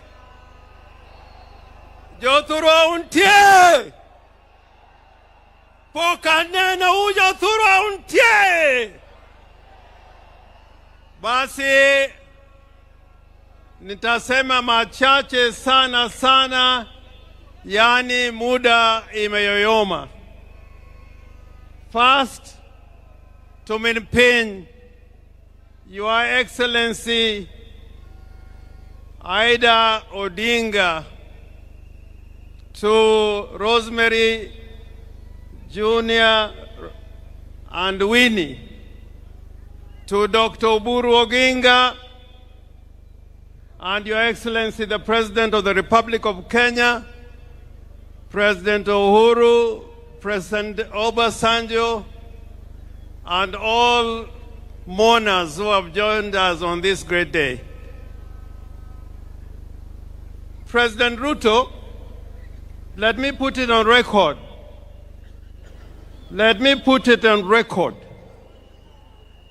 That many years ago, in Bondo, in Nyamira, when we had requested the government of the day to give Jaramogi Oginga Odinga a state funeral. The government of the day refused to give Jaramogi a state funeral. All they did was to offer us one helicopter. And we all said, if that is all you are going to give Jaramogi Oginga Odinga, we say no. And we'll take Jaramogi to his final resting place in Bondo. So I do not want to take it for granted that you've given Right Honorable Raila Amolo Odinga a state funeral. I do not want to take that for granted. Indeed, this is the first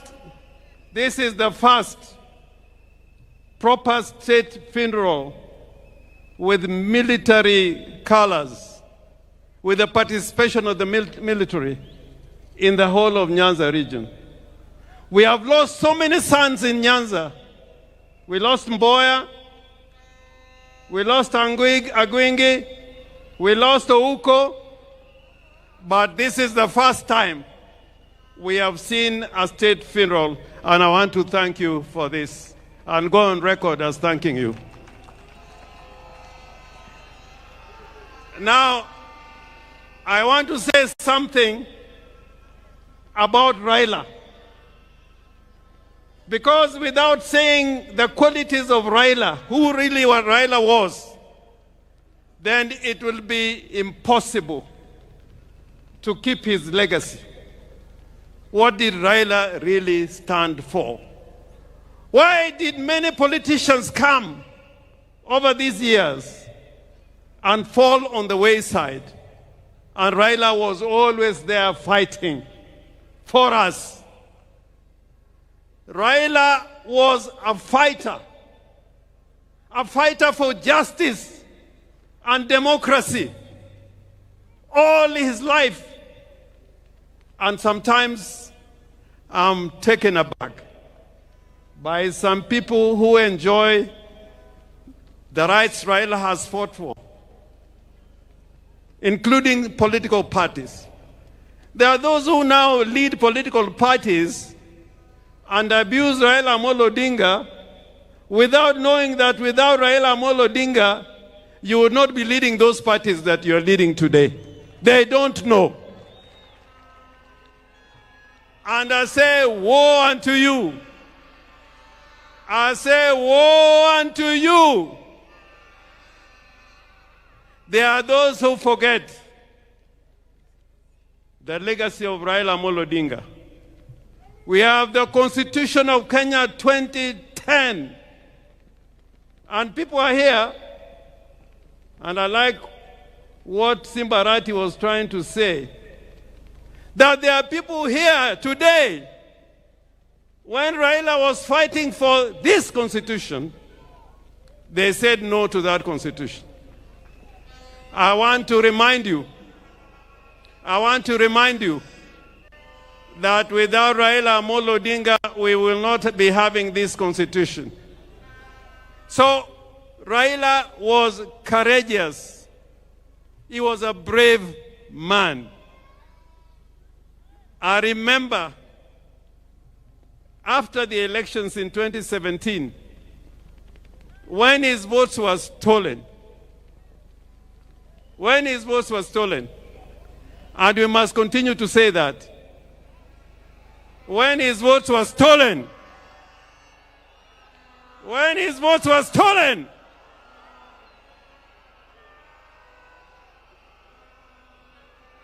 Raila decided with a few of us that he was going to be sworn as a people's president at Uhuru Park. You know, that day is when I knew there are many people who wear trousers, but they should not be wearing those trousers.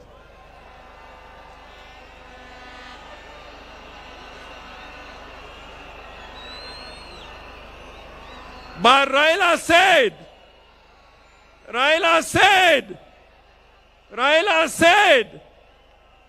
we are going to Uhuru Park, and I'll be sworn as the people's president. Did Raila go or he did not go? Did Raila go Uhuru Park or he did not go? I remember many times when Raila has been tear-gassed and was nearly killed. Therefore, before you open your mouth to talk against Raila, remember what he has fought for and what he has stood for. And today, I want to remind all Kenyans, that the legacy of Raila Amolo Odinga will not be kept by mere speech. Speechifying would not be enough. It is to make sure that the gains we have made will never be lost. You should never give any space for gains that Kenya has gained to be lost. That is the only way of keeping the true legacy of Raila Amolo Odinga. President Ruto, I am confident that when you consider the agreement that you have between the party ODM and UDA, that both of you witnessed, that this will be fulfilled, because that will keep the legacy and spirit of Raila burning and burning and burning and burning.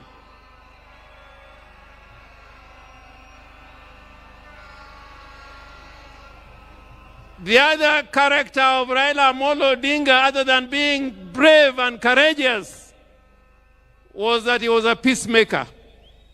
Raila was a peacemaker. And even today, we can see that Raila can bring Uhuru together, and Ruto is here as president. That was the true spirit of Raila Amolo Odinga, that the nation should keep talking together in unity and as brothers. Finally, I'm one of the people who believe that we must keep the party ODM. You must keep the party ODM. Remember the ideology of the party ODM. There's a huge delegation here, including the governor from Tororo, people from Gulu, my friend Olara Otunu, I think, is also in the house. We welcome you. But Olara Otunu, during Pinluo, when His Excellency the President and President Museveni was here, he spoke in Luo. And I want, if you have anybody near you, to translate what I'm saying. Nijo Luo wangi kitwa. Kitwa. Kitwa. Kitwa. Kitwa.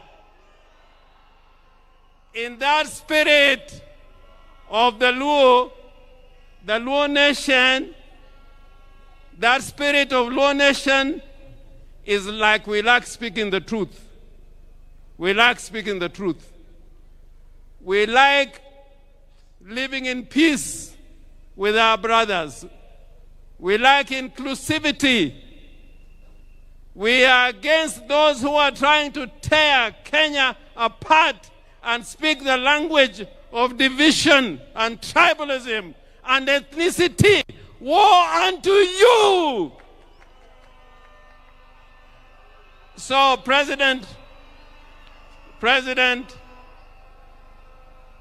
I urge you, even as we speak about unity,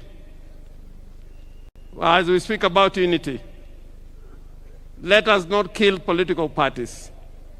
Political parties are the foundation of democracy. Any arrangements we enter into don't kill political parties.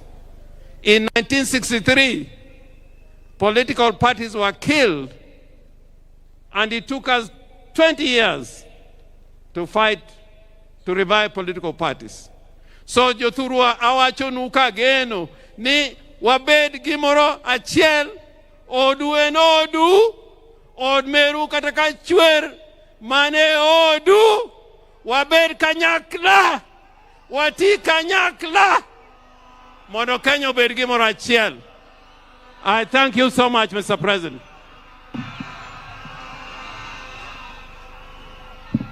All right, now, allow me to interrupt the pace at which we are going, because the time is spent and we've been here for long.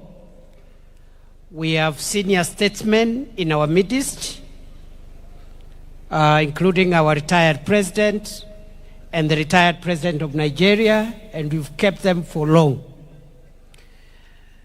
The people that I call to come and speak, please come, and all of you come here. I'll also stand here, say something. We need to bring this to a close because we also want to respect the church. I have seen very senior bishops here who have been with us since 9 o'clock. CS Oparanya, if you're here, CS Joho, CS Badi, and CS Wandai. 1 minute each, just eulogize, and then we go to the next step. And this time round, I'm not going back to my seat.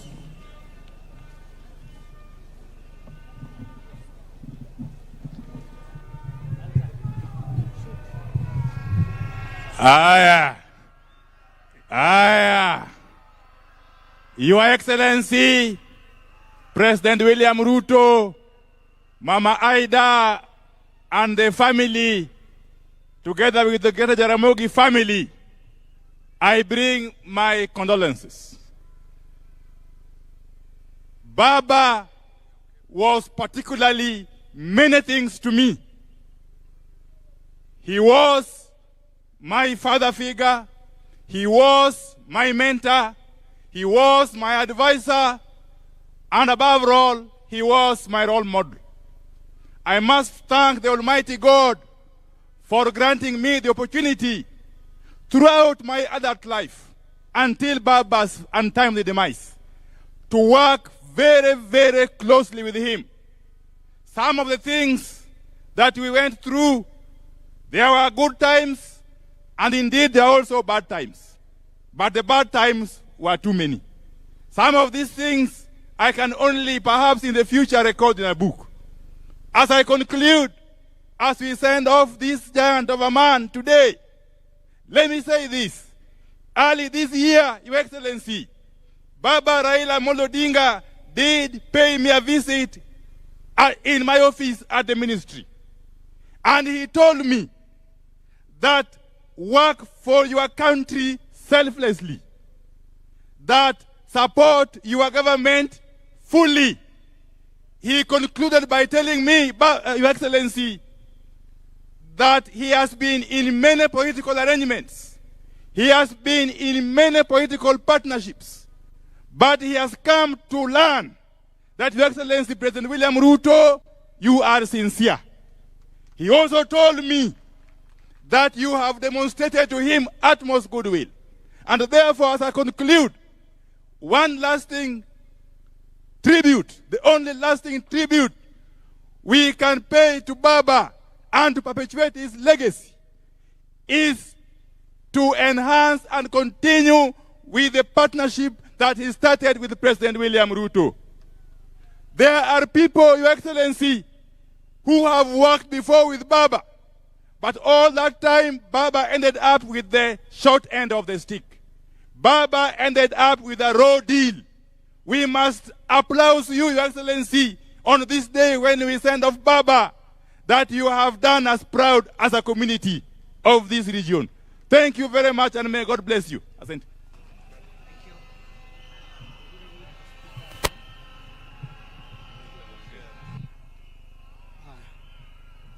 Thank you very much, Your Excellency the President, Mama Aida Odinga, Main Pin, the lady whom I think the entire community should be very proud of. Together with the entire Raila Odinga family, leaders who have come here, I have a few remarks to make because this is the most difficult day of my political career ever since I joined politics. I know the reason why I've decided to be strong is that I'm aware that if I went ahead of Raila, he would be strong for me. And therefore I've decided to be strong for Raila Odinga today. But it was not an easy day. Let me say the following. Many of us here know Raila as Baba. Many know him as Jacom. Many know him as Agwambo. We know him as Tinga. We remember him as Nyundo. He is Okegonea. He can be everything. He sounds very big. But we must remember, for some of us, that Raila started small. Raila worked hard. Raila remained resilient. Raila remained patient to reach where he is. I remember in 1992, 33 years ago, when I was a student at the University of Nairobi, Raila was running for Langata Parliamentary seat. He could come to my room, Block J, room 19. Later, Block B, in Malindi, Block B, room number 2. Planning on how to win Langata. That time, the politics of Nairobi was volatile and violent. There was Jeshi la Mzee, led by Fred Omulogumo. There was in Embakasi, David Mwenje. In Kibra, in Langata, we had Kimani Rugendo over Fodasili. Very violent campaigns. All the university students from main campus, Parkland and Chiromo were in the payroll of Mulogumo. He had to come to Lower Kabete, where I was leading the student leadership to get support to win his seat in Langata Parliamentary seats. That is how Raila started. Raila is a patient man. That is why he has reached where he has reached. But let me say the second. Raila was a forgiving man. Many people here betrayed Raila in one way or the other. Betrayed Raila in one way or the other. I remember in 1996, when Raila took on Wamalwa Kijana for Ford Kenya chairmanship, all the leaders of the Luo community, members of parliament, Raila only remained with Dr. Odinga, his brother. He remained with Jobomino from Kisumu. He remained with Fibasio from Omubiri. He remained with Oirojode. He remained with Tom of Nyatike. And he remained with Owina Chola. And remained also with Ochiengbeo from Madari. All those people apart from Omino and Fibasio, all those won their seats in by-elections. Raila soldiered on, despite the fact that the Luo leadership had deserted him. But now, he has died when all the Luo leaders are behind Raila Odinga, Agwambo Tinga. I am happy that, Baba, you are going ahead of us without me betraying you. I was behind you. You are with me. You gave me positions of leadership when nobody imagined that I could lead. You made me the assistant minister in the office. You made me the longest serving chairman of your party when you were alive. You made me minority leader. You made me Minister of Finance, the first Luo to be a Minister for Finance in the Republic of Kenya. Baba, thank God that I never betrayed you. Even when you gave me the sad news that I was not going to be the governor for Omubiri County, I still stood behind you because I know why you made that decision. Baba, will not disappoint you. I will not betray you. The only place where we disagreed and you allowed it is that you are supporting Arsenal and I'm supporting Manchester United. Allow me to say the last word, my brother in Kijaluo.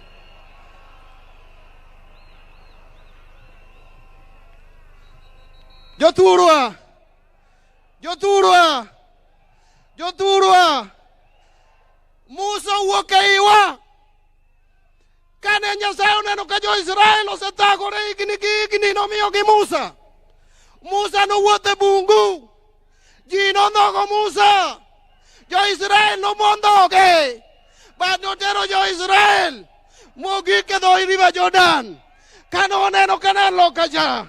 To kono jo-Israel ni Kanaan e cho. Piny mang'ich. Piny man gi mor kich. Piny mantie chak. Bad ok nachop kodu. Abro weyonu ji e toka ka. Joma biro tero u Kanaan. Abro weyonu Joshua. Abro weyonu Harun. Jogi biro kawo. Biro chopo kodu Kanaan.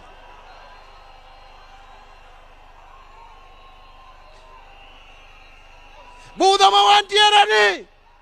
Raila osedhi. Awa Musa osedhi. Ang'eyo ni Joshua ni ka. Harun ni ka. Kisomo Deuteronomy chapter 34 verse 8. Tijaki somo Numbers chapter 20 verse 29. Jo Israel kane Musa to. Harun boto. Negi kwayo 30 days. Magi yuago go jogi. Wakwayo 30 days kako ganda. Mono wa mon Raila. Bang 30 days. Wabiro miyo direction. Kamo ganda luodhi ye. My last word. My last word. My last word. As a community, Your Excellency.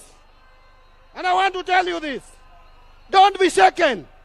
As a community, there is something we believe in. That a leader, before he dies, a leader knows his death, but he doesn't talk about his death. He will show his people, before he dies, what he wants to be done. He will show his people where to take everything that he has. Raila showed us. Raila showed us before he died that he wanted us to be in government. As a community, as a party, we will be in broad-based government. We will support broad-based government. We will work with you.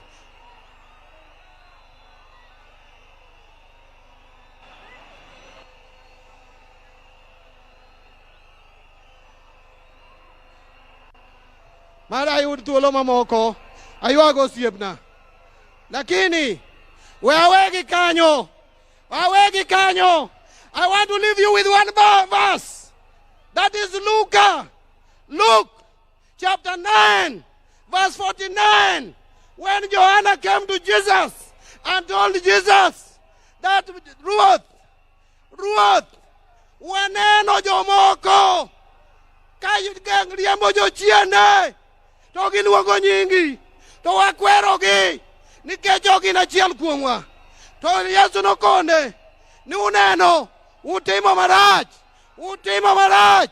Utimo marach. Ng'ata ma ok mon kodwa en ng'atwa. Ng'ama ok mon kodwa en ng'atwa. En ogandawa. Nyasaye matelu. Osiepna nin maber. Osiepna nin gi kwe.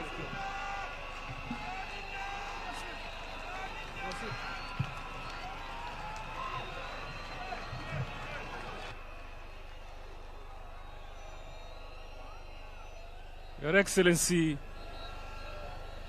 the President of the Republic of Kenya, Mamangu Mama Aida, and the Odinga family. Your Excellency, let me confess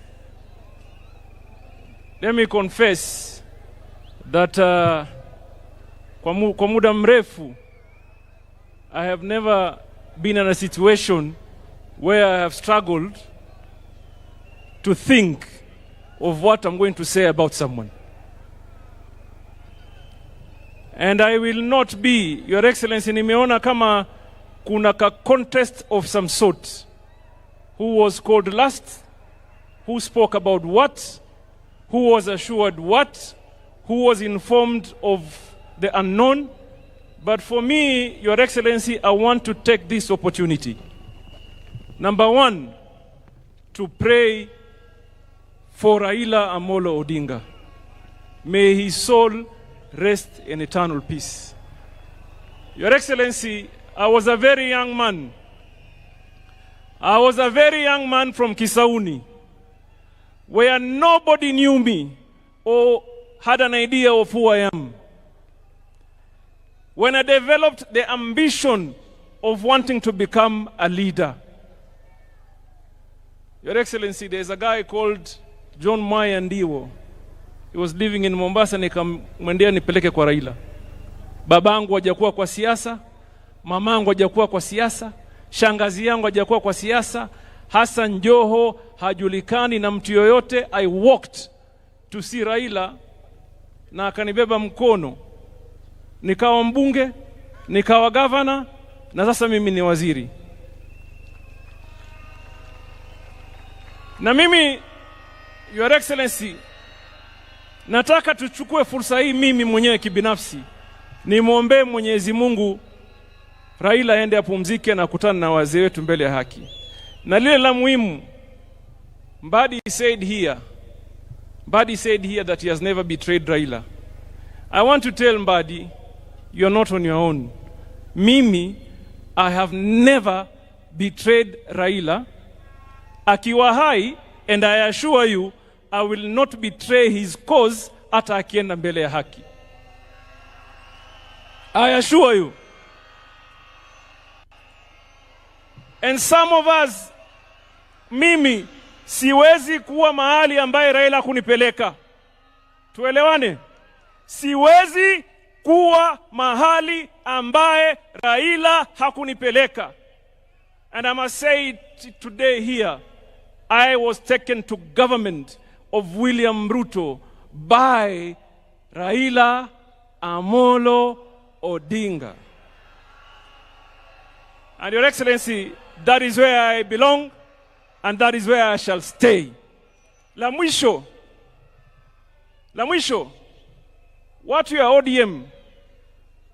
ODM, many speakers have heard you, munasema, we want to assure you, chama haiendi mahali, chama isambaratiki, chama haiwezi vunjika.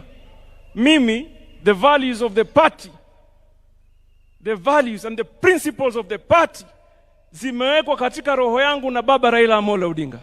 And I want to tell you, whoever imagines that anaweza kuvunja chama cha ODM, yeye ndio tutamfukuza, my friend, na ahame, chama kitabaki. Tuelewane namna hiyo. Ukijaribu kugawanya chama, ukijaribu kuvunja chama, wewe ndio utafanya nini? Utahama. Atafanya nini? The party will be here to do what? To stay. Mwenyezi Mungu awalinde na wabariki. Asanteni sana.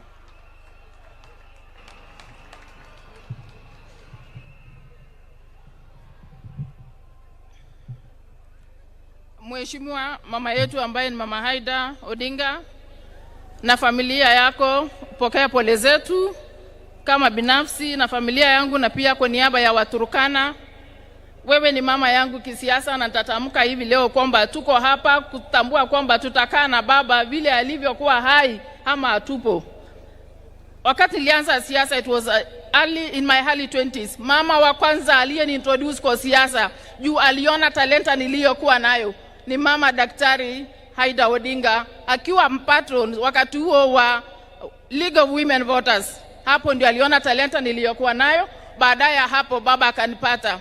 Wacha nikwambie Mheshimiwa Rais, kuanzia 2002 wakati nilianza kupiga kura, sijawahi piga kura nje ya Raila Amolo Odinga.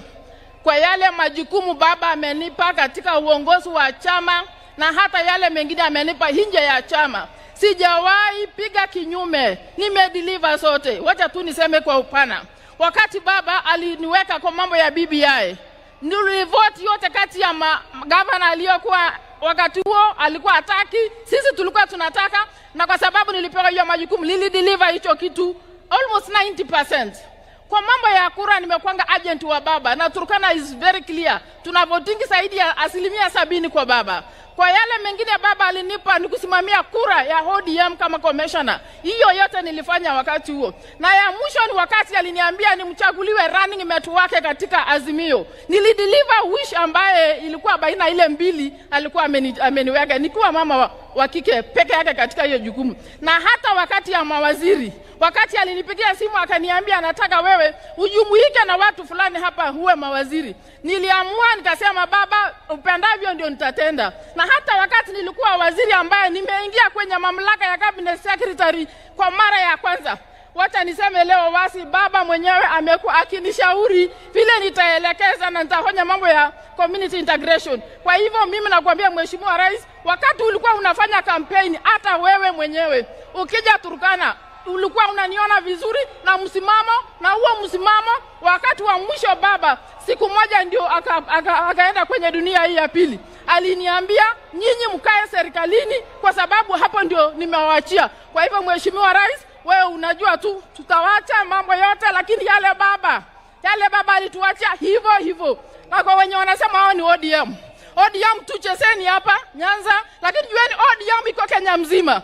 Na sisi tutafanya vile tumekuwa tukifanya. So ile ya Western na Luo mchese tu, lakini kwetu kwingine tuko penye tumekuwa. Asante sana, tuko kazi.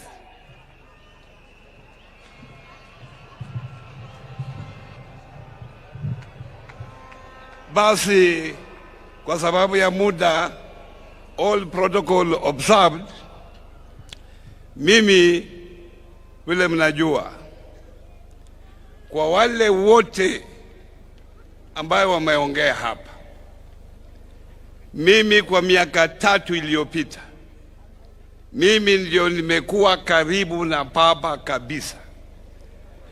Aswa wakati alikuwa amepoteza kura, tulikuwa na yeye na tukaongea mambo mengi wakati tulikuwa na yeye, na kila saa tulikuwa na yeye na ule Kamau wa Raila, tukiona mpira, tukiongea mambo yetu binafsi na mambo ya siasa. Lakini wacha niseme hapa bila aibu yoyote, huyu baba, hiyo vyote mimi nimepata, yeye ndiye amenipa. Nilipoingia bunge miaka karibu 5 iliyopita, nilipelekwa kwa bunge kupitia kwa wamali wa kijana. Yeye ndiye alinipeleka kwa siasa. Bahati mbaya akafariki baada ya miezi 6. Miezi 6 hizo nilikuwa rafiki Dr. Oburu wakati huo ndiye alinipeleka kwa Raila Amolo Odinga. Ni kuanzia wakati huo kufika saa hii tumekuwa na Raila Amolo Odinga. Na Raila amenifunza mambo matatu. Ya kwanza amesema, wewe ukitaka ufanye siasa nchi hii paka uwe na wananchi. Listen to what the people are saying. Ya pili, walikuwa wanafikiria Raila alikuwa a violent person.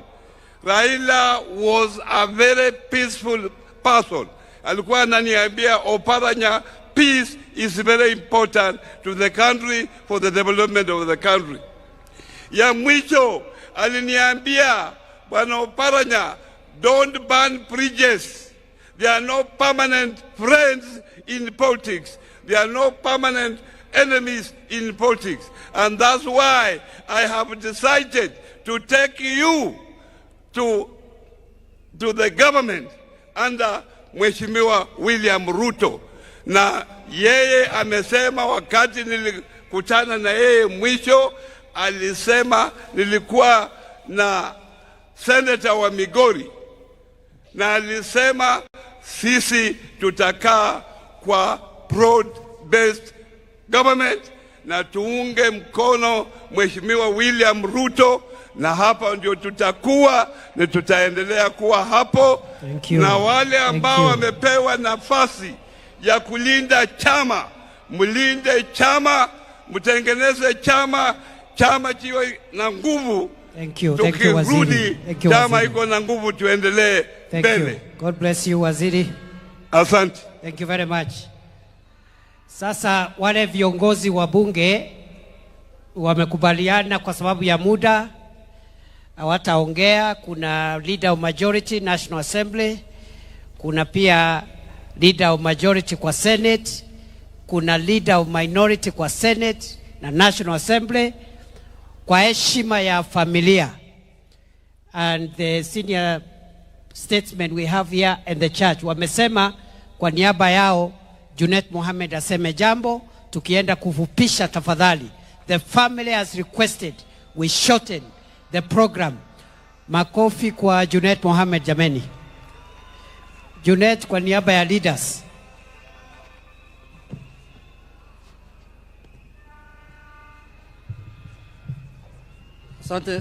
Asante sana Mheshimiwa Deputy President. Mimi nitakuwa fupi kwa maneno. Mama Aida Odinga ambaye ni mama yangu na madada zangu na mandugu, His Excellency the President. Mimi leo ni ngumu sana roho yangu kutoa rambirambi kwa baba. Mimi baba alikuwa kwa mambo mingi kwangu. Mimi nilikutana na baba nikiwa na miaka 24, the year 2001. Miaka 23 na 4 ingine sijaona kiongozi ingine, sijaona chama ingine. Chama yangu ilikuwa baba na baba ndiye alikuwa baba yangu. Baba alinifanya meya ya Migori nikiwa na miaka 25. Aliniwekelea hapo. Akanifanya mbunge miaka mingi paka nikakuwa minority leader kupitia baba. Mimi nina huzuni sana kwa sababu wale wanajua vile mimi na baba tulikuwa karibu. Lakini yote tunasema tunawachia Mungu. Nimeona mitandao wanashapiga bimu, wanasema sasa huyu ni political orphan, huyu amekwisha. Lakini nimeona hapa orphans wako wengi sana. Wale wameongea hapa yote wamelia. Sasa nitasanya hawa yote nikuwe chairman yao. Orphans ziko mingi hapa hata roho yangu ikarudi nilipoona orphans vile wamelia hapa. Mimi nilikuwa na huzuni peke yangu, nilisema nimekwisha. Kumbe tuko wengi hapa. Hiyo nimefurahi sana. Lakini mimi nataka kusema hivi, jambo la mwisho. Baba alikuwa mtu ajabu sana. And for us, he was our leader, he was our father, and he was everything to us. Baba is the only leader who knew when to fight and when to lay arms down.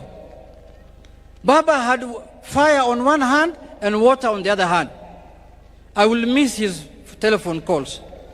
Baba alikuwa engineer ya siasa na alikuwa anatunga siasa usiku, na nilikuwa napata simu yake saa 12 asubuhi. Nikiona simu yangu imelia saa 12, na sasa mimi kama fundi na abro niko kasi. Lakini saa 4 saa 3 hiyo ni salamu tu. Baba alikuwa mtu ajabu ambaye wa Kenya wamepoteza mtu ambaye hawatapata kama yeye. Sherehe ya mwisho tulikuwa naye na baba, tulikuwa na Parliamentary group hapo Mombasa Road. Mimi niliwasanya wabunge wote kama kiongozi yao. Baba alituongelesha pale kwa dhati, and he was very clear that day. It's one of the strongest speech he has made for the time I've known him. Ameongea, amesema tutunze chama chetu cha ODM na tukae imara na tukae united. On the other hand, because we were supposed to do a resolution baada ya hiyo mkutano ya PG, wale wameona TV siku hiyo, mimi nimesema resolution ya hii mkutano refer to Baba's speech. Kama if you are in doubt of anything, refer to Baba's speech. Another thing he told us, lazima tukae katika serikali ya broad based. It's on record. Wale wanasikia wasikie, wale wako na macho waone. Ya mwisho, Baba loved peace. Unajua mara mingi Baba makes very serious, important, fundamental, monumental decisions for the country. Lakini saa nyingine is not popular. Sasa zingine watu wanalaumu wengine, unaona hii maneno Baba amefanya, yule Msomali kutoka Migori ndio anahusika naye. Na mimi hata sina habari. I'm just loyal, implementing what Baba has said kama fundi. Thank you. Lakini ikifika jioni Baba ananipigia simu anasema, kijana yangu usiwe na wasiwasi, in every flock there must be a black sheep. Sasa wewe ndio black sheep ya ODM. Wewe beba tu mzigo, tutasonga mbele pamoja. Thank you. So kwa hayo machache, Nataka kumalizia kwa kusema ya kwamba ODM party, we will hold it high, we will keep it strong. ODM in 2027, it will either form the government or it will be in a coalition that forms government. But it will not be in a coalition that has been abusing Baba when he was alive. Haitakuwa hapo. Unajua, saa hii wanasema sisi ni political offense ya Baba. Wale pia walikuwa wanatumia siasa yao ya kujijenga kwa kutusi Baba na kufanya Baba kama bogeyman. Hawa pia wamekwisha sasa. Sijui watatusi nani. Asanteni sana, Mungu awabariki. Kuna wenzangu hapa, Kimani Ichung'wah na Aaron Cheriot, Your Excellency. Hawa ndio wale wametengeneza ile report inaitwa NATCO. Wakati Baba alikuwa, hawa walikuwa kwa komiti ya NATCO. Tumekubaliana kama viongozi wa bunge ya kwamba for the legacy of Baba, when we go back to Parliament in a week's time, we will implement the NATCO report fully. Tumekubaliana hapa. Asanteni sana, Mungu awabariki. Na Rais, asante sana kwa kuzika baba yangu kama president. Kama president. Yes. Hiyo tutadiscuss kwa Central Committee ya ODM, tutaleta report. Thank you very much, Mheshimiwa Junet. Speaker of the Senate, please come and condole. 2 minutes, Mr. Speaker, sir. We have run out of time. The family requests we finish this meeting in the next few minutes. Rais wa Jamhuri ya Kenya aliyepia amri jeshi mkuu wa jeshi la Kenya, Mama Aida Odinga na familia yako, kwa niaba ya bunge la Senate, kwa niaba ya familia yangu na kwa niaba yangu binafsi, niko hapa kupeana rambirambi zetu za dhati kwa uchungu na moyo ulio mzito. Tunasema pole Mama Aida. Wingu la majonzi limetanda katika kijiji hiki, lakini nataka nikwambie Mama Aida kwamba wingu hili la majonzi halikutanda Bondo peke yake. Limetanda Nyanza mzima, limetanda Kenya mzima, limetanda Afrika mzima, na limetanda mapana na marefu ya ulimwengu mzima. Manake aliyelala pale alikuwa ni kiongozi aliyejulikana pande zote za ulimwengu. Mwaka huu umekuwa mwaka mzito sana kwangu mimi. Kabla mwaka huu nilikuwa na baba watatu. Baba wa kwanza alikuwa Mwenyezi Mungu, muumba mbingu na ardhi na viumbe viliomo. Baba wa pili akawa Mzee Kingi, na baba wa tatu ni babangu mlezi wa kisiasa ambaye amelala pale. Mwanzo wa mwaka huu nikapoteza babangu mzazi. Leo hii nazika baba mlezi wangu wa kisiasa. Nimebaki na baba Mungu peke yake. Lakini kitu ambacho kinanipatia motisha ni kwamba yale yote mafunzo alimpatia Mheshimiwa Raila Amolo Odinga imenipatia nguvu ya kwamba as I speak to you, I know I can face the world. Baba believed in me even when I doubted myself. Mwaka 2007 mwezi wa 5 mimi niliingia siasa wakati wa by election kule Magarini.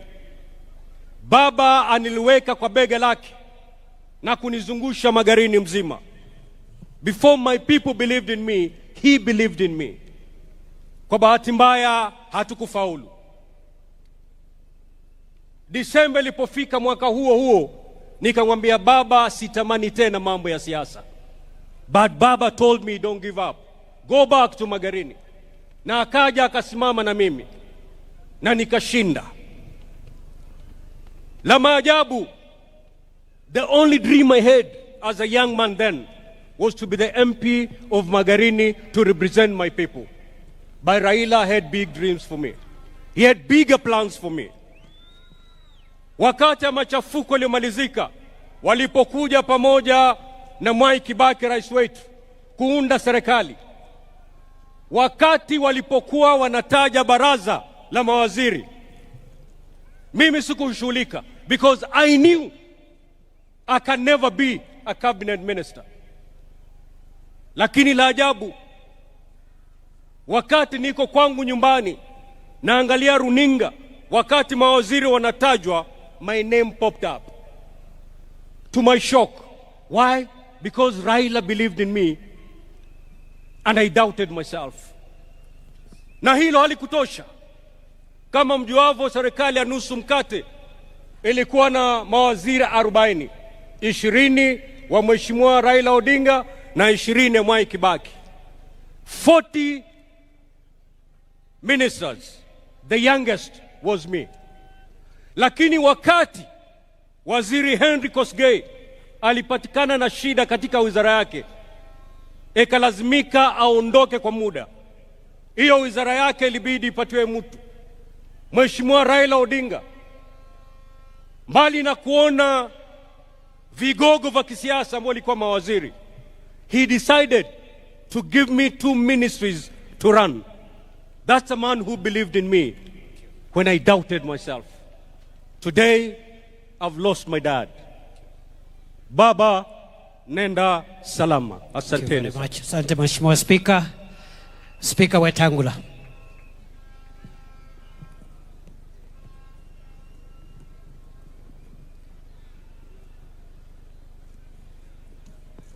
Pole for the pressure. 3.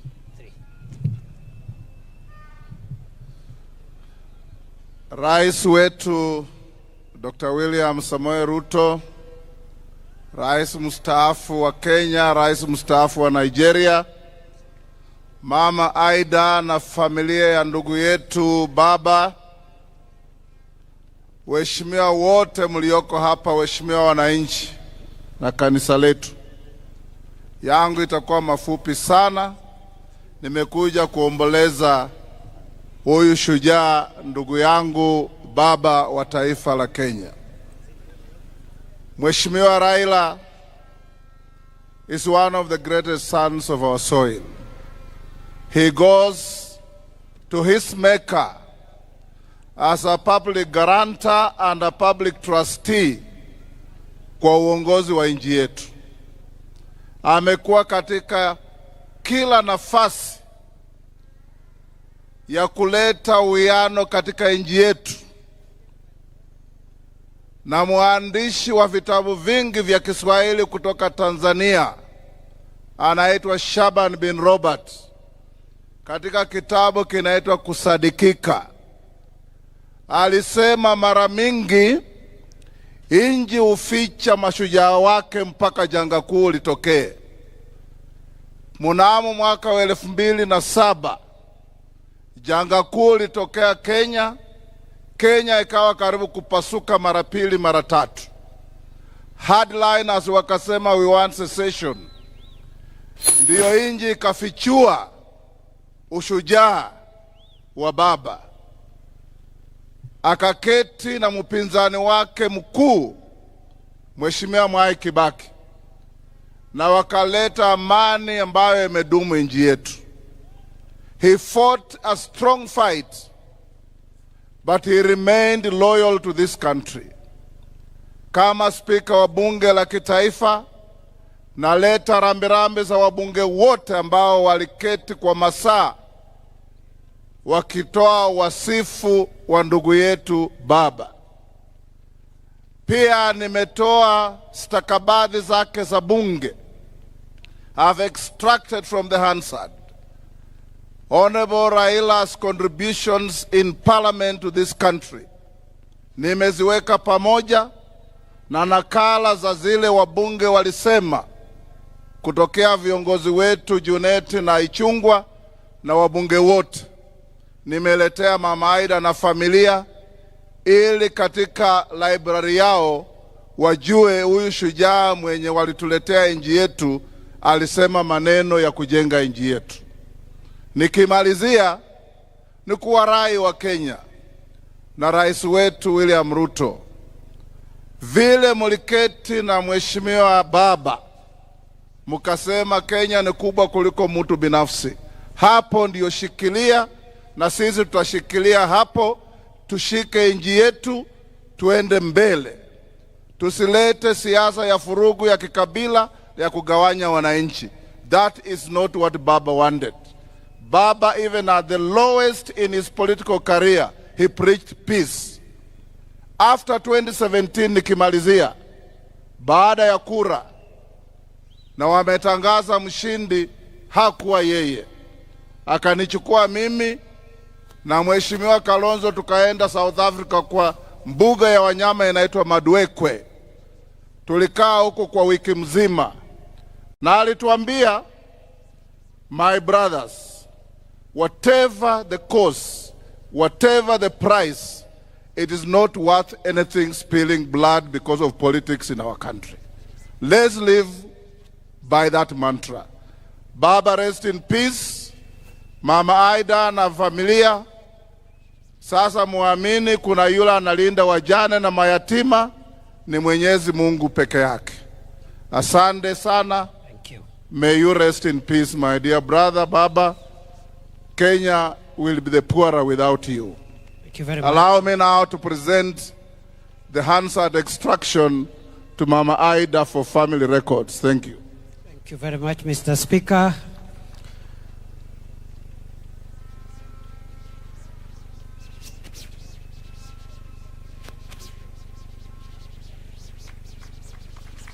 Thank you. Asante Mheshimiwa Speaker. I now want to invite former Vice President Kalonzo Musyoka to come and greet the congregation.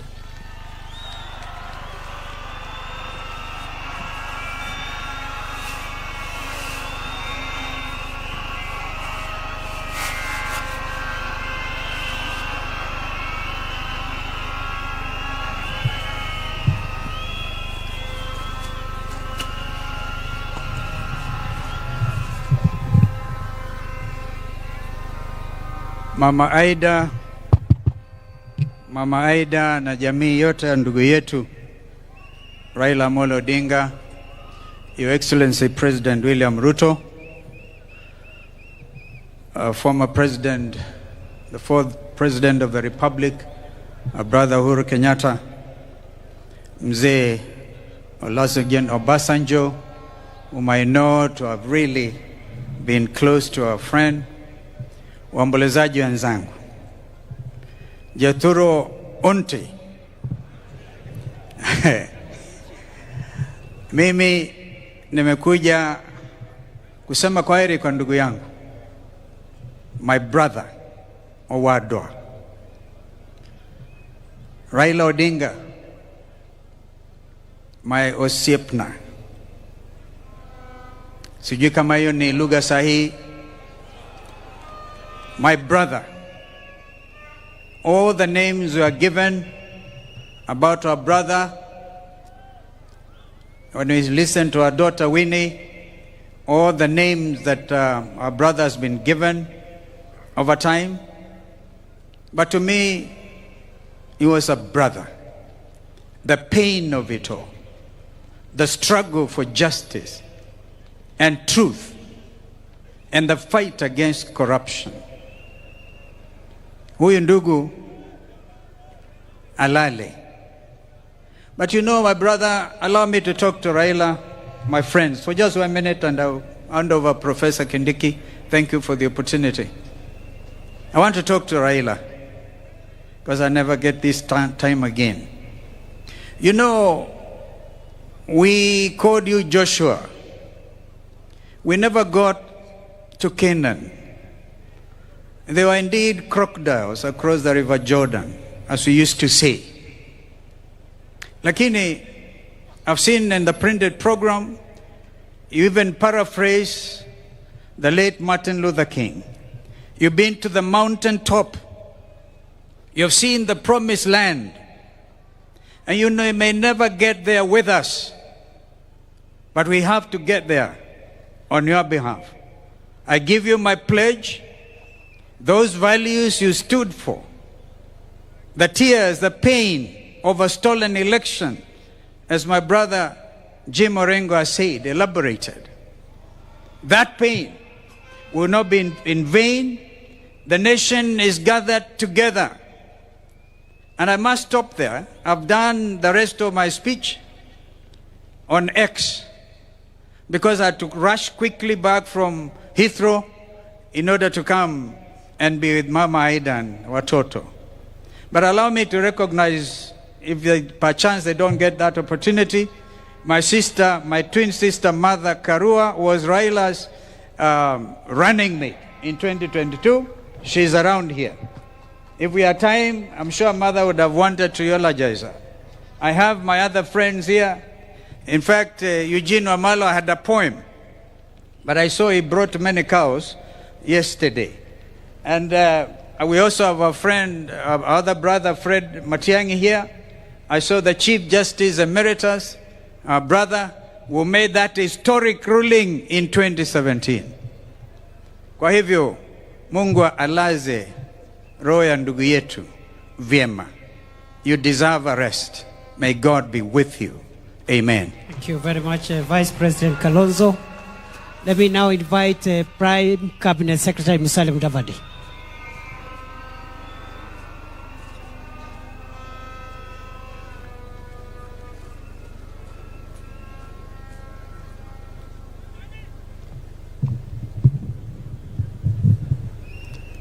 Your Excellency, the President of the Republic of Kenya, the Honorable William Samoei Ruto, Mama Aida Odinga and her family,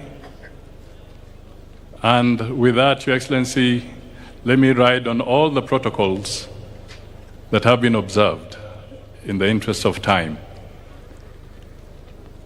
First, to Mama Aida and the family, let me extend my deepest condolences and those of my wife and family to you and your children. Your friend, Sister Tessie, did ask me to step forward and tell you that she really conveys her condolences. Secondly, Your Excellency and Mama Aida, let me say thank you for giving me a unique opportunity, first with the consent of the family, and also as a directive from the President, to do one last honor, and that was the honor to lead a delegation on the afternoon of 15th of October, just a few hours after his passing, to India, so that we can join those who are there and come back with the remains of Raila Amolo Odinga. It is an honor, a very moving moment. We left Kenya as KQ 202 with our colleagues. We landed in India and we joined Winnie, Ruth, Dr. Lunya, Morris, Ugeto, and the Kenyan High Commissioner to India at the military stand where the President, the Prime Minister of India had actually said that the government of India grants all the respect, military respect possible within the shortest time possible to Raila.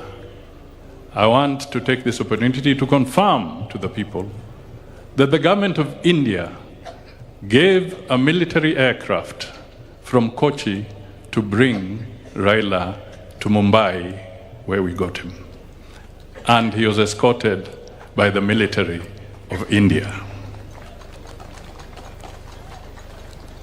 Your Excellency, let me also take this opportunity because we did a turnaround of only 2 hours.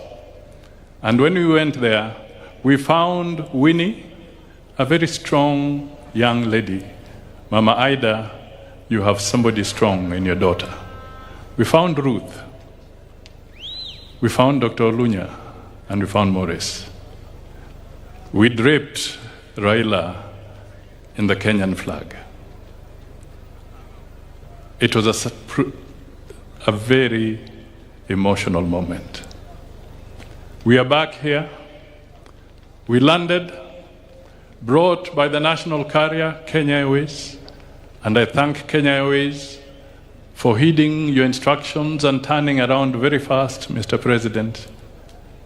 The national carrier brought back Raila home. The plane landed at 9:30 on 16th of October, switching from KQ 203 to RAO 001. That was the title of the flight. A great honor indeed. Mr. President, today Raila is here. He would have loved a crowd like this. This was his moment of excitement, his fodder. But today, Raila speaks to us in silence, total silence. This silence is loud. It speaks to the nation. It speaks with emotion. Raila, if you wanted to know where your political fortunes were, wait until you listen to him narrating soccer on a political podium. Then you would know whether your goose is cooked or you have a chance. You would want to listen to Raila in Kiswahili proverbs, and he would explain very complex things with simple words. Ata mukia ni nyama. Raila would come up and he would say, ikiwa mtu amekuwa hivyo, tuwe kama siafu, tutatoa nyoka pangoni. This was Raila explaining himself. He stood for a lot of things. His spirit is unbogable. Raila suffered. He had a checkered career. But one thing, Raila never allowed the history to hold him prisoner. He never took his challenges as a life sentence. He stood up, walked, and moved further. We are here because Raila lived in this country. Mama Aida, you have spoken. Your speech was so deep and powerful. I can only request Kenyans, please listen to what Mama said. There's nobody who would be able to understand Mama better than Raila. She has told you what needed to be said. Nind Kigwok Jakom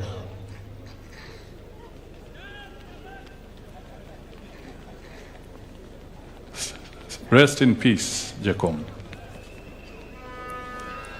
Nind Gikwe Nind Gikwe Nind Gikwe Jakom Ward Mary Nind Gikwe.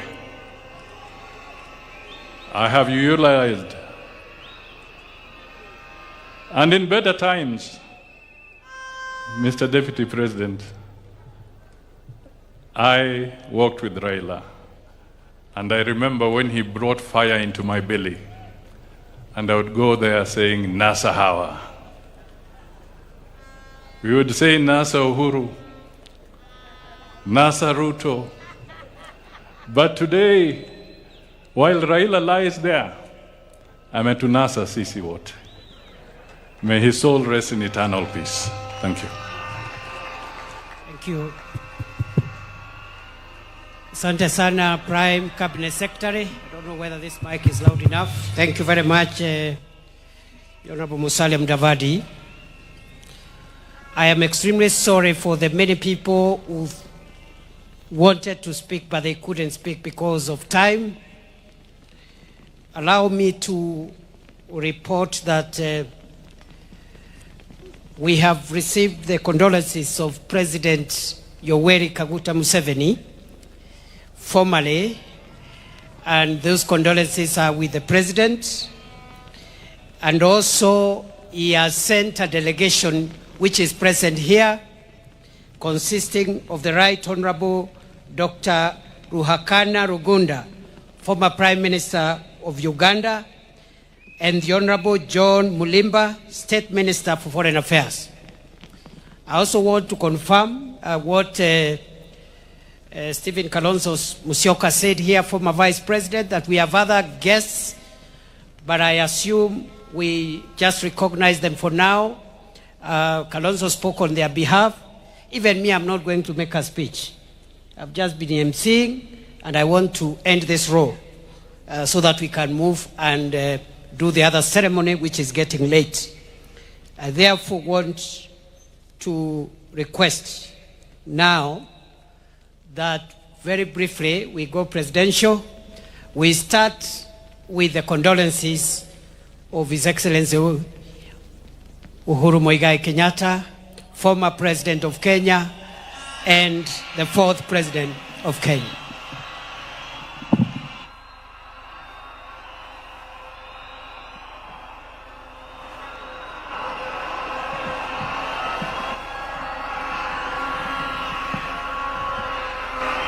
Asanteni sana. Thank you. Asante sana. Mama wetu, Mama Aida Odinga na familia, Mheshimiwa Rais wa Jamhuri ya Kenya, Mheshimiwa William Samoei Ruto, na viongozi wote ambao wamefika hapa na waombolezaji wote, hamjambo nyote. Hamjambo tena. Asanteni sana. Yangu haitakuwa mengi kwa sababu ya masaa. Na vile mlijuavyo, I got my opportunity in Nyayo Stadium the day before yesterday to eulogize my friend and brother. So sitarudia yale ambaye tayari nimesema. Yale yamebaki siku ya leo ni tena kumwambia dada wetu mkubwa Aida na watoto wake na familia yote ya marehemu Raila Amolo Odinga, tuko hapa tena kuambieni pole. Tuko hapa kusimama pamoja nanyi dakika hii nzito kweli kweli. Ya pili, kwa wenzetu wa Bondo na Siaya kwa jumla, kusema asante. Mtoto wenu ambaye sasa amerudi nyumbani, back to the ancestors, mulitupea atumikie sio tu Bondo na Siaya, lakini Kenya na Afrika, na ametutendea na tunawashukuru. Asanteni sana. Ya tatu, rambi zangu na pole pia kwa wana ODM wote ambao wako hapa. Asanteni kwa kutupa kiongozi ambaye amesaidia kuunganisha hii nchi. Asanteni sana.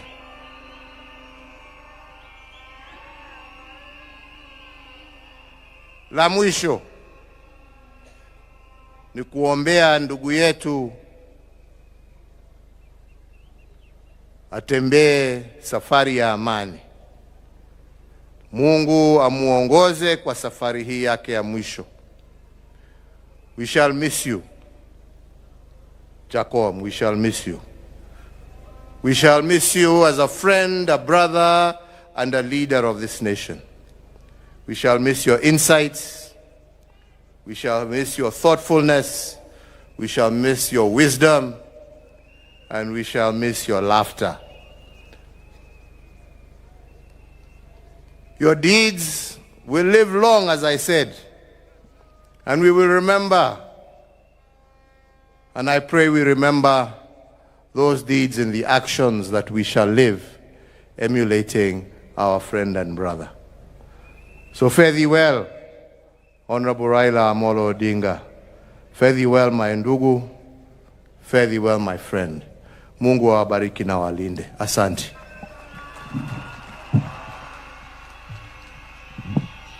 Asante Mheshimiwa Rais Uhuru Kenyatta.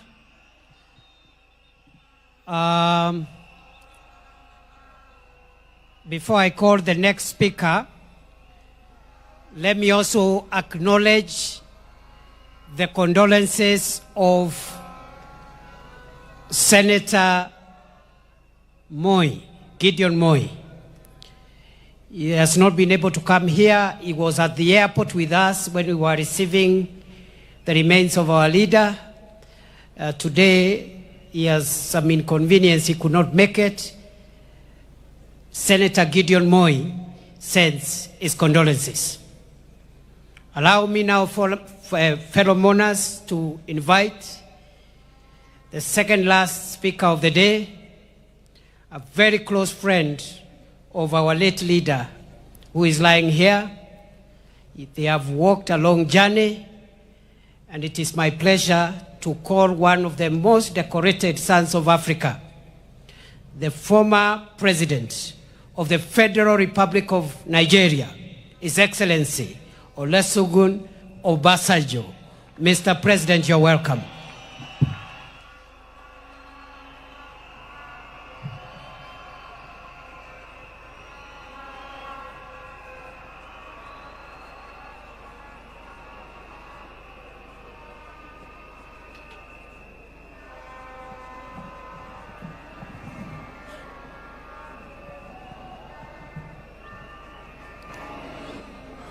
Your Excellency, the President of the Republic of Kenya, my dear brother, Dr. Ruto, my dear sister, Your Excellency, Ida Odinga,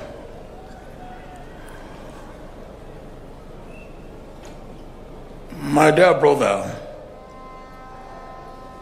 Your Excellency, former President of the Republic of Kenya, President Uhuru Kenyatta. Let me stand on the protocol that have been well established since this morning. Here, in this place,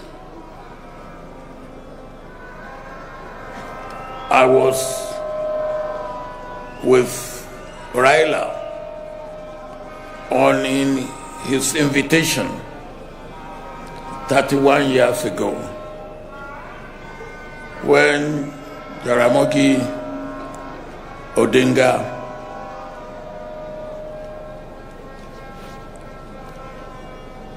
was buried in this place.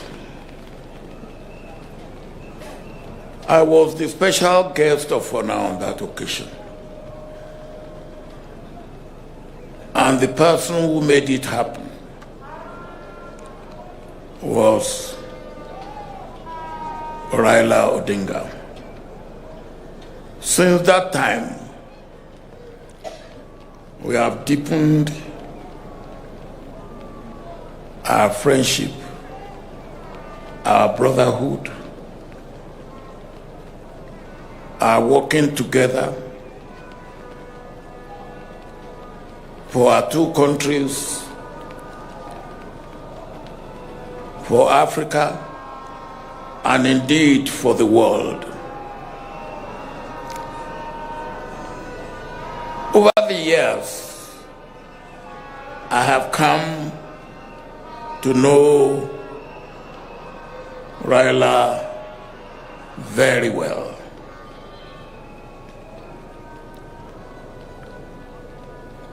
One thing that you could not take away from Raila is his love, passionate love for his country and for Africa. And that is what made our relationship to continue to grow from strength to strength. At this juncture, Mr. President, I want to thank you most sincerely for all that you have done to make this day a great day that it has been for our brother Raila Odinga, for the Odinga family,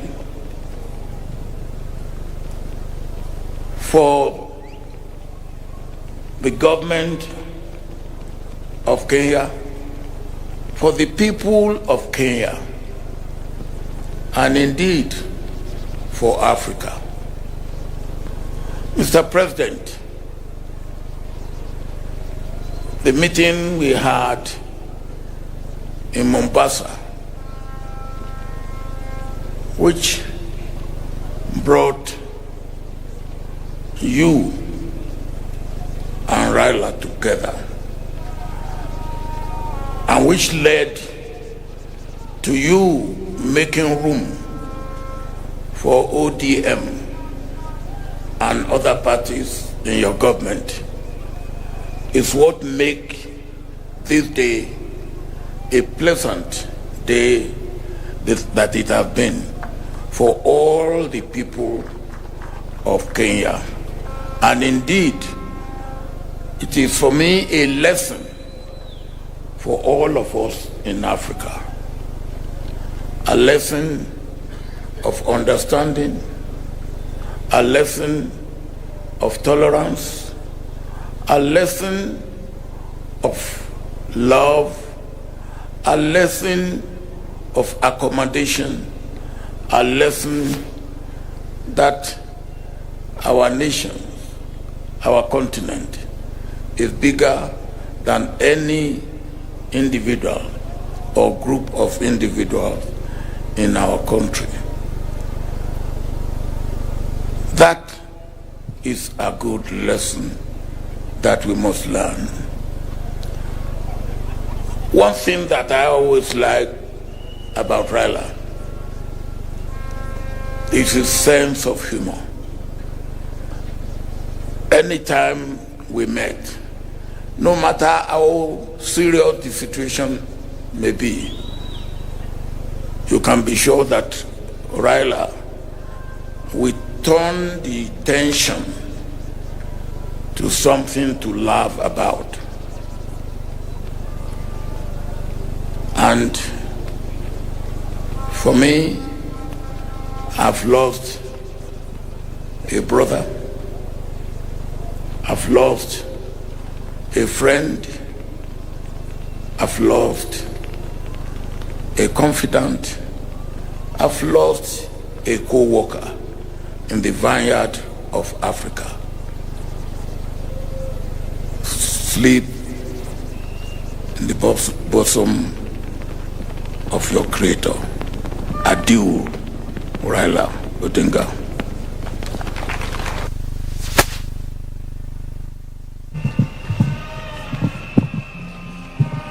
Now, the late Prime Minister Raila Odinga had other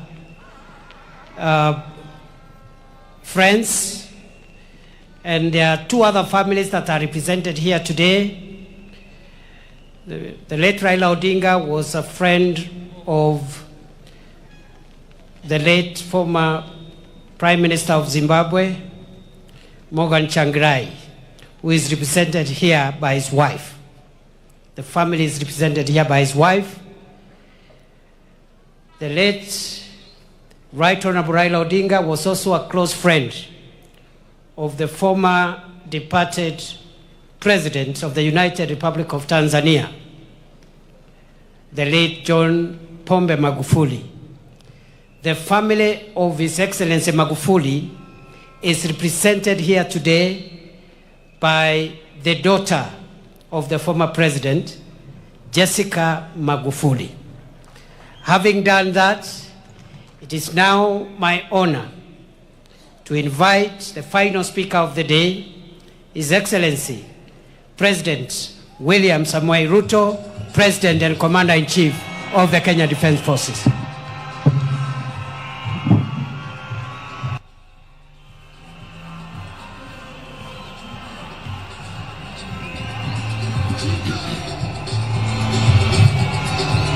Asante.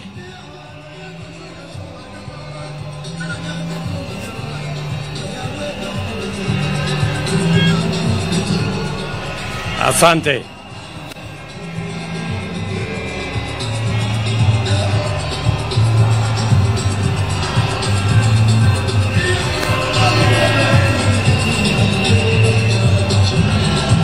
Thank you.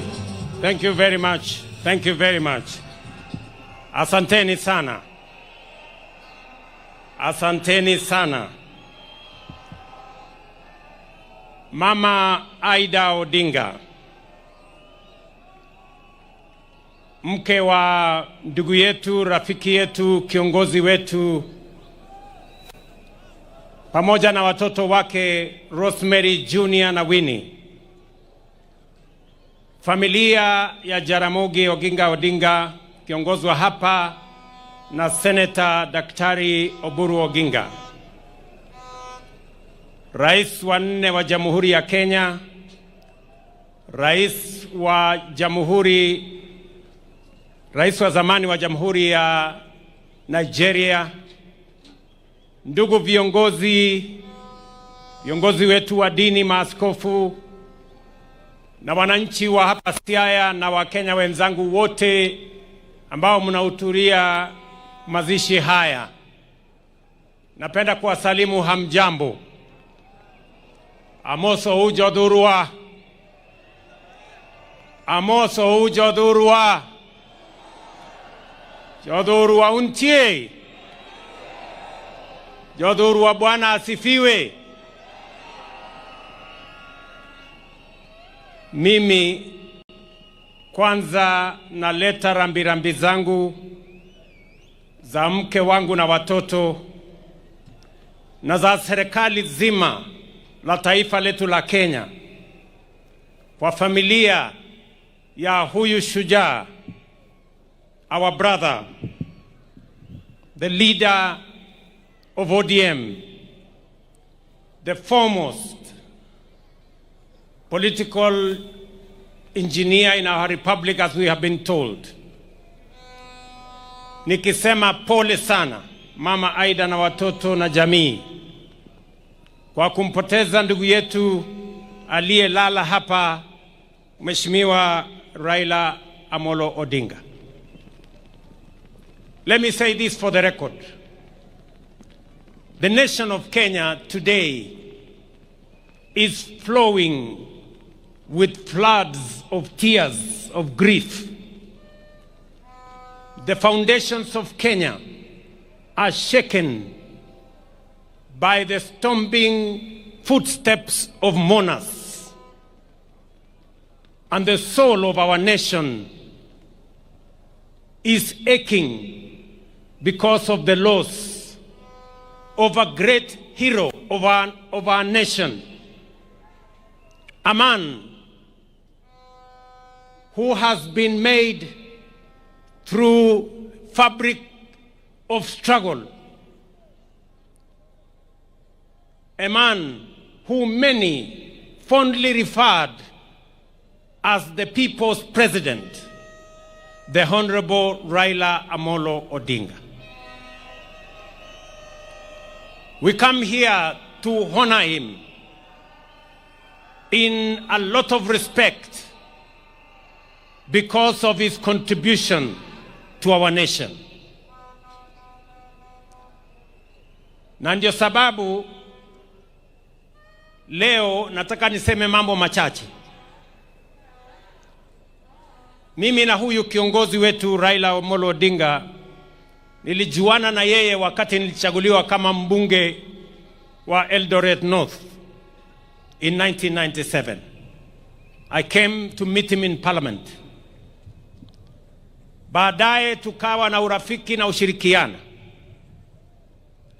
mpaka tukatengeneza ile ilikuwa inaitwa cooperation siku hizo, mpaka Raila akakuwa Secretary General wa KANU. Baadaye nikaungana na yeye wakati tulikuwa na mambo ya katiba ya taifa letu la Kenya. Tukashirikiana katika kutafuta katiba mpya ya Kenya. Mimi nikuwa mwenyekiti wa kamati ya bunge ya katiba baada yake. Na mambo yakaenda mpaka tukaunda chama cha ODM pamoja na ndugu yetu Raila Odinga akiwa ndio kiongozi wetu. Ndio nikashirikiana na yeye na nikajifunza kutoka kwake. I can confidently say, as Mama Aida has said, Raila Odinga was not just an engineer, he was a political engineer. And I can say here, among his many students in the class of political engineering was yours truly, William Ruto. And I am very proud today that Raila Amolo Odinga is being rested when one of his own students, a man he has mentored, is today the President of Kenya.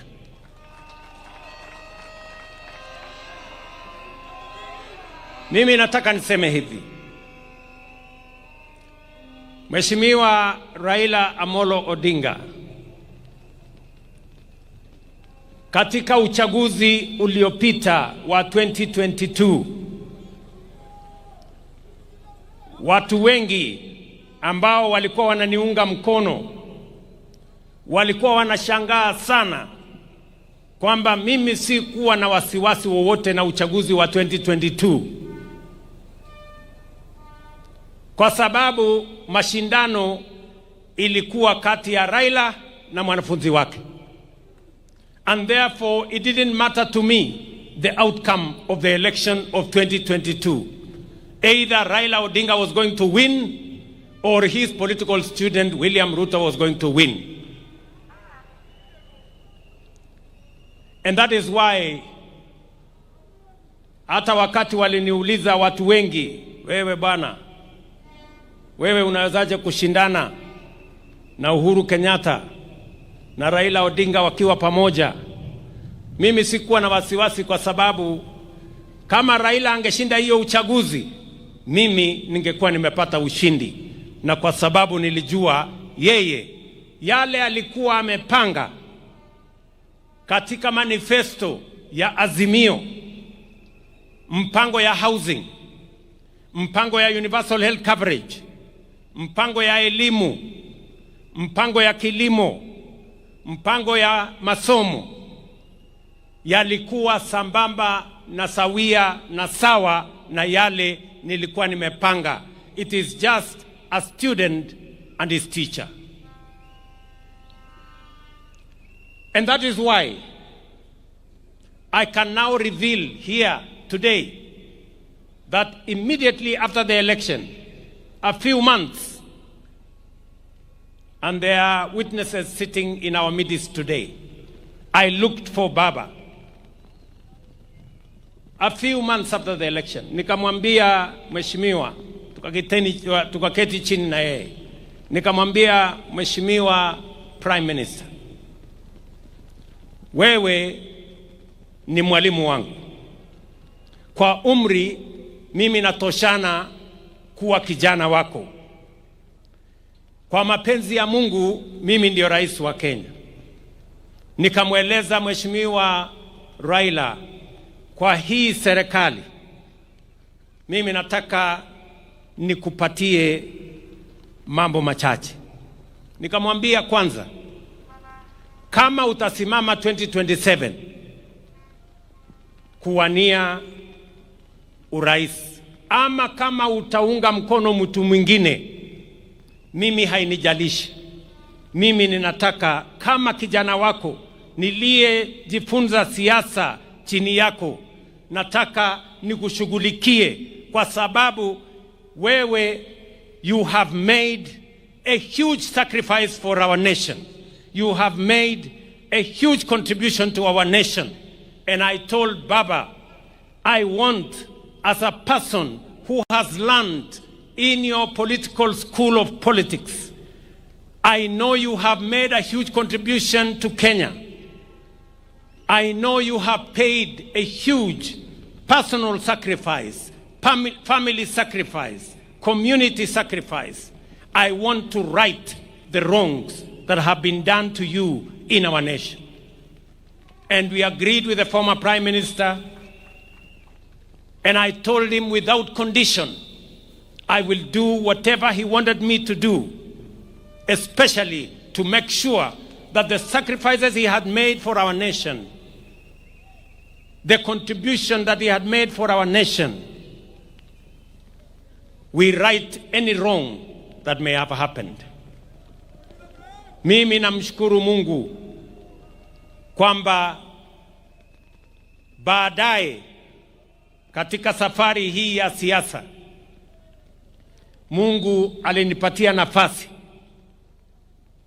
mbali na changamoto nyingi zilizokuweko, Mungu akanipatia nafasi nijumuishe chama ya ODM katika serikali ya Kenya.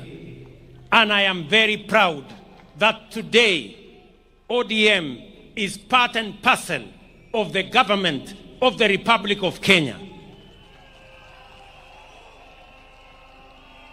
Wakati baba nilizungumza na yeye, hakunipatia masharti yoyote vile ya kujumuisha ODM kwa serikali. Mimi ndio nilimuuliza, baba, mimi nataka waziri wa fedha wa kwanza wa kutoka Nyanza, mimi na wewe tupatie nafasi hiyo. Baba akanipatia huyu mungwana anaitwa Nyang, huyu John Mbadi. Leo I am very proud that Baba and I made the decision to have John Mbadi as the Minister of Finance of Kenya.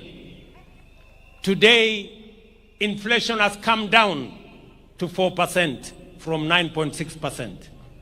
Exchange rate has come down from 165 to 129. Today, our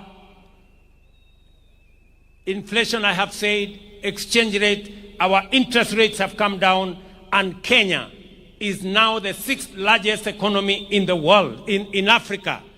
This man,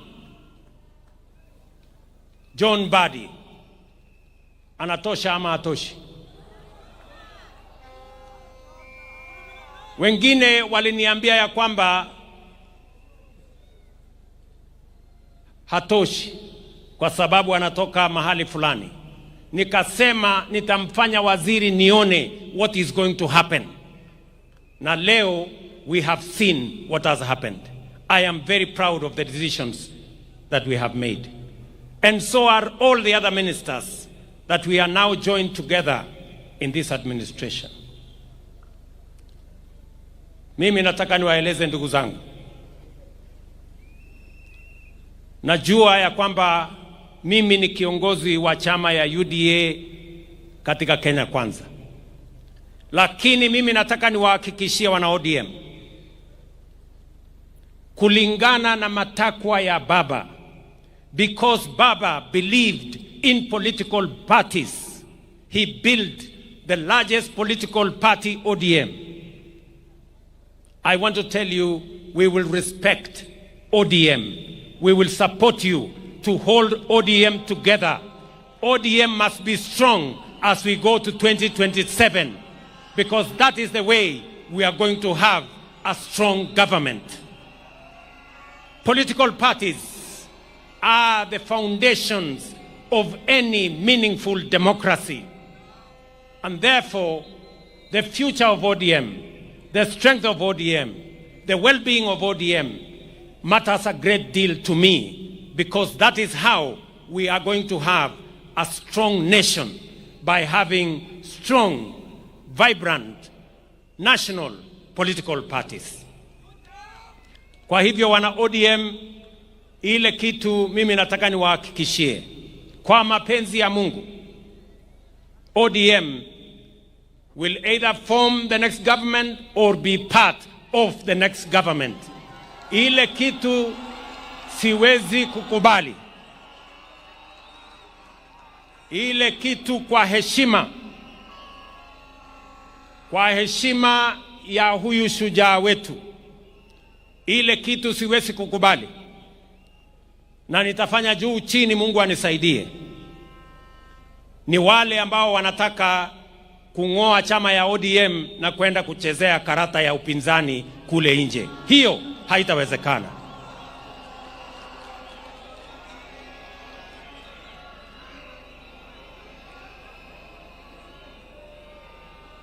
Si tukisema ODM tunasema tuko tayari.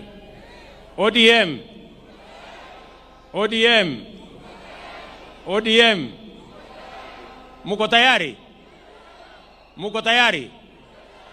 Tuunde serikali 2027. Mimi nataka niwaeleze hivi. Baba, we consulted with him very often. But the last 1.5 months were very difficult times, because every time I met Baba, his voice was hoarse, and he kept on telling me that I am weak because I am taking some drugs. And I was very concerned.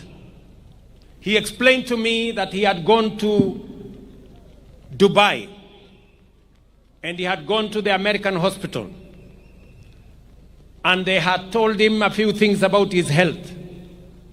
And then he came back and went to Canadian hospital again in Dubai. And after he came back, his doctors, led by Dr. Olunya, who is his personal doctor for many years, administered some medicines to him. And when I went to New York for the United Nations General Assembly, I kept track with what he was doing. And I told him, I will come back, I will come through Dubai, I will also do a medical checkup, but when I come back, I want us to meet. Because his health was very concerning to me. So when I came back, I thought I would meet him on a Saturday, or was it a Sunday? But when I called him, he told me, William, Bill, actually, I have gone to Malindi. The doctors have advised me to go and rest in Malindi. I will come back on Tuesday. So I told him, it's okay. Let me go to the farm. I will come back on Sunday. I will wait for you on Tuesday. On that Tuesday, Baba called me and told me he is coming. And he wanted to come and meet me in the office. I told him, because you're not feeling very well, you go home, I will come home in the evening. And that evening on Tuesday, Nikaenda nyumbani, mama Aida akatupikia chakula, nikawa na ndugu yake Oburu, nikawa na msichana wake Winnie, tukakula chakula cha jioni, tukaongea, akatueleza sisi zote vile alivyokuwa anajisikia, na kwa kauli moja sote pale tukamueleza hatutaki guesswork kwa mambo ya afya. Wewe mwenyewe na madaktari zako uamue. Na nikamwambia serikali ya Kenya itamsimamia akiamua kwenda mahali popote kutafuta matibabu. Kwanza alikuwa anajaribu Ujerumani, akasema pengine atajaribu China, akasema pengine atajaribu sehemu zingine, mpaka akamalizia akasema ako na marafiki ataenda kule India. And we facilitated everything that the former Prime Minister, as the leader of this nation, wanted. Sitaki kusema yale mengine kwa sababu sote tumeambiwa. But I must commend members of his family, because they were always there for Baba. Especially Winnie Odinga. Winnie, you are a special person to your father. You stood by your father. You were concerned about his health. You persuaded him to take his health seriously. I must also thank Ruth. Ruth Odinga, you were there for your brother. And Oburu kept calling. Mama Aida kept calling. But I want to say, it was not easy. Because when we thought Baba was okay, in fact, alikuwa amepigia watu wengi simu, waambia mimi niko sawa sasa, madaktari wameniachilia, wamesema nirudi baada ya miezi 6, wacha sasa niende nipumzike, nitapitia Dubai, nikuja nyumbani. Tulikuwa tunapanga kuja hapa Jaramogi Oginga Odinga on Thursday kwa ile investment conference. Lakini mambo yakabadilika, yakawa vile yalivyokuwa. So nikienda ofisini asubuhi, I remember it was about 6:40 or 6:45 there. Nikaona kwa simu yangu Oburu ameniandikia WhatsApp message, akaniambia my brother is critically ill. Nikampigia Oburu, nikamuuliza, I thought we spoke to Baba and he was feeling okay. Imetokea nini? Akaniambia amepata information. So nikachukua simu yangu, nikapigia yule ambaye alikuwa ameenda na yeye. Akaniambia Baba is okay. Yeye pia hakuwa anajua. Nikamwambia ebu check.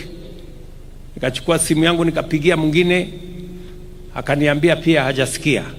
In a few minutes, like 10 minutes, Oburu akanipigia tena. Akaniambia inaonekana Baba ametuacha. He was not conclusive. So that's a few minutes after 7. After 2 minutes, Winnie akanipigia. Akaniambia, first I told her, please Winnie, don't tell me any bad news. But of course she said, the bad news have happened. My father is no more. And those were very, very difficult moments. Many commentators in the newspapers and in the media say this is a very big blow for William Ruto. Yes, it is. It is a very big blow.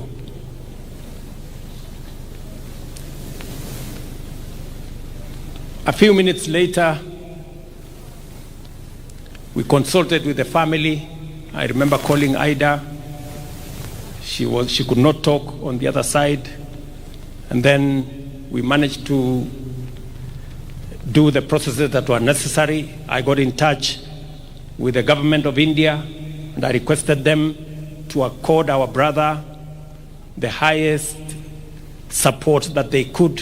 I must thank the Prime Minister of India, Narendra Modi, who is a friend of Raila Odinga, for putting at our disposal, all the support, including military honors, for our brother Raila Amolo Odinga. Lakini haikuwa rahisi hivyo. Baadaye jioni tukisha panga vile watu wataenda kumchukua mwili wake, usiku Winnie akanipigia. Winnie akaniambia, Mr. President, hiyo ndege ambayo inakuja kubeba mwili ya baba, mbona inaenda Mumbai? Mbona isikuje hapa mahali baba yuko? Sasa wewe unanifanya nisumbuke kupeleka mwili ya baba saa hii usiku, ningangane naye niweke kwa ndege, na nimechoka, na hii kitu ni mzito sana kwangu. So I had very difficult moments there. Nikamwambia Winnie, unajua sasa hii ndege iko na watu wengine wanaenda kule Mumbai, na turnaround yake tulikuwa tunataka kupunguza, but she could not take any of it. Nikawachana na yeye, nikapigia Ruth, nikamwambia Ruth, please help me manage Winnie, mwambie tu atulie kidogo, these arrangements we are making. But all in all, I must say the concern of the family, his children, the wife, his brother Oburu and all the others was amazing. Hapo katikati, wakati bado tunahangaika, nafikiri kama saa 3 hivi asubuhi, nimeona kwa WhatsApp Junior amenitumia message. Anasema wili ya baba inasema he must be buried within 72 hours. Huyu Junior amenitumia. And I am sending our lawyer to Mama to go and tell her what Mzee's will was. So hapo katikati sasa ikawa ni kizungumkuti. We are trying to balance between the will of the late, the reality of where he is, the requirements of culture, the state, the church. So there were tensions all over the place. That we are here Sunday to pay our last respects to Raila Amolo Odinga is an act of God. Na tunashukuru Mungu kwamba imetusaidia tufikishe hapa.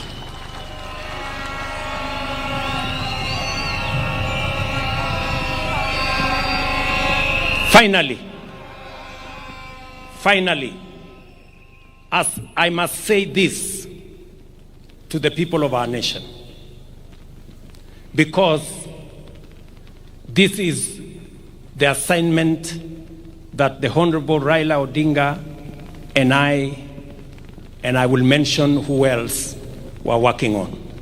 Mumesikia Mama Aida Odinga vile ameongea. Amesema Raila was very concerned about our country and the state of our development.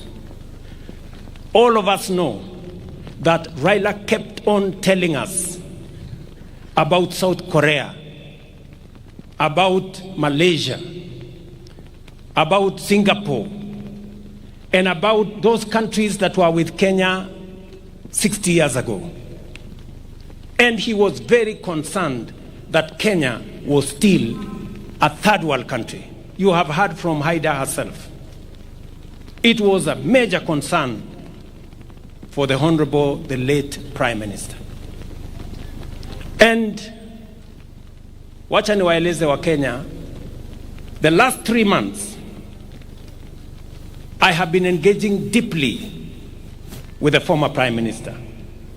And I want to say, when I first declared that I was going to run for president in 2005, among the people who encouraged me then, when it was not even thinkable that I would be anything, was Raila Odinga. The last 3 months, we sat together and we agreed with Raila. And I want to say here in front of his body, we agreed with him that we must do whatever it takes to get Kenya out of this third world status and move it to the first world. We sat down with this man here. Na tukakubaliana na huyu Raila Amolo Odinga mwenyewe akatumana yule Hino, Professor Hino, akuje Kenya. Hino came here almost a month ago for us to agree on the plan that is going to get Kenya out of this mess.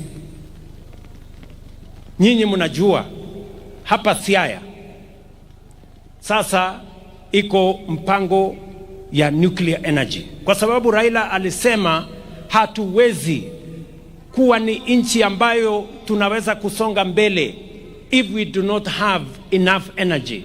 And Raila proposed that we should at least generate another 10,000 megawatts. Let me say this because there is no other moment for me to say this when he is here with us. The same Honorable Raila Odinga agreed with me that we must extend the SGR from Naivasha through Siaya here to Malaba. He also agreed with me that we must extend a dual carriageway from Rironi through Nakuru, through Eldoret to Malaba, and also through Kericho to Kisumu to Malaba. And we agreed with him on how we are going to build a new airport and how we are going to expand our infrastructure.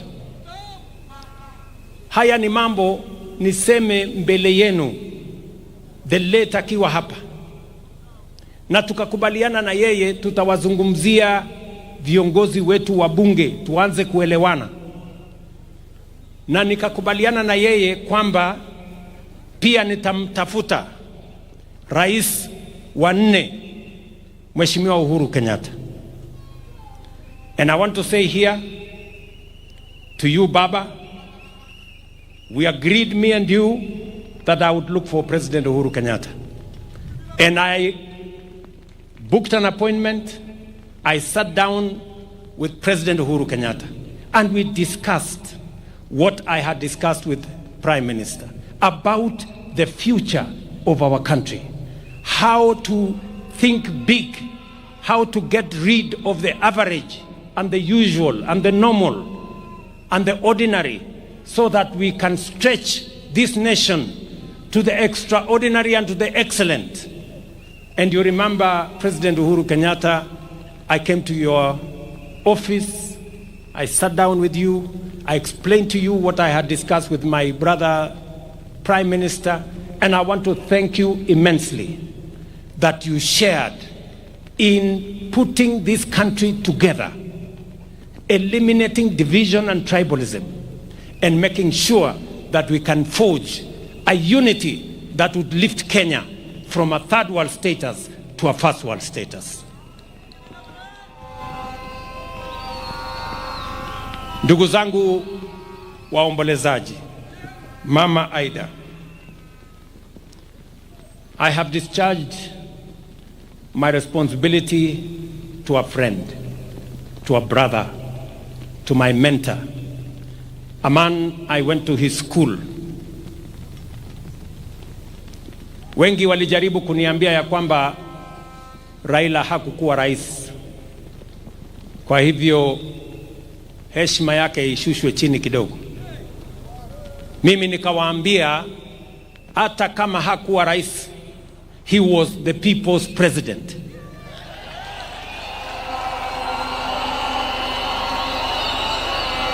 Na kwa hivyo apatiwe heshima ya kutoshana na rais.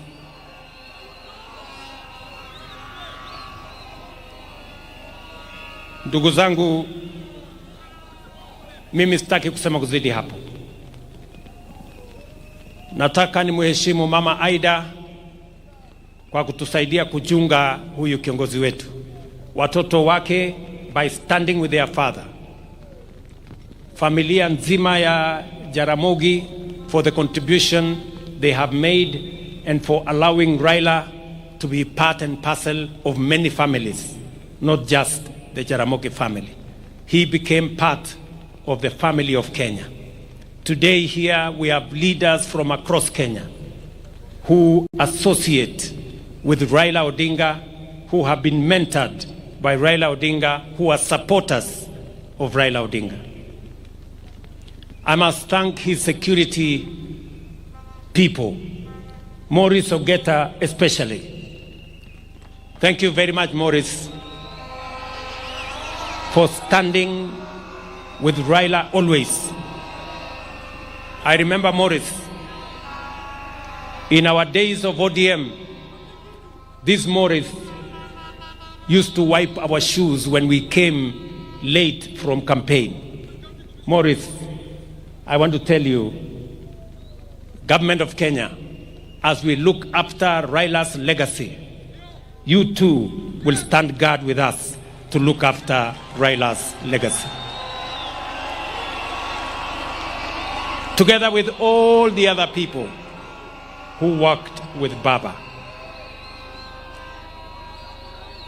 To this community, I want to assure you that by God's grace, we're going to journey together in the footsteps and in the direction that our friend and brother Raila Odinga has pointed to us.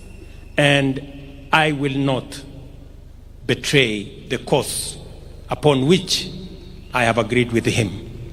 Asanteni sana, poleni nyinyi wote, rest in peace. Raila Amolo Odinga, our leader, our brother. Thank you very much. Now, thank you, Your Excellency. And allow me now to just give the exit protocol before I invite the Right Professor, Professor David Kodia, to lead us in a closing.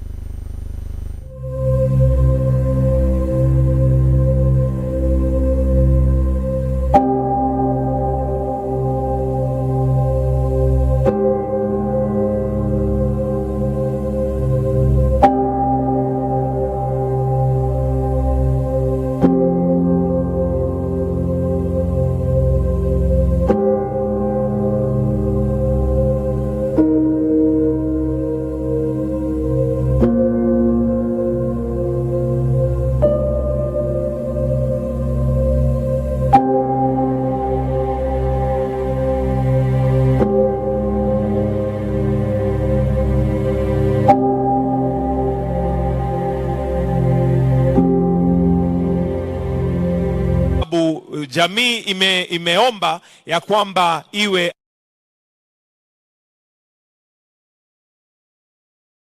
go. The rest of us kindly let's stay and watch it on the screens that we have. Reverend, kindly lead us in a closing prayer. Again, we'll have the bishop's lead, followed by the casket, family, and His Excellency, the President. Tuombe tafadhali.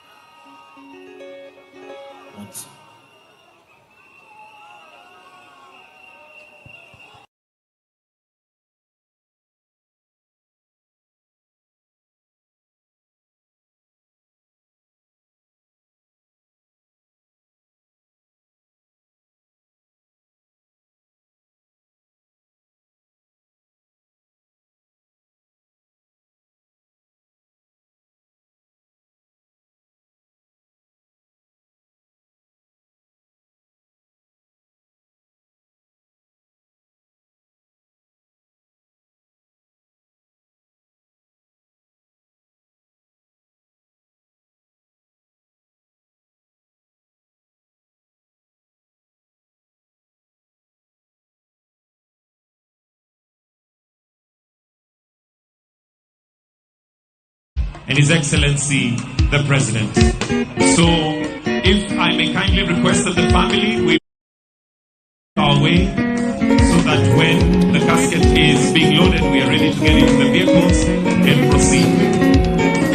Nikwara mogia juang akwayo ugimuolo mondo wabeda kama wantiere no wangi proceedings TV wawe mondo familia odhikendgi nikech kachatin okwanyal chopo wate akwayo gimuolo nikech wan joma wangwana wabeda kama wantiere wawe mondo gidhiyo wan wangi proceedings TV akwayo umana gimuolo nikwara mogia akwayo ugimuolo kabisa akwayo ugimuolo mondo wabeda kama wantiere no wangi proceedings TV wawe mondo familia odhikendgi ni ndege RAO 001 kowuok e piny mar India ko odugo pacho kae kano mondo na ndeke ma Jomo Kenyatta International Airport kendo ngol ringrene achiel kachiel nyaka e alap tuke ma Kasarani gikone to notimne alam e alap ma Nyayo National Stadium kapok odiochieng' manyoro nyochwal ringre ne kendo teri alap tuke ma Mamboleo Stadium kendo ringrene nindo e dalane mantiere Opoda Farm county Masiaya Bondo kakoro odiochieng' ma kawuono ringrene olamne ayang. The leaders and of course the government would actually find ways of ensuring that indeed this government, this country moved from its current state to a better state. President William Ruto also revealing that indeed that is a commitment he undertook to ensure that indeed is actualized. And key amongst the issues that they had actually discussed, he says, was the extension of the SGR from Naivasha all the way to Siaya and all the way to Malaba. He also says that the dueling of Rironi, the dueling of the road from Rironi all the way to Eldoret and to Malaba, of course also ensuring that it passes through Kericho all the way to Busia. Those were some of the highlights of the discussions, just to ensure that indeed the vision and the desires of the former premier were actually met in terms of ensuring that indeed this country moved to the next step. But one of the things that have actually been discussed here is the need to keep the country first. Each and every leader has spoken to what the former premier believed in, and even the Speaker of the National Assembly, Moses Masika Wetangula, saying that after they lost the 2017 general poll, and he thought that everything was actually lost.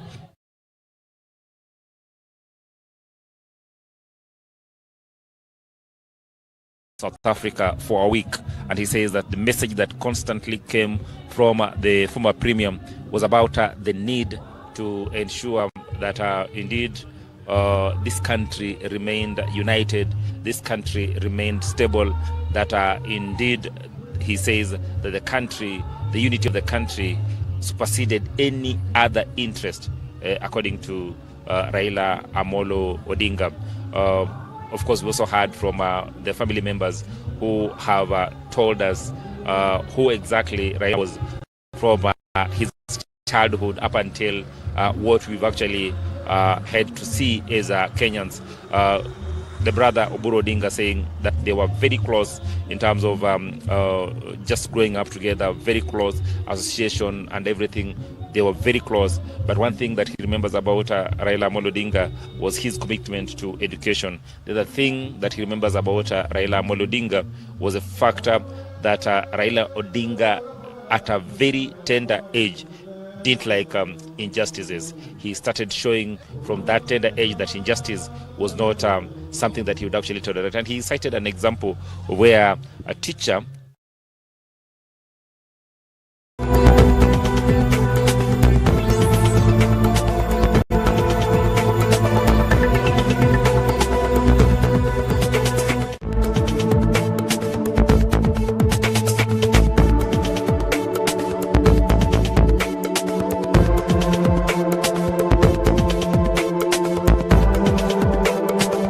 kata ka koro wamiye send off atiyo manyalo but nanango nan student mare koro en aparo ni en gima nigi lessons be mang'eny ineno ka ji wacho ni it is an end of an era to kata nyoro kane wawuoyo ne wacho maber ni jakom o transcend generations nitie joma chon ma min wageni maparo ni jok mahike nitiere jomobiro millennials Gen Z to kata alpha gene manong'e makata kiromo gi nyithindo matindo dogi bro winjo ka giwuoyo ng'ama Raila ne en taparo ni no mako ji mang'eny nikech gi puonj mane entiere godo gi sigana gine manowacho mane entiere godo ne en gi sei mang'eny makani bet kode tapani gima novutia ji ahinya ni history nen ngama ne nigi history mang'eny kabisa makani bet kode dakika matin tapani gik mang'eny maning'eyo taparo ni gigote kineno kane funeral service ne mogiko tim just tineno kama go biro ahinya ng'ato ka ng'ato nitiere kaka no puonjo kendo kaka no nyiso history ne kama owuoke tapa ni mowuok ahinya en achiedh nade mar ni to ODM ochimo kanye taparo ni mano temo wuok ahinya kaka leaders mag ODM wuoyo maparo ni kata king'iyo kaka giwuoyo aparo ni achiel mane jakom wuoyo cha pod onge kech neno ka ng'ato temo wacho gima no wacho ne mineno ka chal ni opog nikech kiwinjo gima secretary general owacho Edwin Sifuna tichaki winjo gima chairperson mar party wacho to gi jomoko be wuoyo nyiso ni nitiere kaka nyaka gibi mondo giwinjre kamoro achiel ka gidwa timiza mlengo mar jakomcha iking'iyo kit kaka jiwe mopogore nitiere romo manonego beni bedo mar ODM at 20 to ni winjo kaka Musalia Mudavadi wacho ni ok nong'eyo ni ODM at 20 nyalo bedo romo mar jotelo mag ODM manosebedo duond bura mar ODM kamoting'o jatend piny masani kaachiel gi jatend piny machon Uhuru Kenyatta iparo ni siasa mar Raila oywayo ji mopogore kanyakla mokelo gi eliel jok ma wuoyo mopogore e dhok mar siasa gisani aparo ni kani winjo ng'eny joma no wuoyo nitie kit Raila achiel matene wacho kido mar ng'uono forgiveness magwecho ni mano ne en trait mar jakom ahinya to kata kani winjo CS Wycliffe Oparanya kano wuoyo ni winjo ni nonyise maber ni kik ibed gi wasigu siasa ka okibed gi wasigu iwe ka in open minyalo tiyo gi jite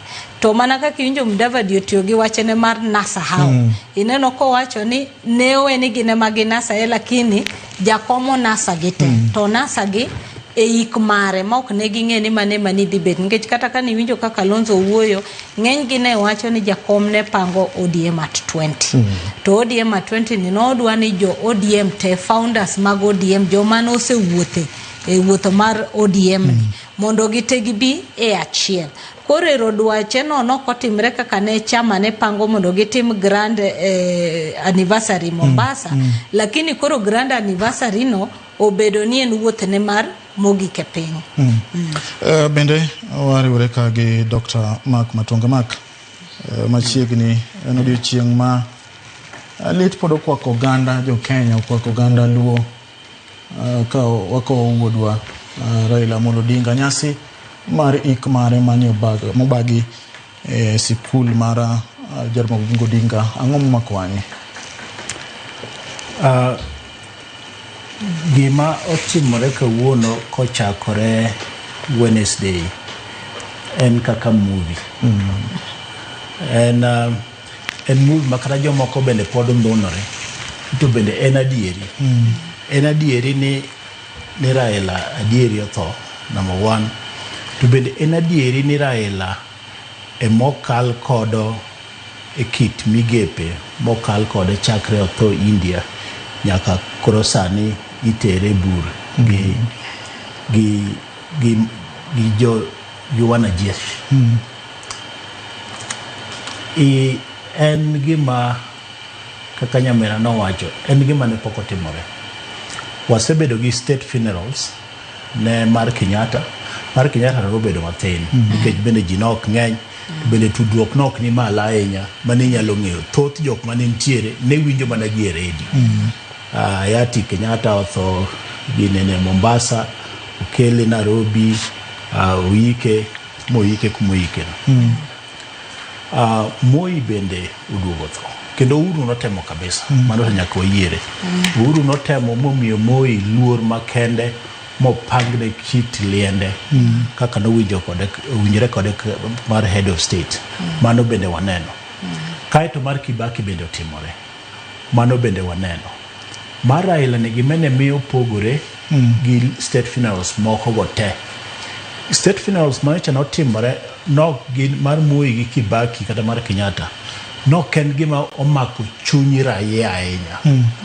Ni raia bende koro gin involved gi lit gi kuyo to kendo mako do chunygi kabisa. Moko go ne timore ka ging'iyo ni Moi osetho, wane kaka jo military dwa timogo, dwa pangore. To ma ing'i ni en gima omako japiny. Kaeto dhi omako japiny ma oa dhoudi te. Koro iketo ka nie chike chenro mag joluo mag oganda kaluwore gi ik kiwango mar Raila. Tichake riwe gi chenro mag party. Kaeto gi chenro mar sirikal mar state funeral. Mane momiyo ik mar Raila odio kuot maloyo ik duto mosetimore. Kata ne jotendo madongo mag luo kata mabed ni osetho kaka Tom Mboya gini. Iyudo ka kata mana wuon gi Odinga bende otho to kiwango ne nokochopo ka kata mana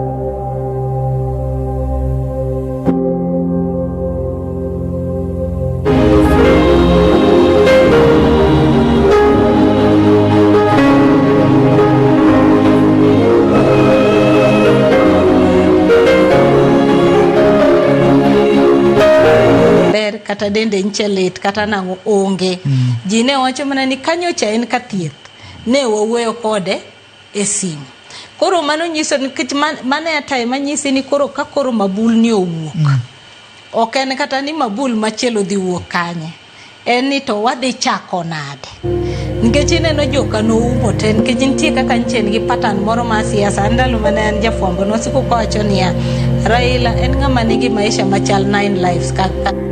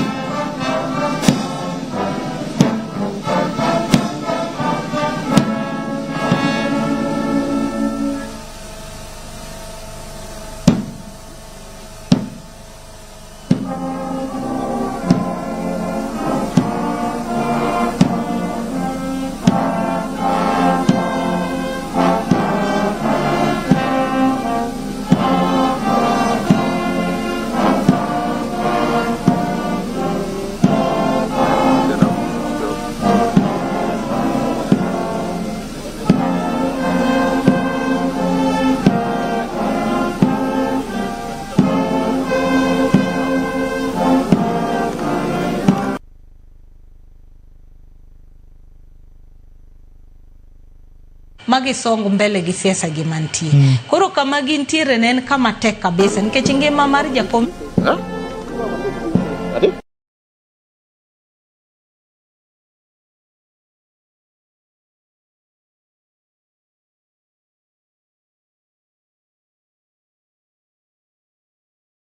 bende bro bedo godo adona tera chiel kachiel nyaka kango ka Jaramogi owinjane kaka chenro mogik mar kopo mar Raila dhi nyime.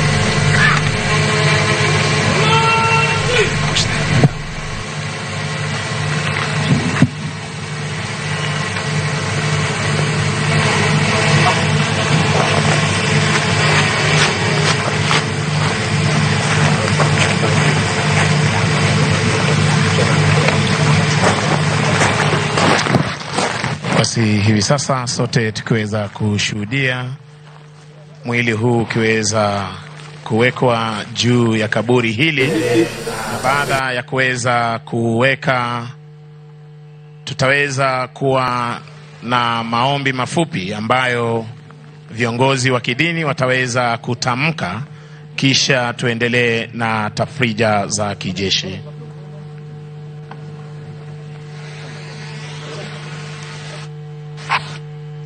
I've not seen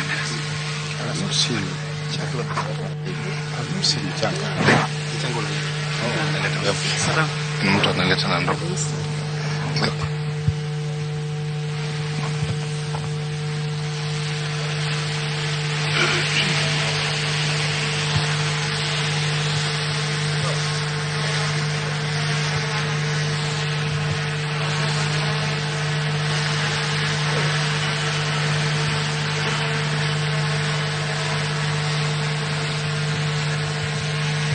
Bendera hiyo itaweza kukunjwa vyema, kisha wataweza kukabidhi Mama Aida Odinga baada ya shughuli zote za kijeshi.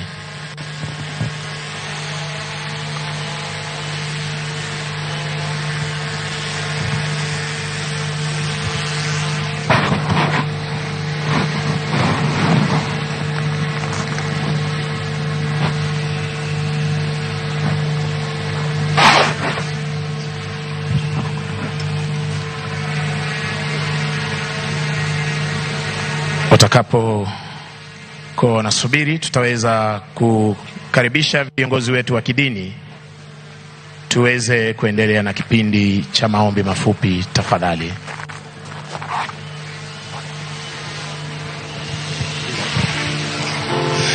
Let us pray for the resting place of the servant of God.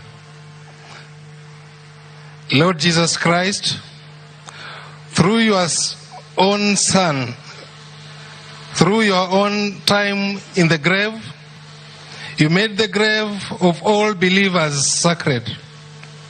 May the body of your servant, Rt.Hon.Raila Amolo Odinga, lie peacefully in the earth, and may he participate in your resurrection through the power of your Holy Spirit. We pray this in the name of the Father, and of the Son, and of the Holy Spirit. Amen.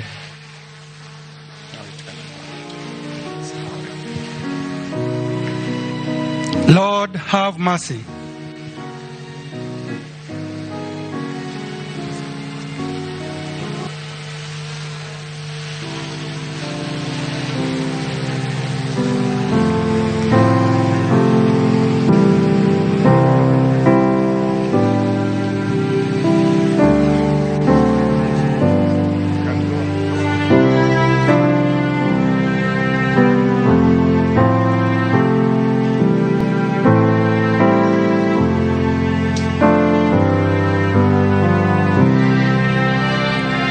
Last post.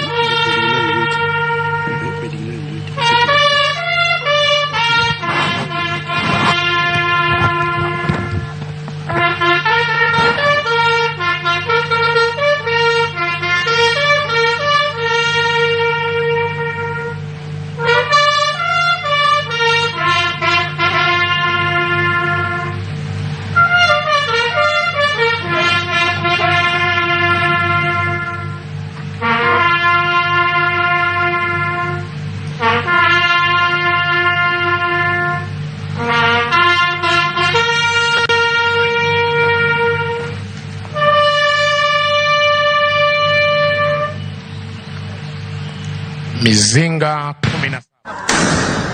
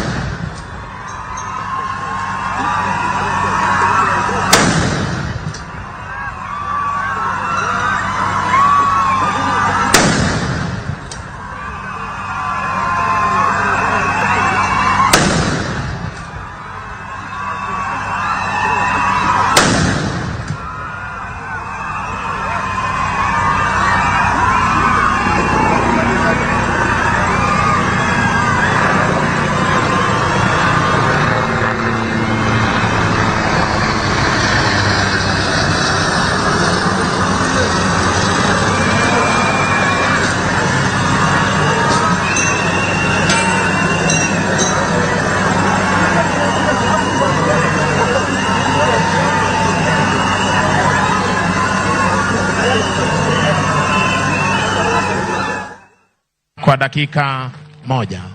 Muda huo unaanza hivi sasa.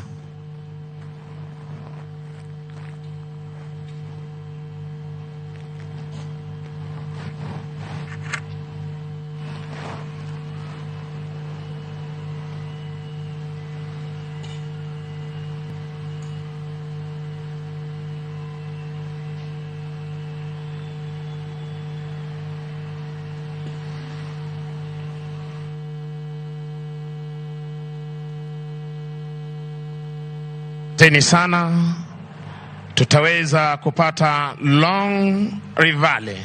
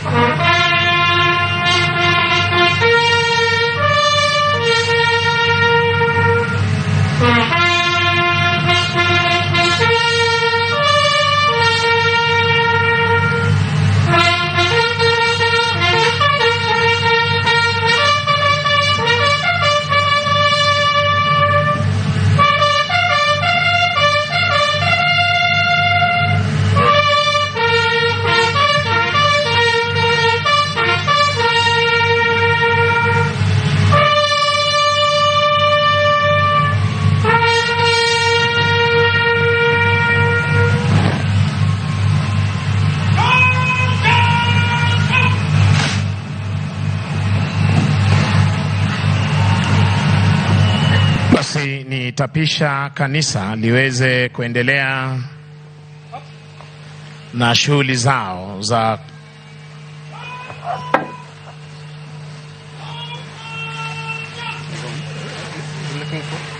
maombi, kisha baadaye kuweza kuweka mchanga. Let us pray. Lord, have mercy upon us. Christ, have mercy upon us. Then I heard a voice from heaven say, "Write, blessed are the dead who die in the Lord From now on, yes, says the Spirit, they will rest from their labor, for the deeds will follow them. Therefore, trusting in God's abundant provision of grace and in His gift of righteousness through the person of Jesus Christ, we give the spirit of our brother Raila Amolo Odinga, here departed, into the everlasting arms of God, to take him to himself while we commit his body to the ground.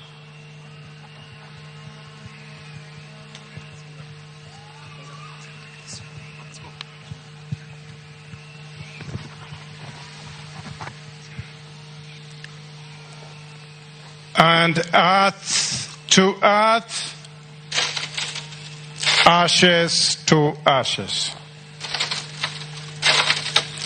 The resurrection to eternal life through Jesus Christ our Lord, who shall change our perishable body to that it may be raised, strength which He exerted in Christ when He raised Him from the dead and seated Him at His right hand, far above all rule and authority, power and dominion, forever and ever.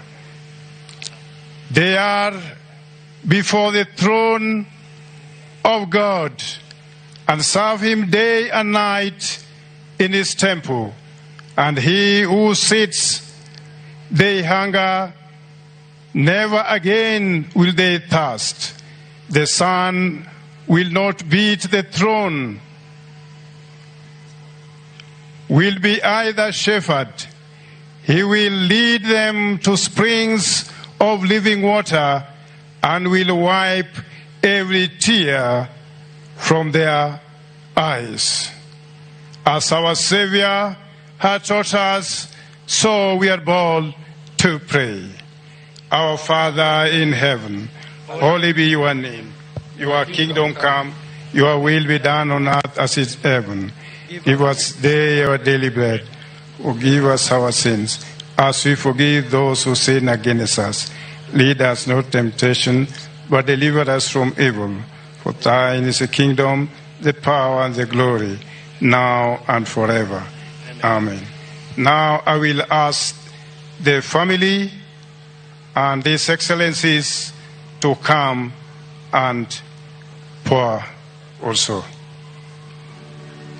Basi hivi sasa familia ya Mheshimiwa Raila Odinga wakiweza kujongea ili wakaweze kuweka mchanga, kisha Mheshimiwa Rais wa Jamhuri ya Kenya ataweza kufuata, na baada ya hapo Rais mstaafu.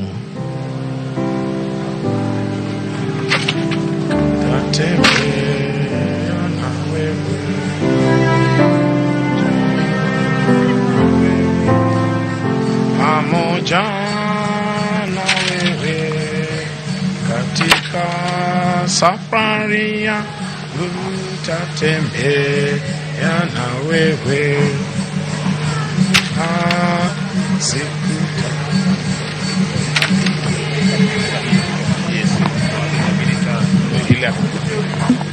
Well done. Well done.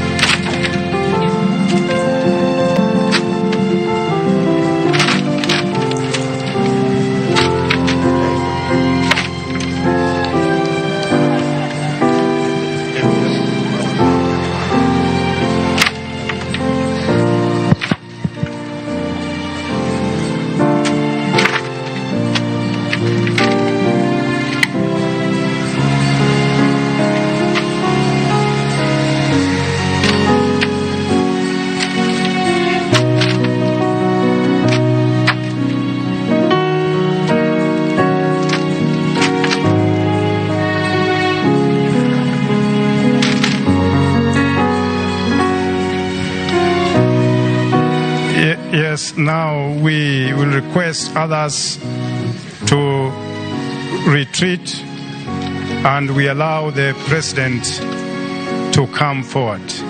Tafadhali familia, tunaomba tuweze kurudi ili tuweze kuketi. Tutulie tafadhali, tuna sehemu bado inahitaji utulivu wetu tafadhali. Sehemu inahitaji utulivu wetu. Familia, tutaomba tuweze kuketi ili niweze kumleta mwenzangu kwa kipindi cha kuweka shada la maua tafadhali.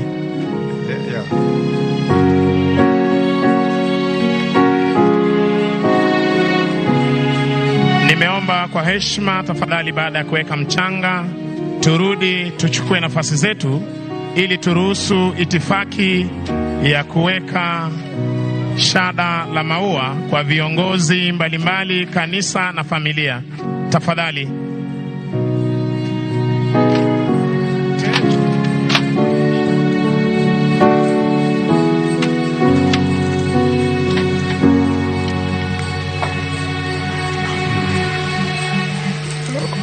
Asante. Ukishaweka mchanga tafadhali, kwa heshima uweze kurudi, uweze kuchukua nafasi yako rasmi. Wale ambao walikuwa na nafasi za kuketi, wengine tufungue kaburi hilo ili tuweze kuwa na kipindi cha kuweka shada la maua tafadhali. We kindly request that once you have finished your duty, kindly give us some space so that we have that session of laying of the wreath. Kindly. Yeah. Ninaomba tafadhali, baada ya hapo turudi tuweze kuchukua nafasi zetu tafadhali.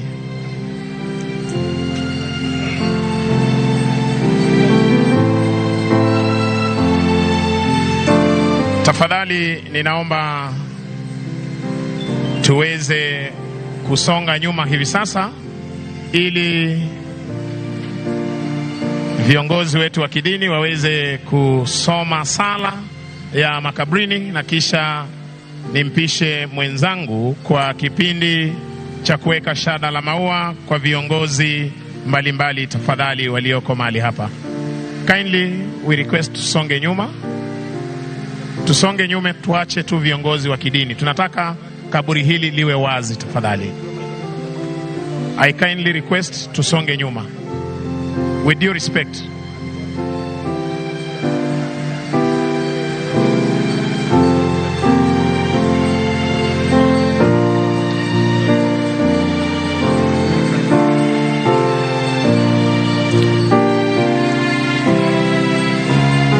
Tafadhali tusonge nyuma tafadhali. Tuachane na picha. Tuna picha hizi za simu, tuache tafadhali. We have official cameramen. Kindly tunaomba tusonge nyuma. Okay, asante viongozi wetu. Let those who can help us now come and cover the grave. Tafadhali tusonge nyuma. No, it's covered. The name must be covered. Tusonge nyuma tafadhali. Those who are, please, could you come and cover? Yeah, please come and cover the grave now to allow for the next session. We just pray. Okay, we are now praying. Asante kwaya, asante. Tuapishe viongozi wa kanisa. Thank you. Now we are praying. After prayer, then it will be time for laying the wreath. Let us pray. Remember, O Lord, this family that is most affected by the departure of His Excellency, the Rt.Hon.Raila Odinga. Visit them, O Lord, to comfort and strengthen them in this period of grief when they find it so difficult to cope with the realities of death.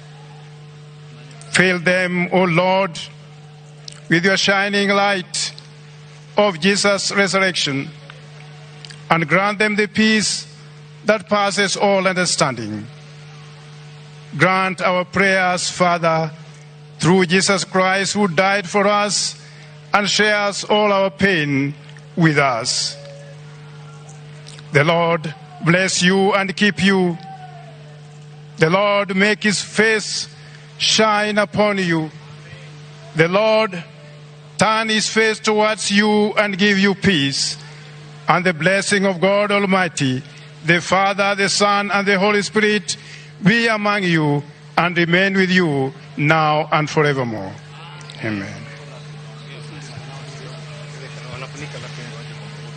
Asante sana viongozi wa kidini. Kabla ya shughuli za kuweza kuweka shada la maua, Mheshimiwa Rais, kwa ruhusa yako kama amiri jeshi mkuu wa majeshi ya ulinzi, nitaomba hivi sasa kwa heshima OIC Burial ama kiongozi ambaye aliweza kuongoza mazishi haya aweze kukabidhi bendera kwa military police ili waweze kumkabidhi Mama Aida Odinga kwa shukurani, ama ikiwa ni ishara ya shukurani kwa kazi ambayo kiongozi huyu aliweza kutekeleza kwa taifa letu la Kenya.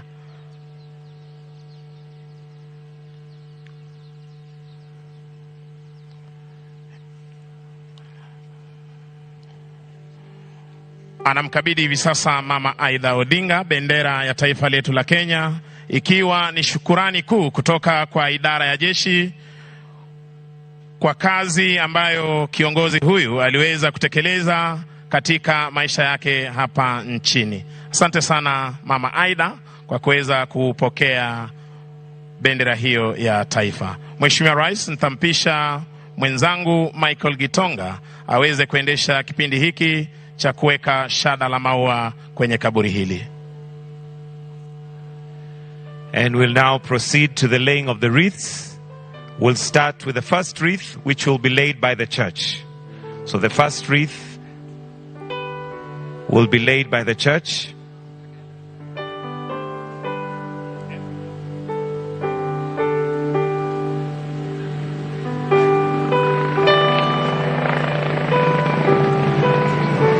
The second wreath will be laid by Mama Aida.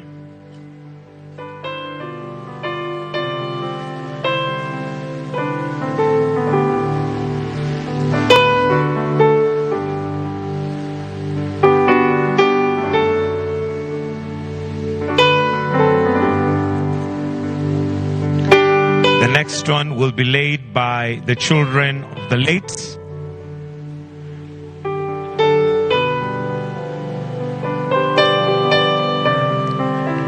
The children of the late Prime Minister, the Rt.Hon.Raila Amolo Odinga.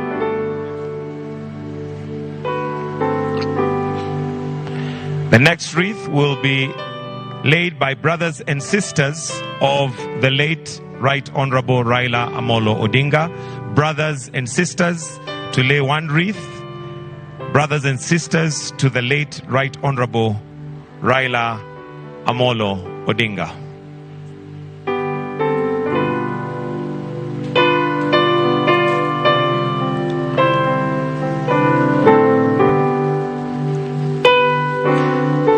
The next will be laid by Mama Betty and Mama Susan. Mama Betty and Mama Susan.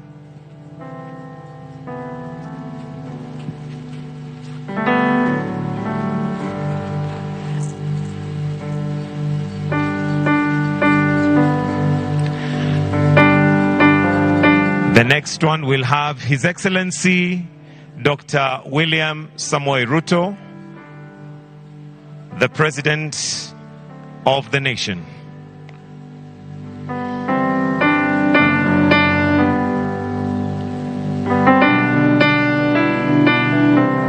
Followed by His Excellency Uhuru Muigai Kenyatta.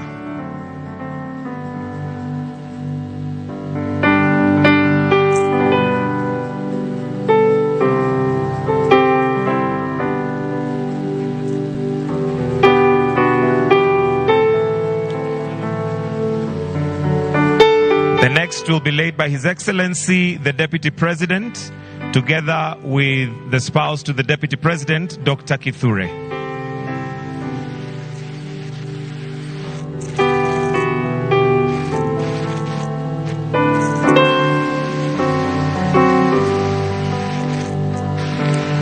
The next will be laid by the Chief of Defense Forces, General Kahariri.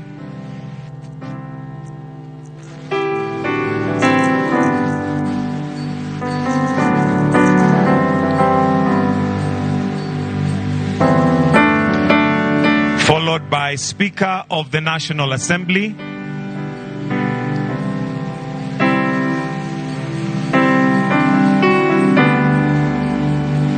Speaker of the National Assembly, followed by the Speaker of the Senate,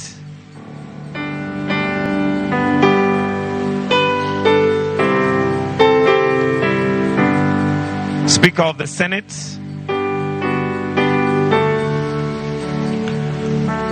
if not present, former Vice President Kalonzo Musyoka,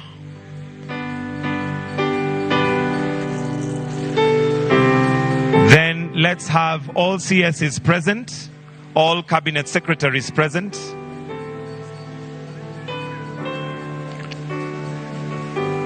Cabinet Secretaries present. Followed by all governors present. Governors present.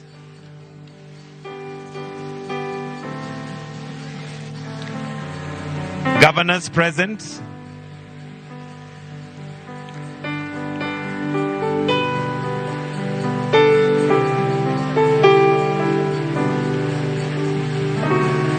Service commanders, ODM party leadership, the ODM party leadership present,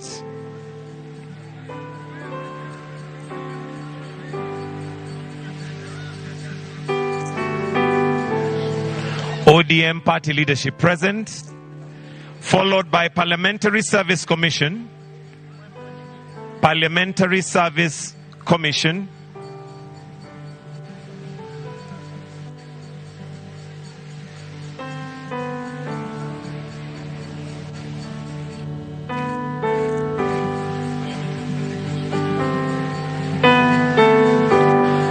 then for now, the last that we'll lay for now is by Maurice Ogeta.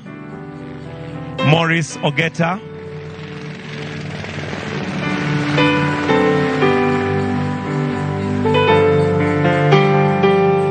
And just to mention that other wreaths will be laid after the covering of the grave, so will still remain.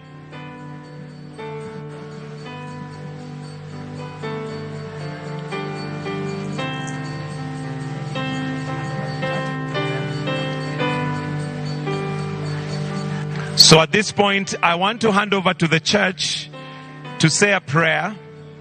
Then we will release His Excellency, the President, as we continue with the wreath. So at this point, allow me to hand over to the church for a prayer, after which we will, His Excellency may leave at his own pleasure as the grave is covered, and we'll continue with the wreaths after that. So for now, the church, give us a prayer, then we can release His Excellency the President to leave at his own pleasure. The prayer. Yes, let us have the last prayer. Lord, you are always a very precious gift to our life and to the life of others, especially for the family of the late former Prime Minister. Thank you for everything, for the good things we have witnessed, for the good words of encouragement these people have received from friends, relatives, and well-wishers, and from all the nation. And now, Lord, that we have come to the end, we want your servant now to go in peace. Take care of his soul, preserve him, and may his spirit continue to blend with us as an inspiration for the greater things to come. Thank you very much, even as your servants, those who are here present, those who have participated in one way or the other. We recognize their contribution with thanksgiving in our hearts. now go with us throughout our journey. For those who are going to take flights, those who are going to travel on roads and other means, Father, may you protect them. For all this we pray, believing and trusting in the name of God, the Father, the Son, and the Holy Spirit. May God be with you, and may his peace continue to be with you. Thank you.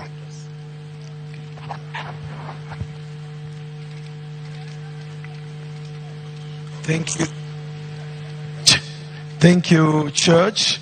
At this, we kindly, if he chooses so, grant grace for His Excellency to leave.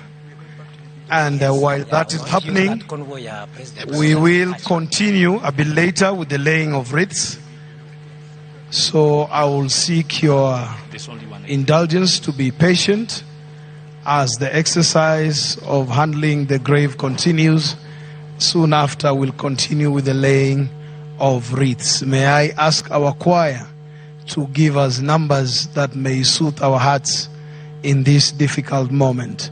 And even as that is happening, I will just request those of us here to just clear this pathway so that it can be easier to have some mobility around here. Choir.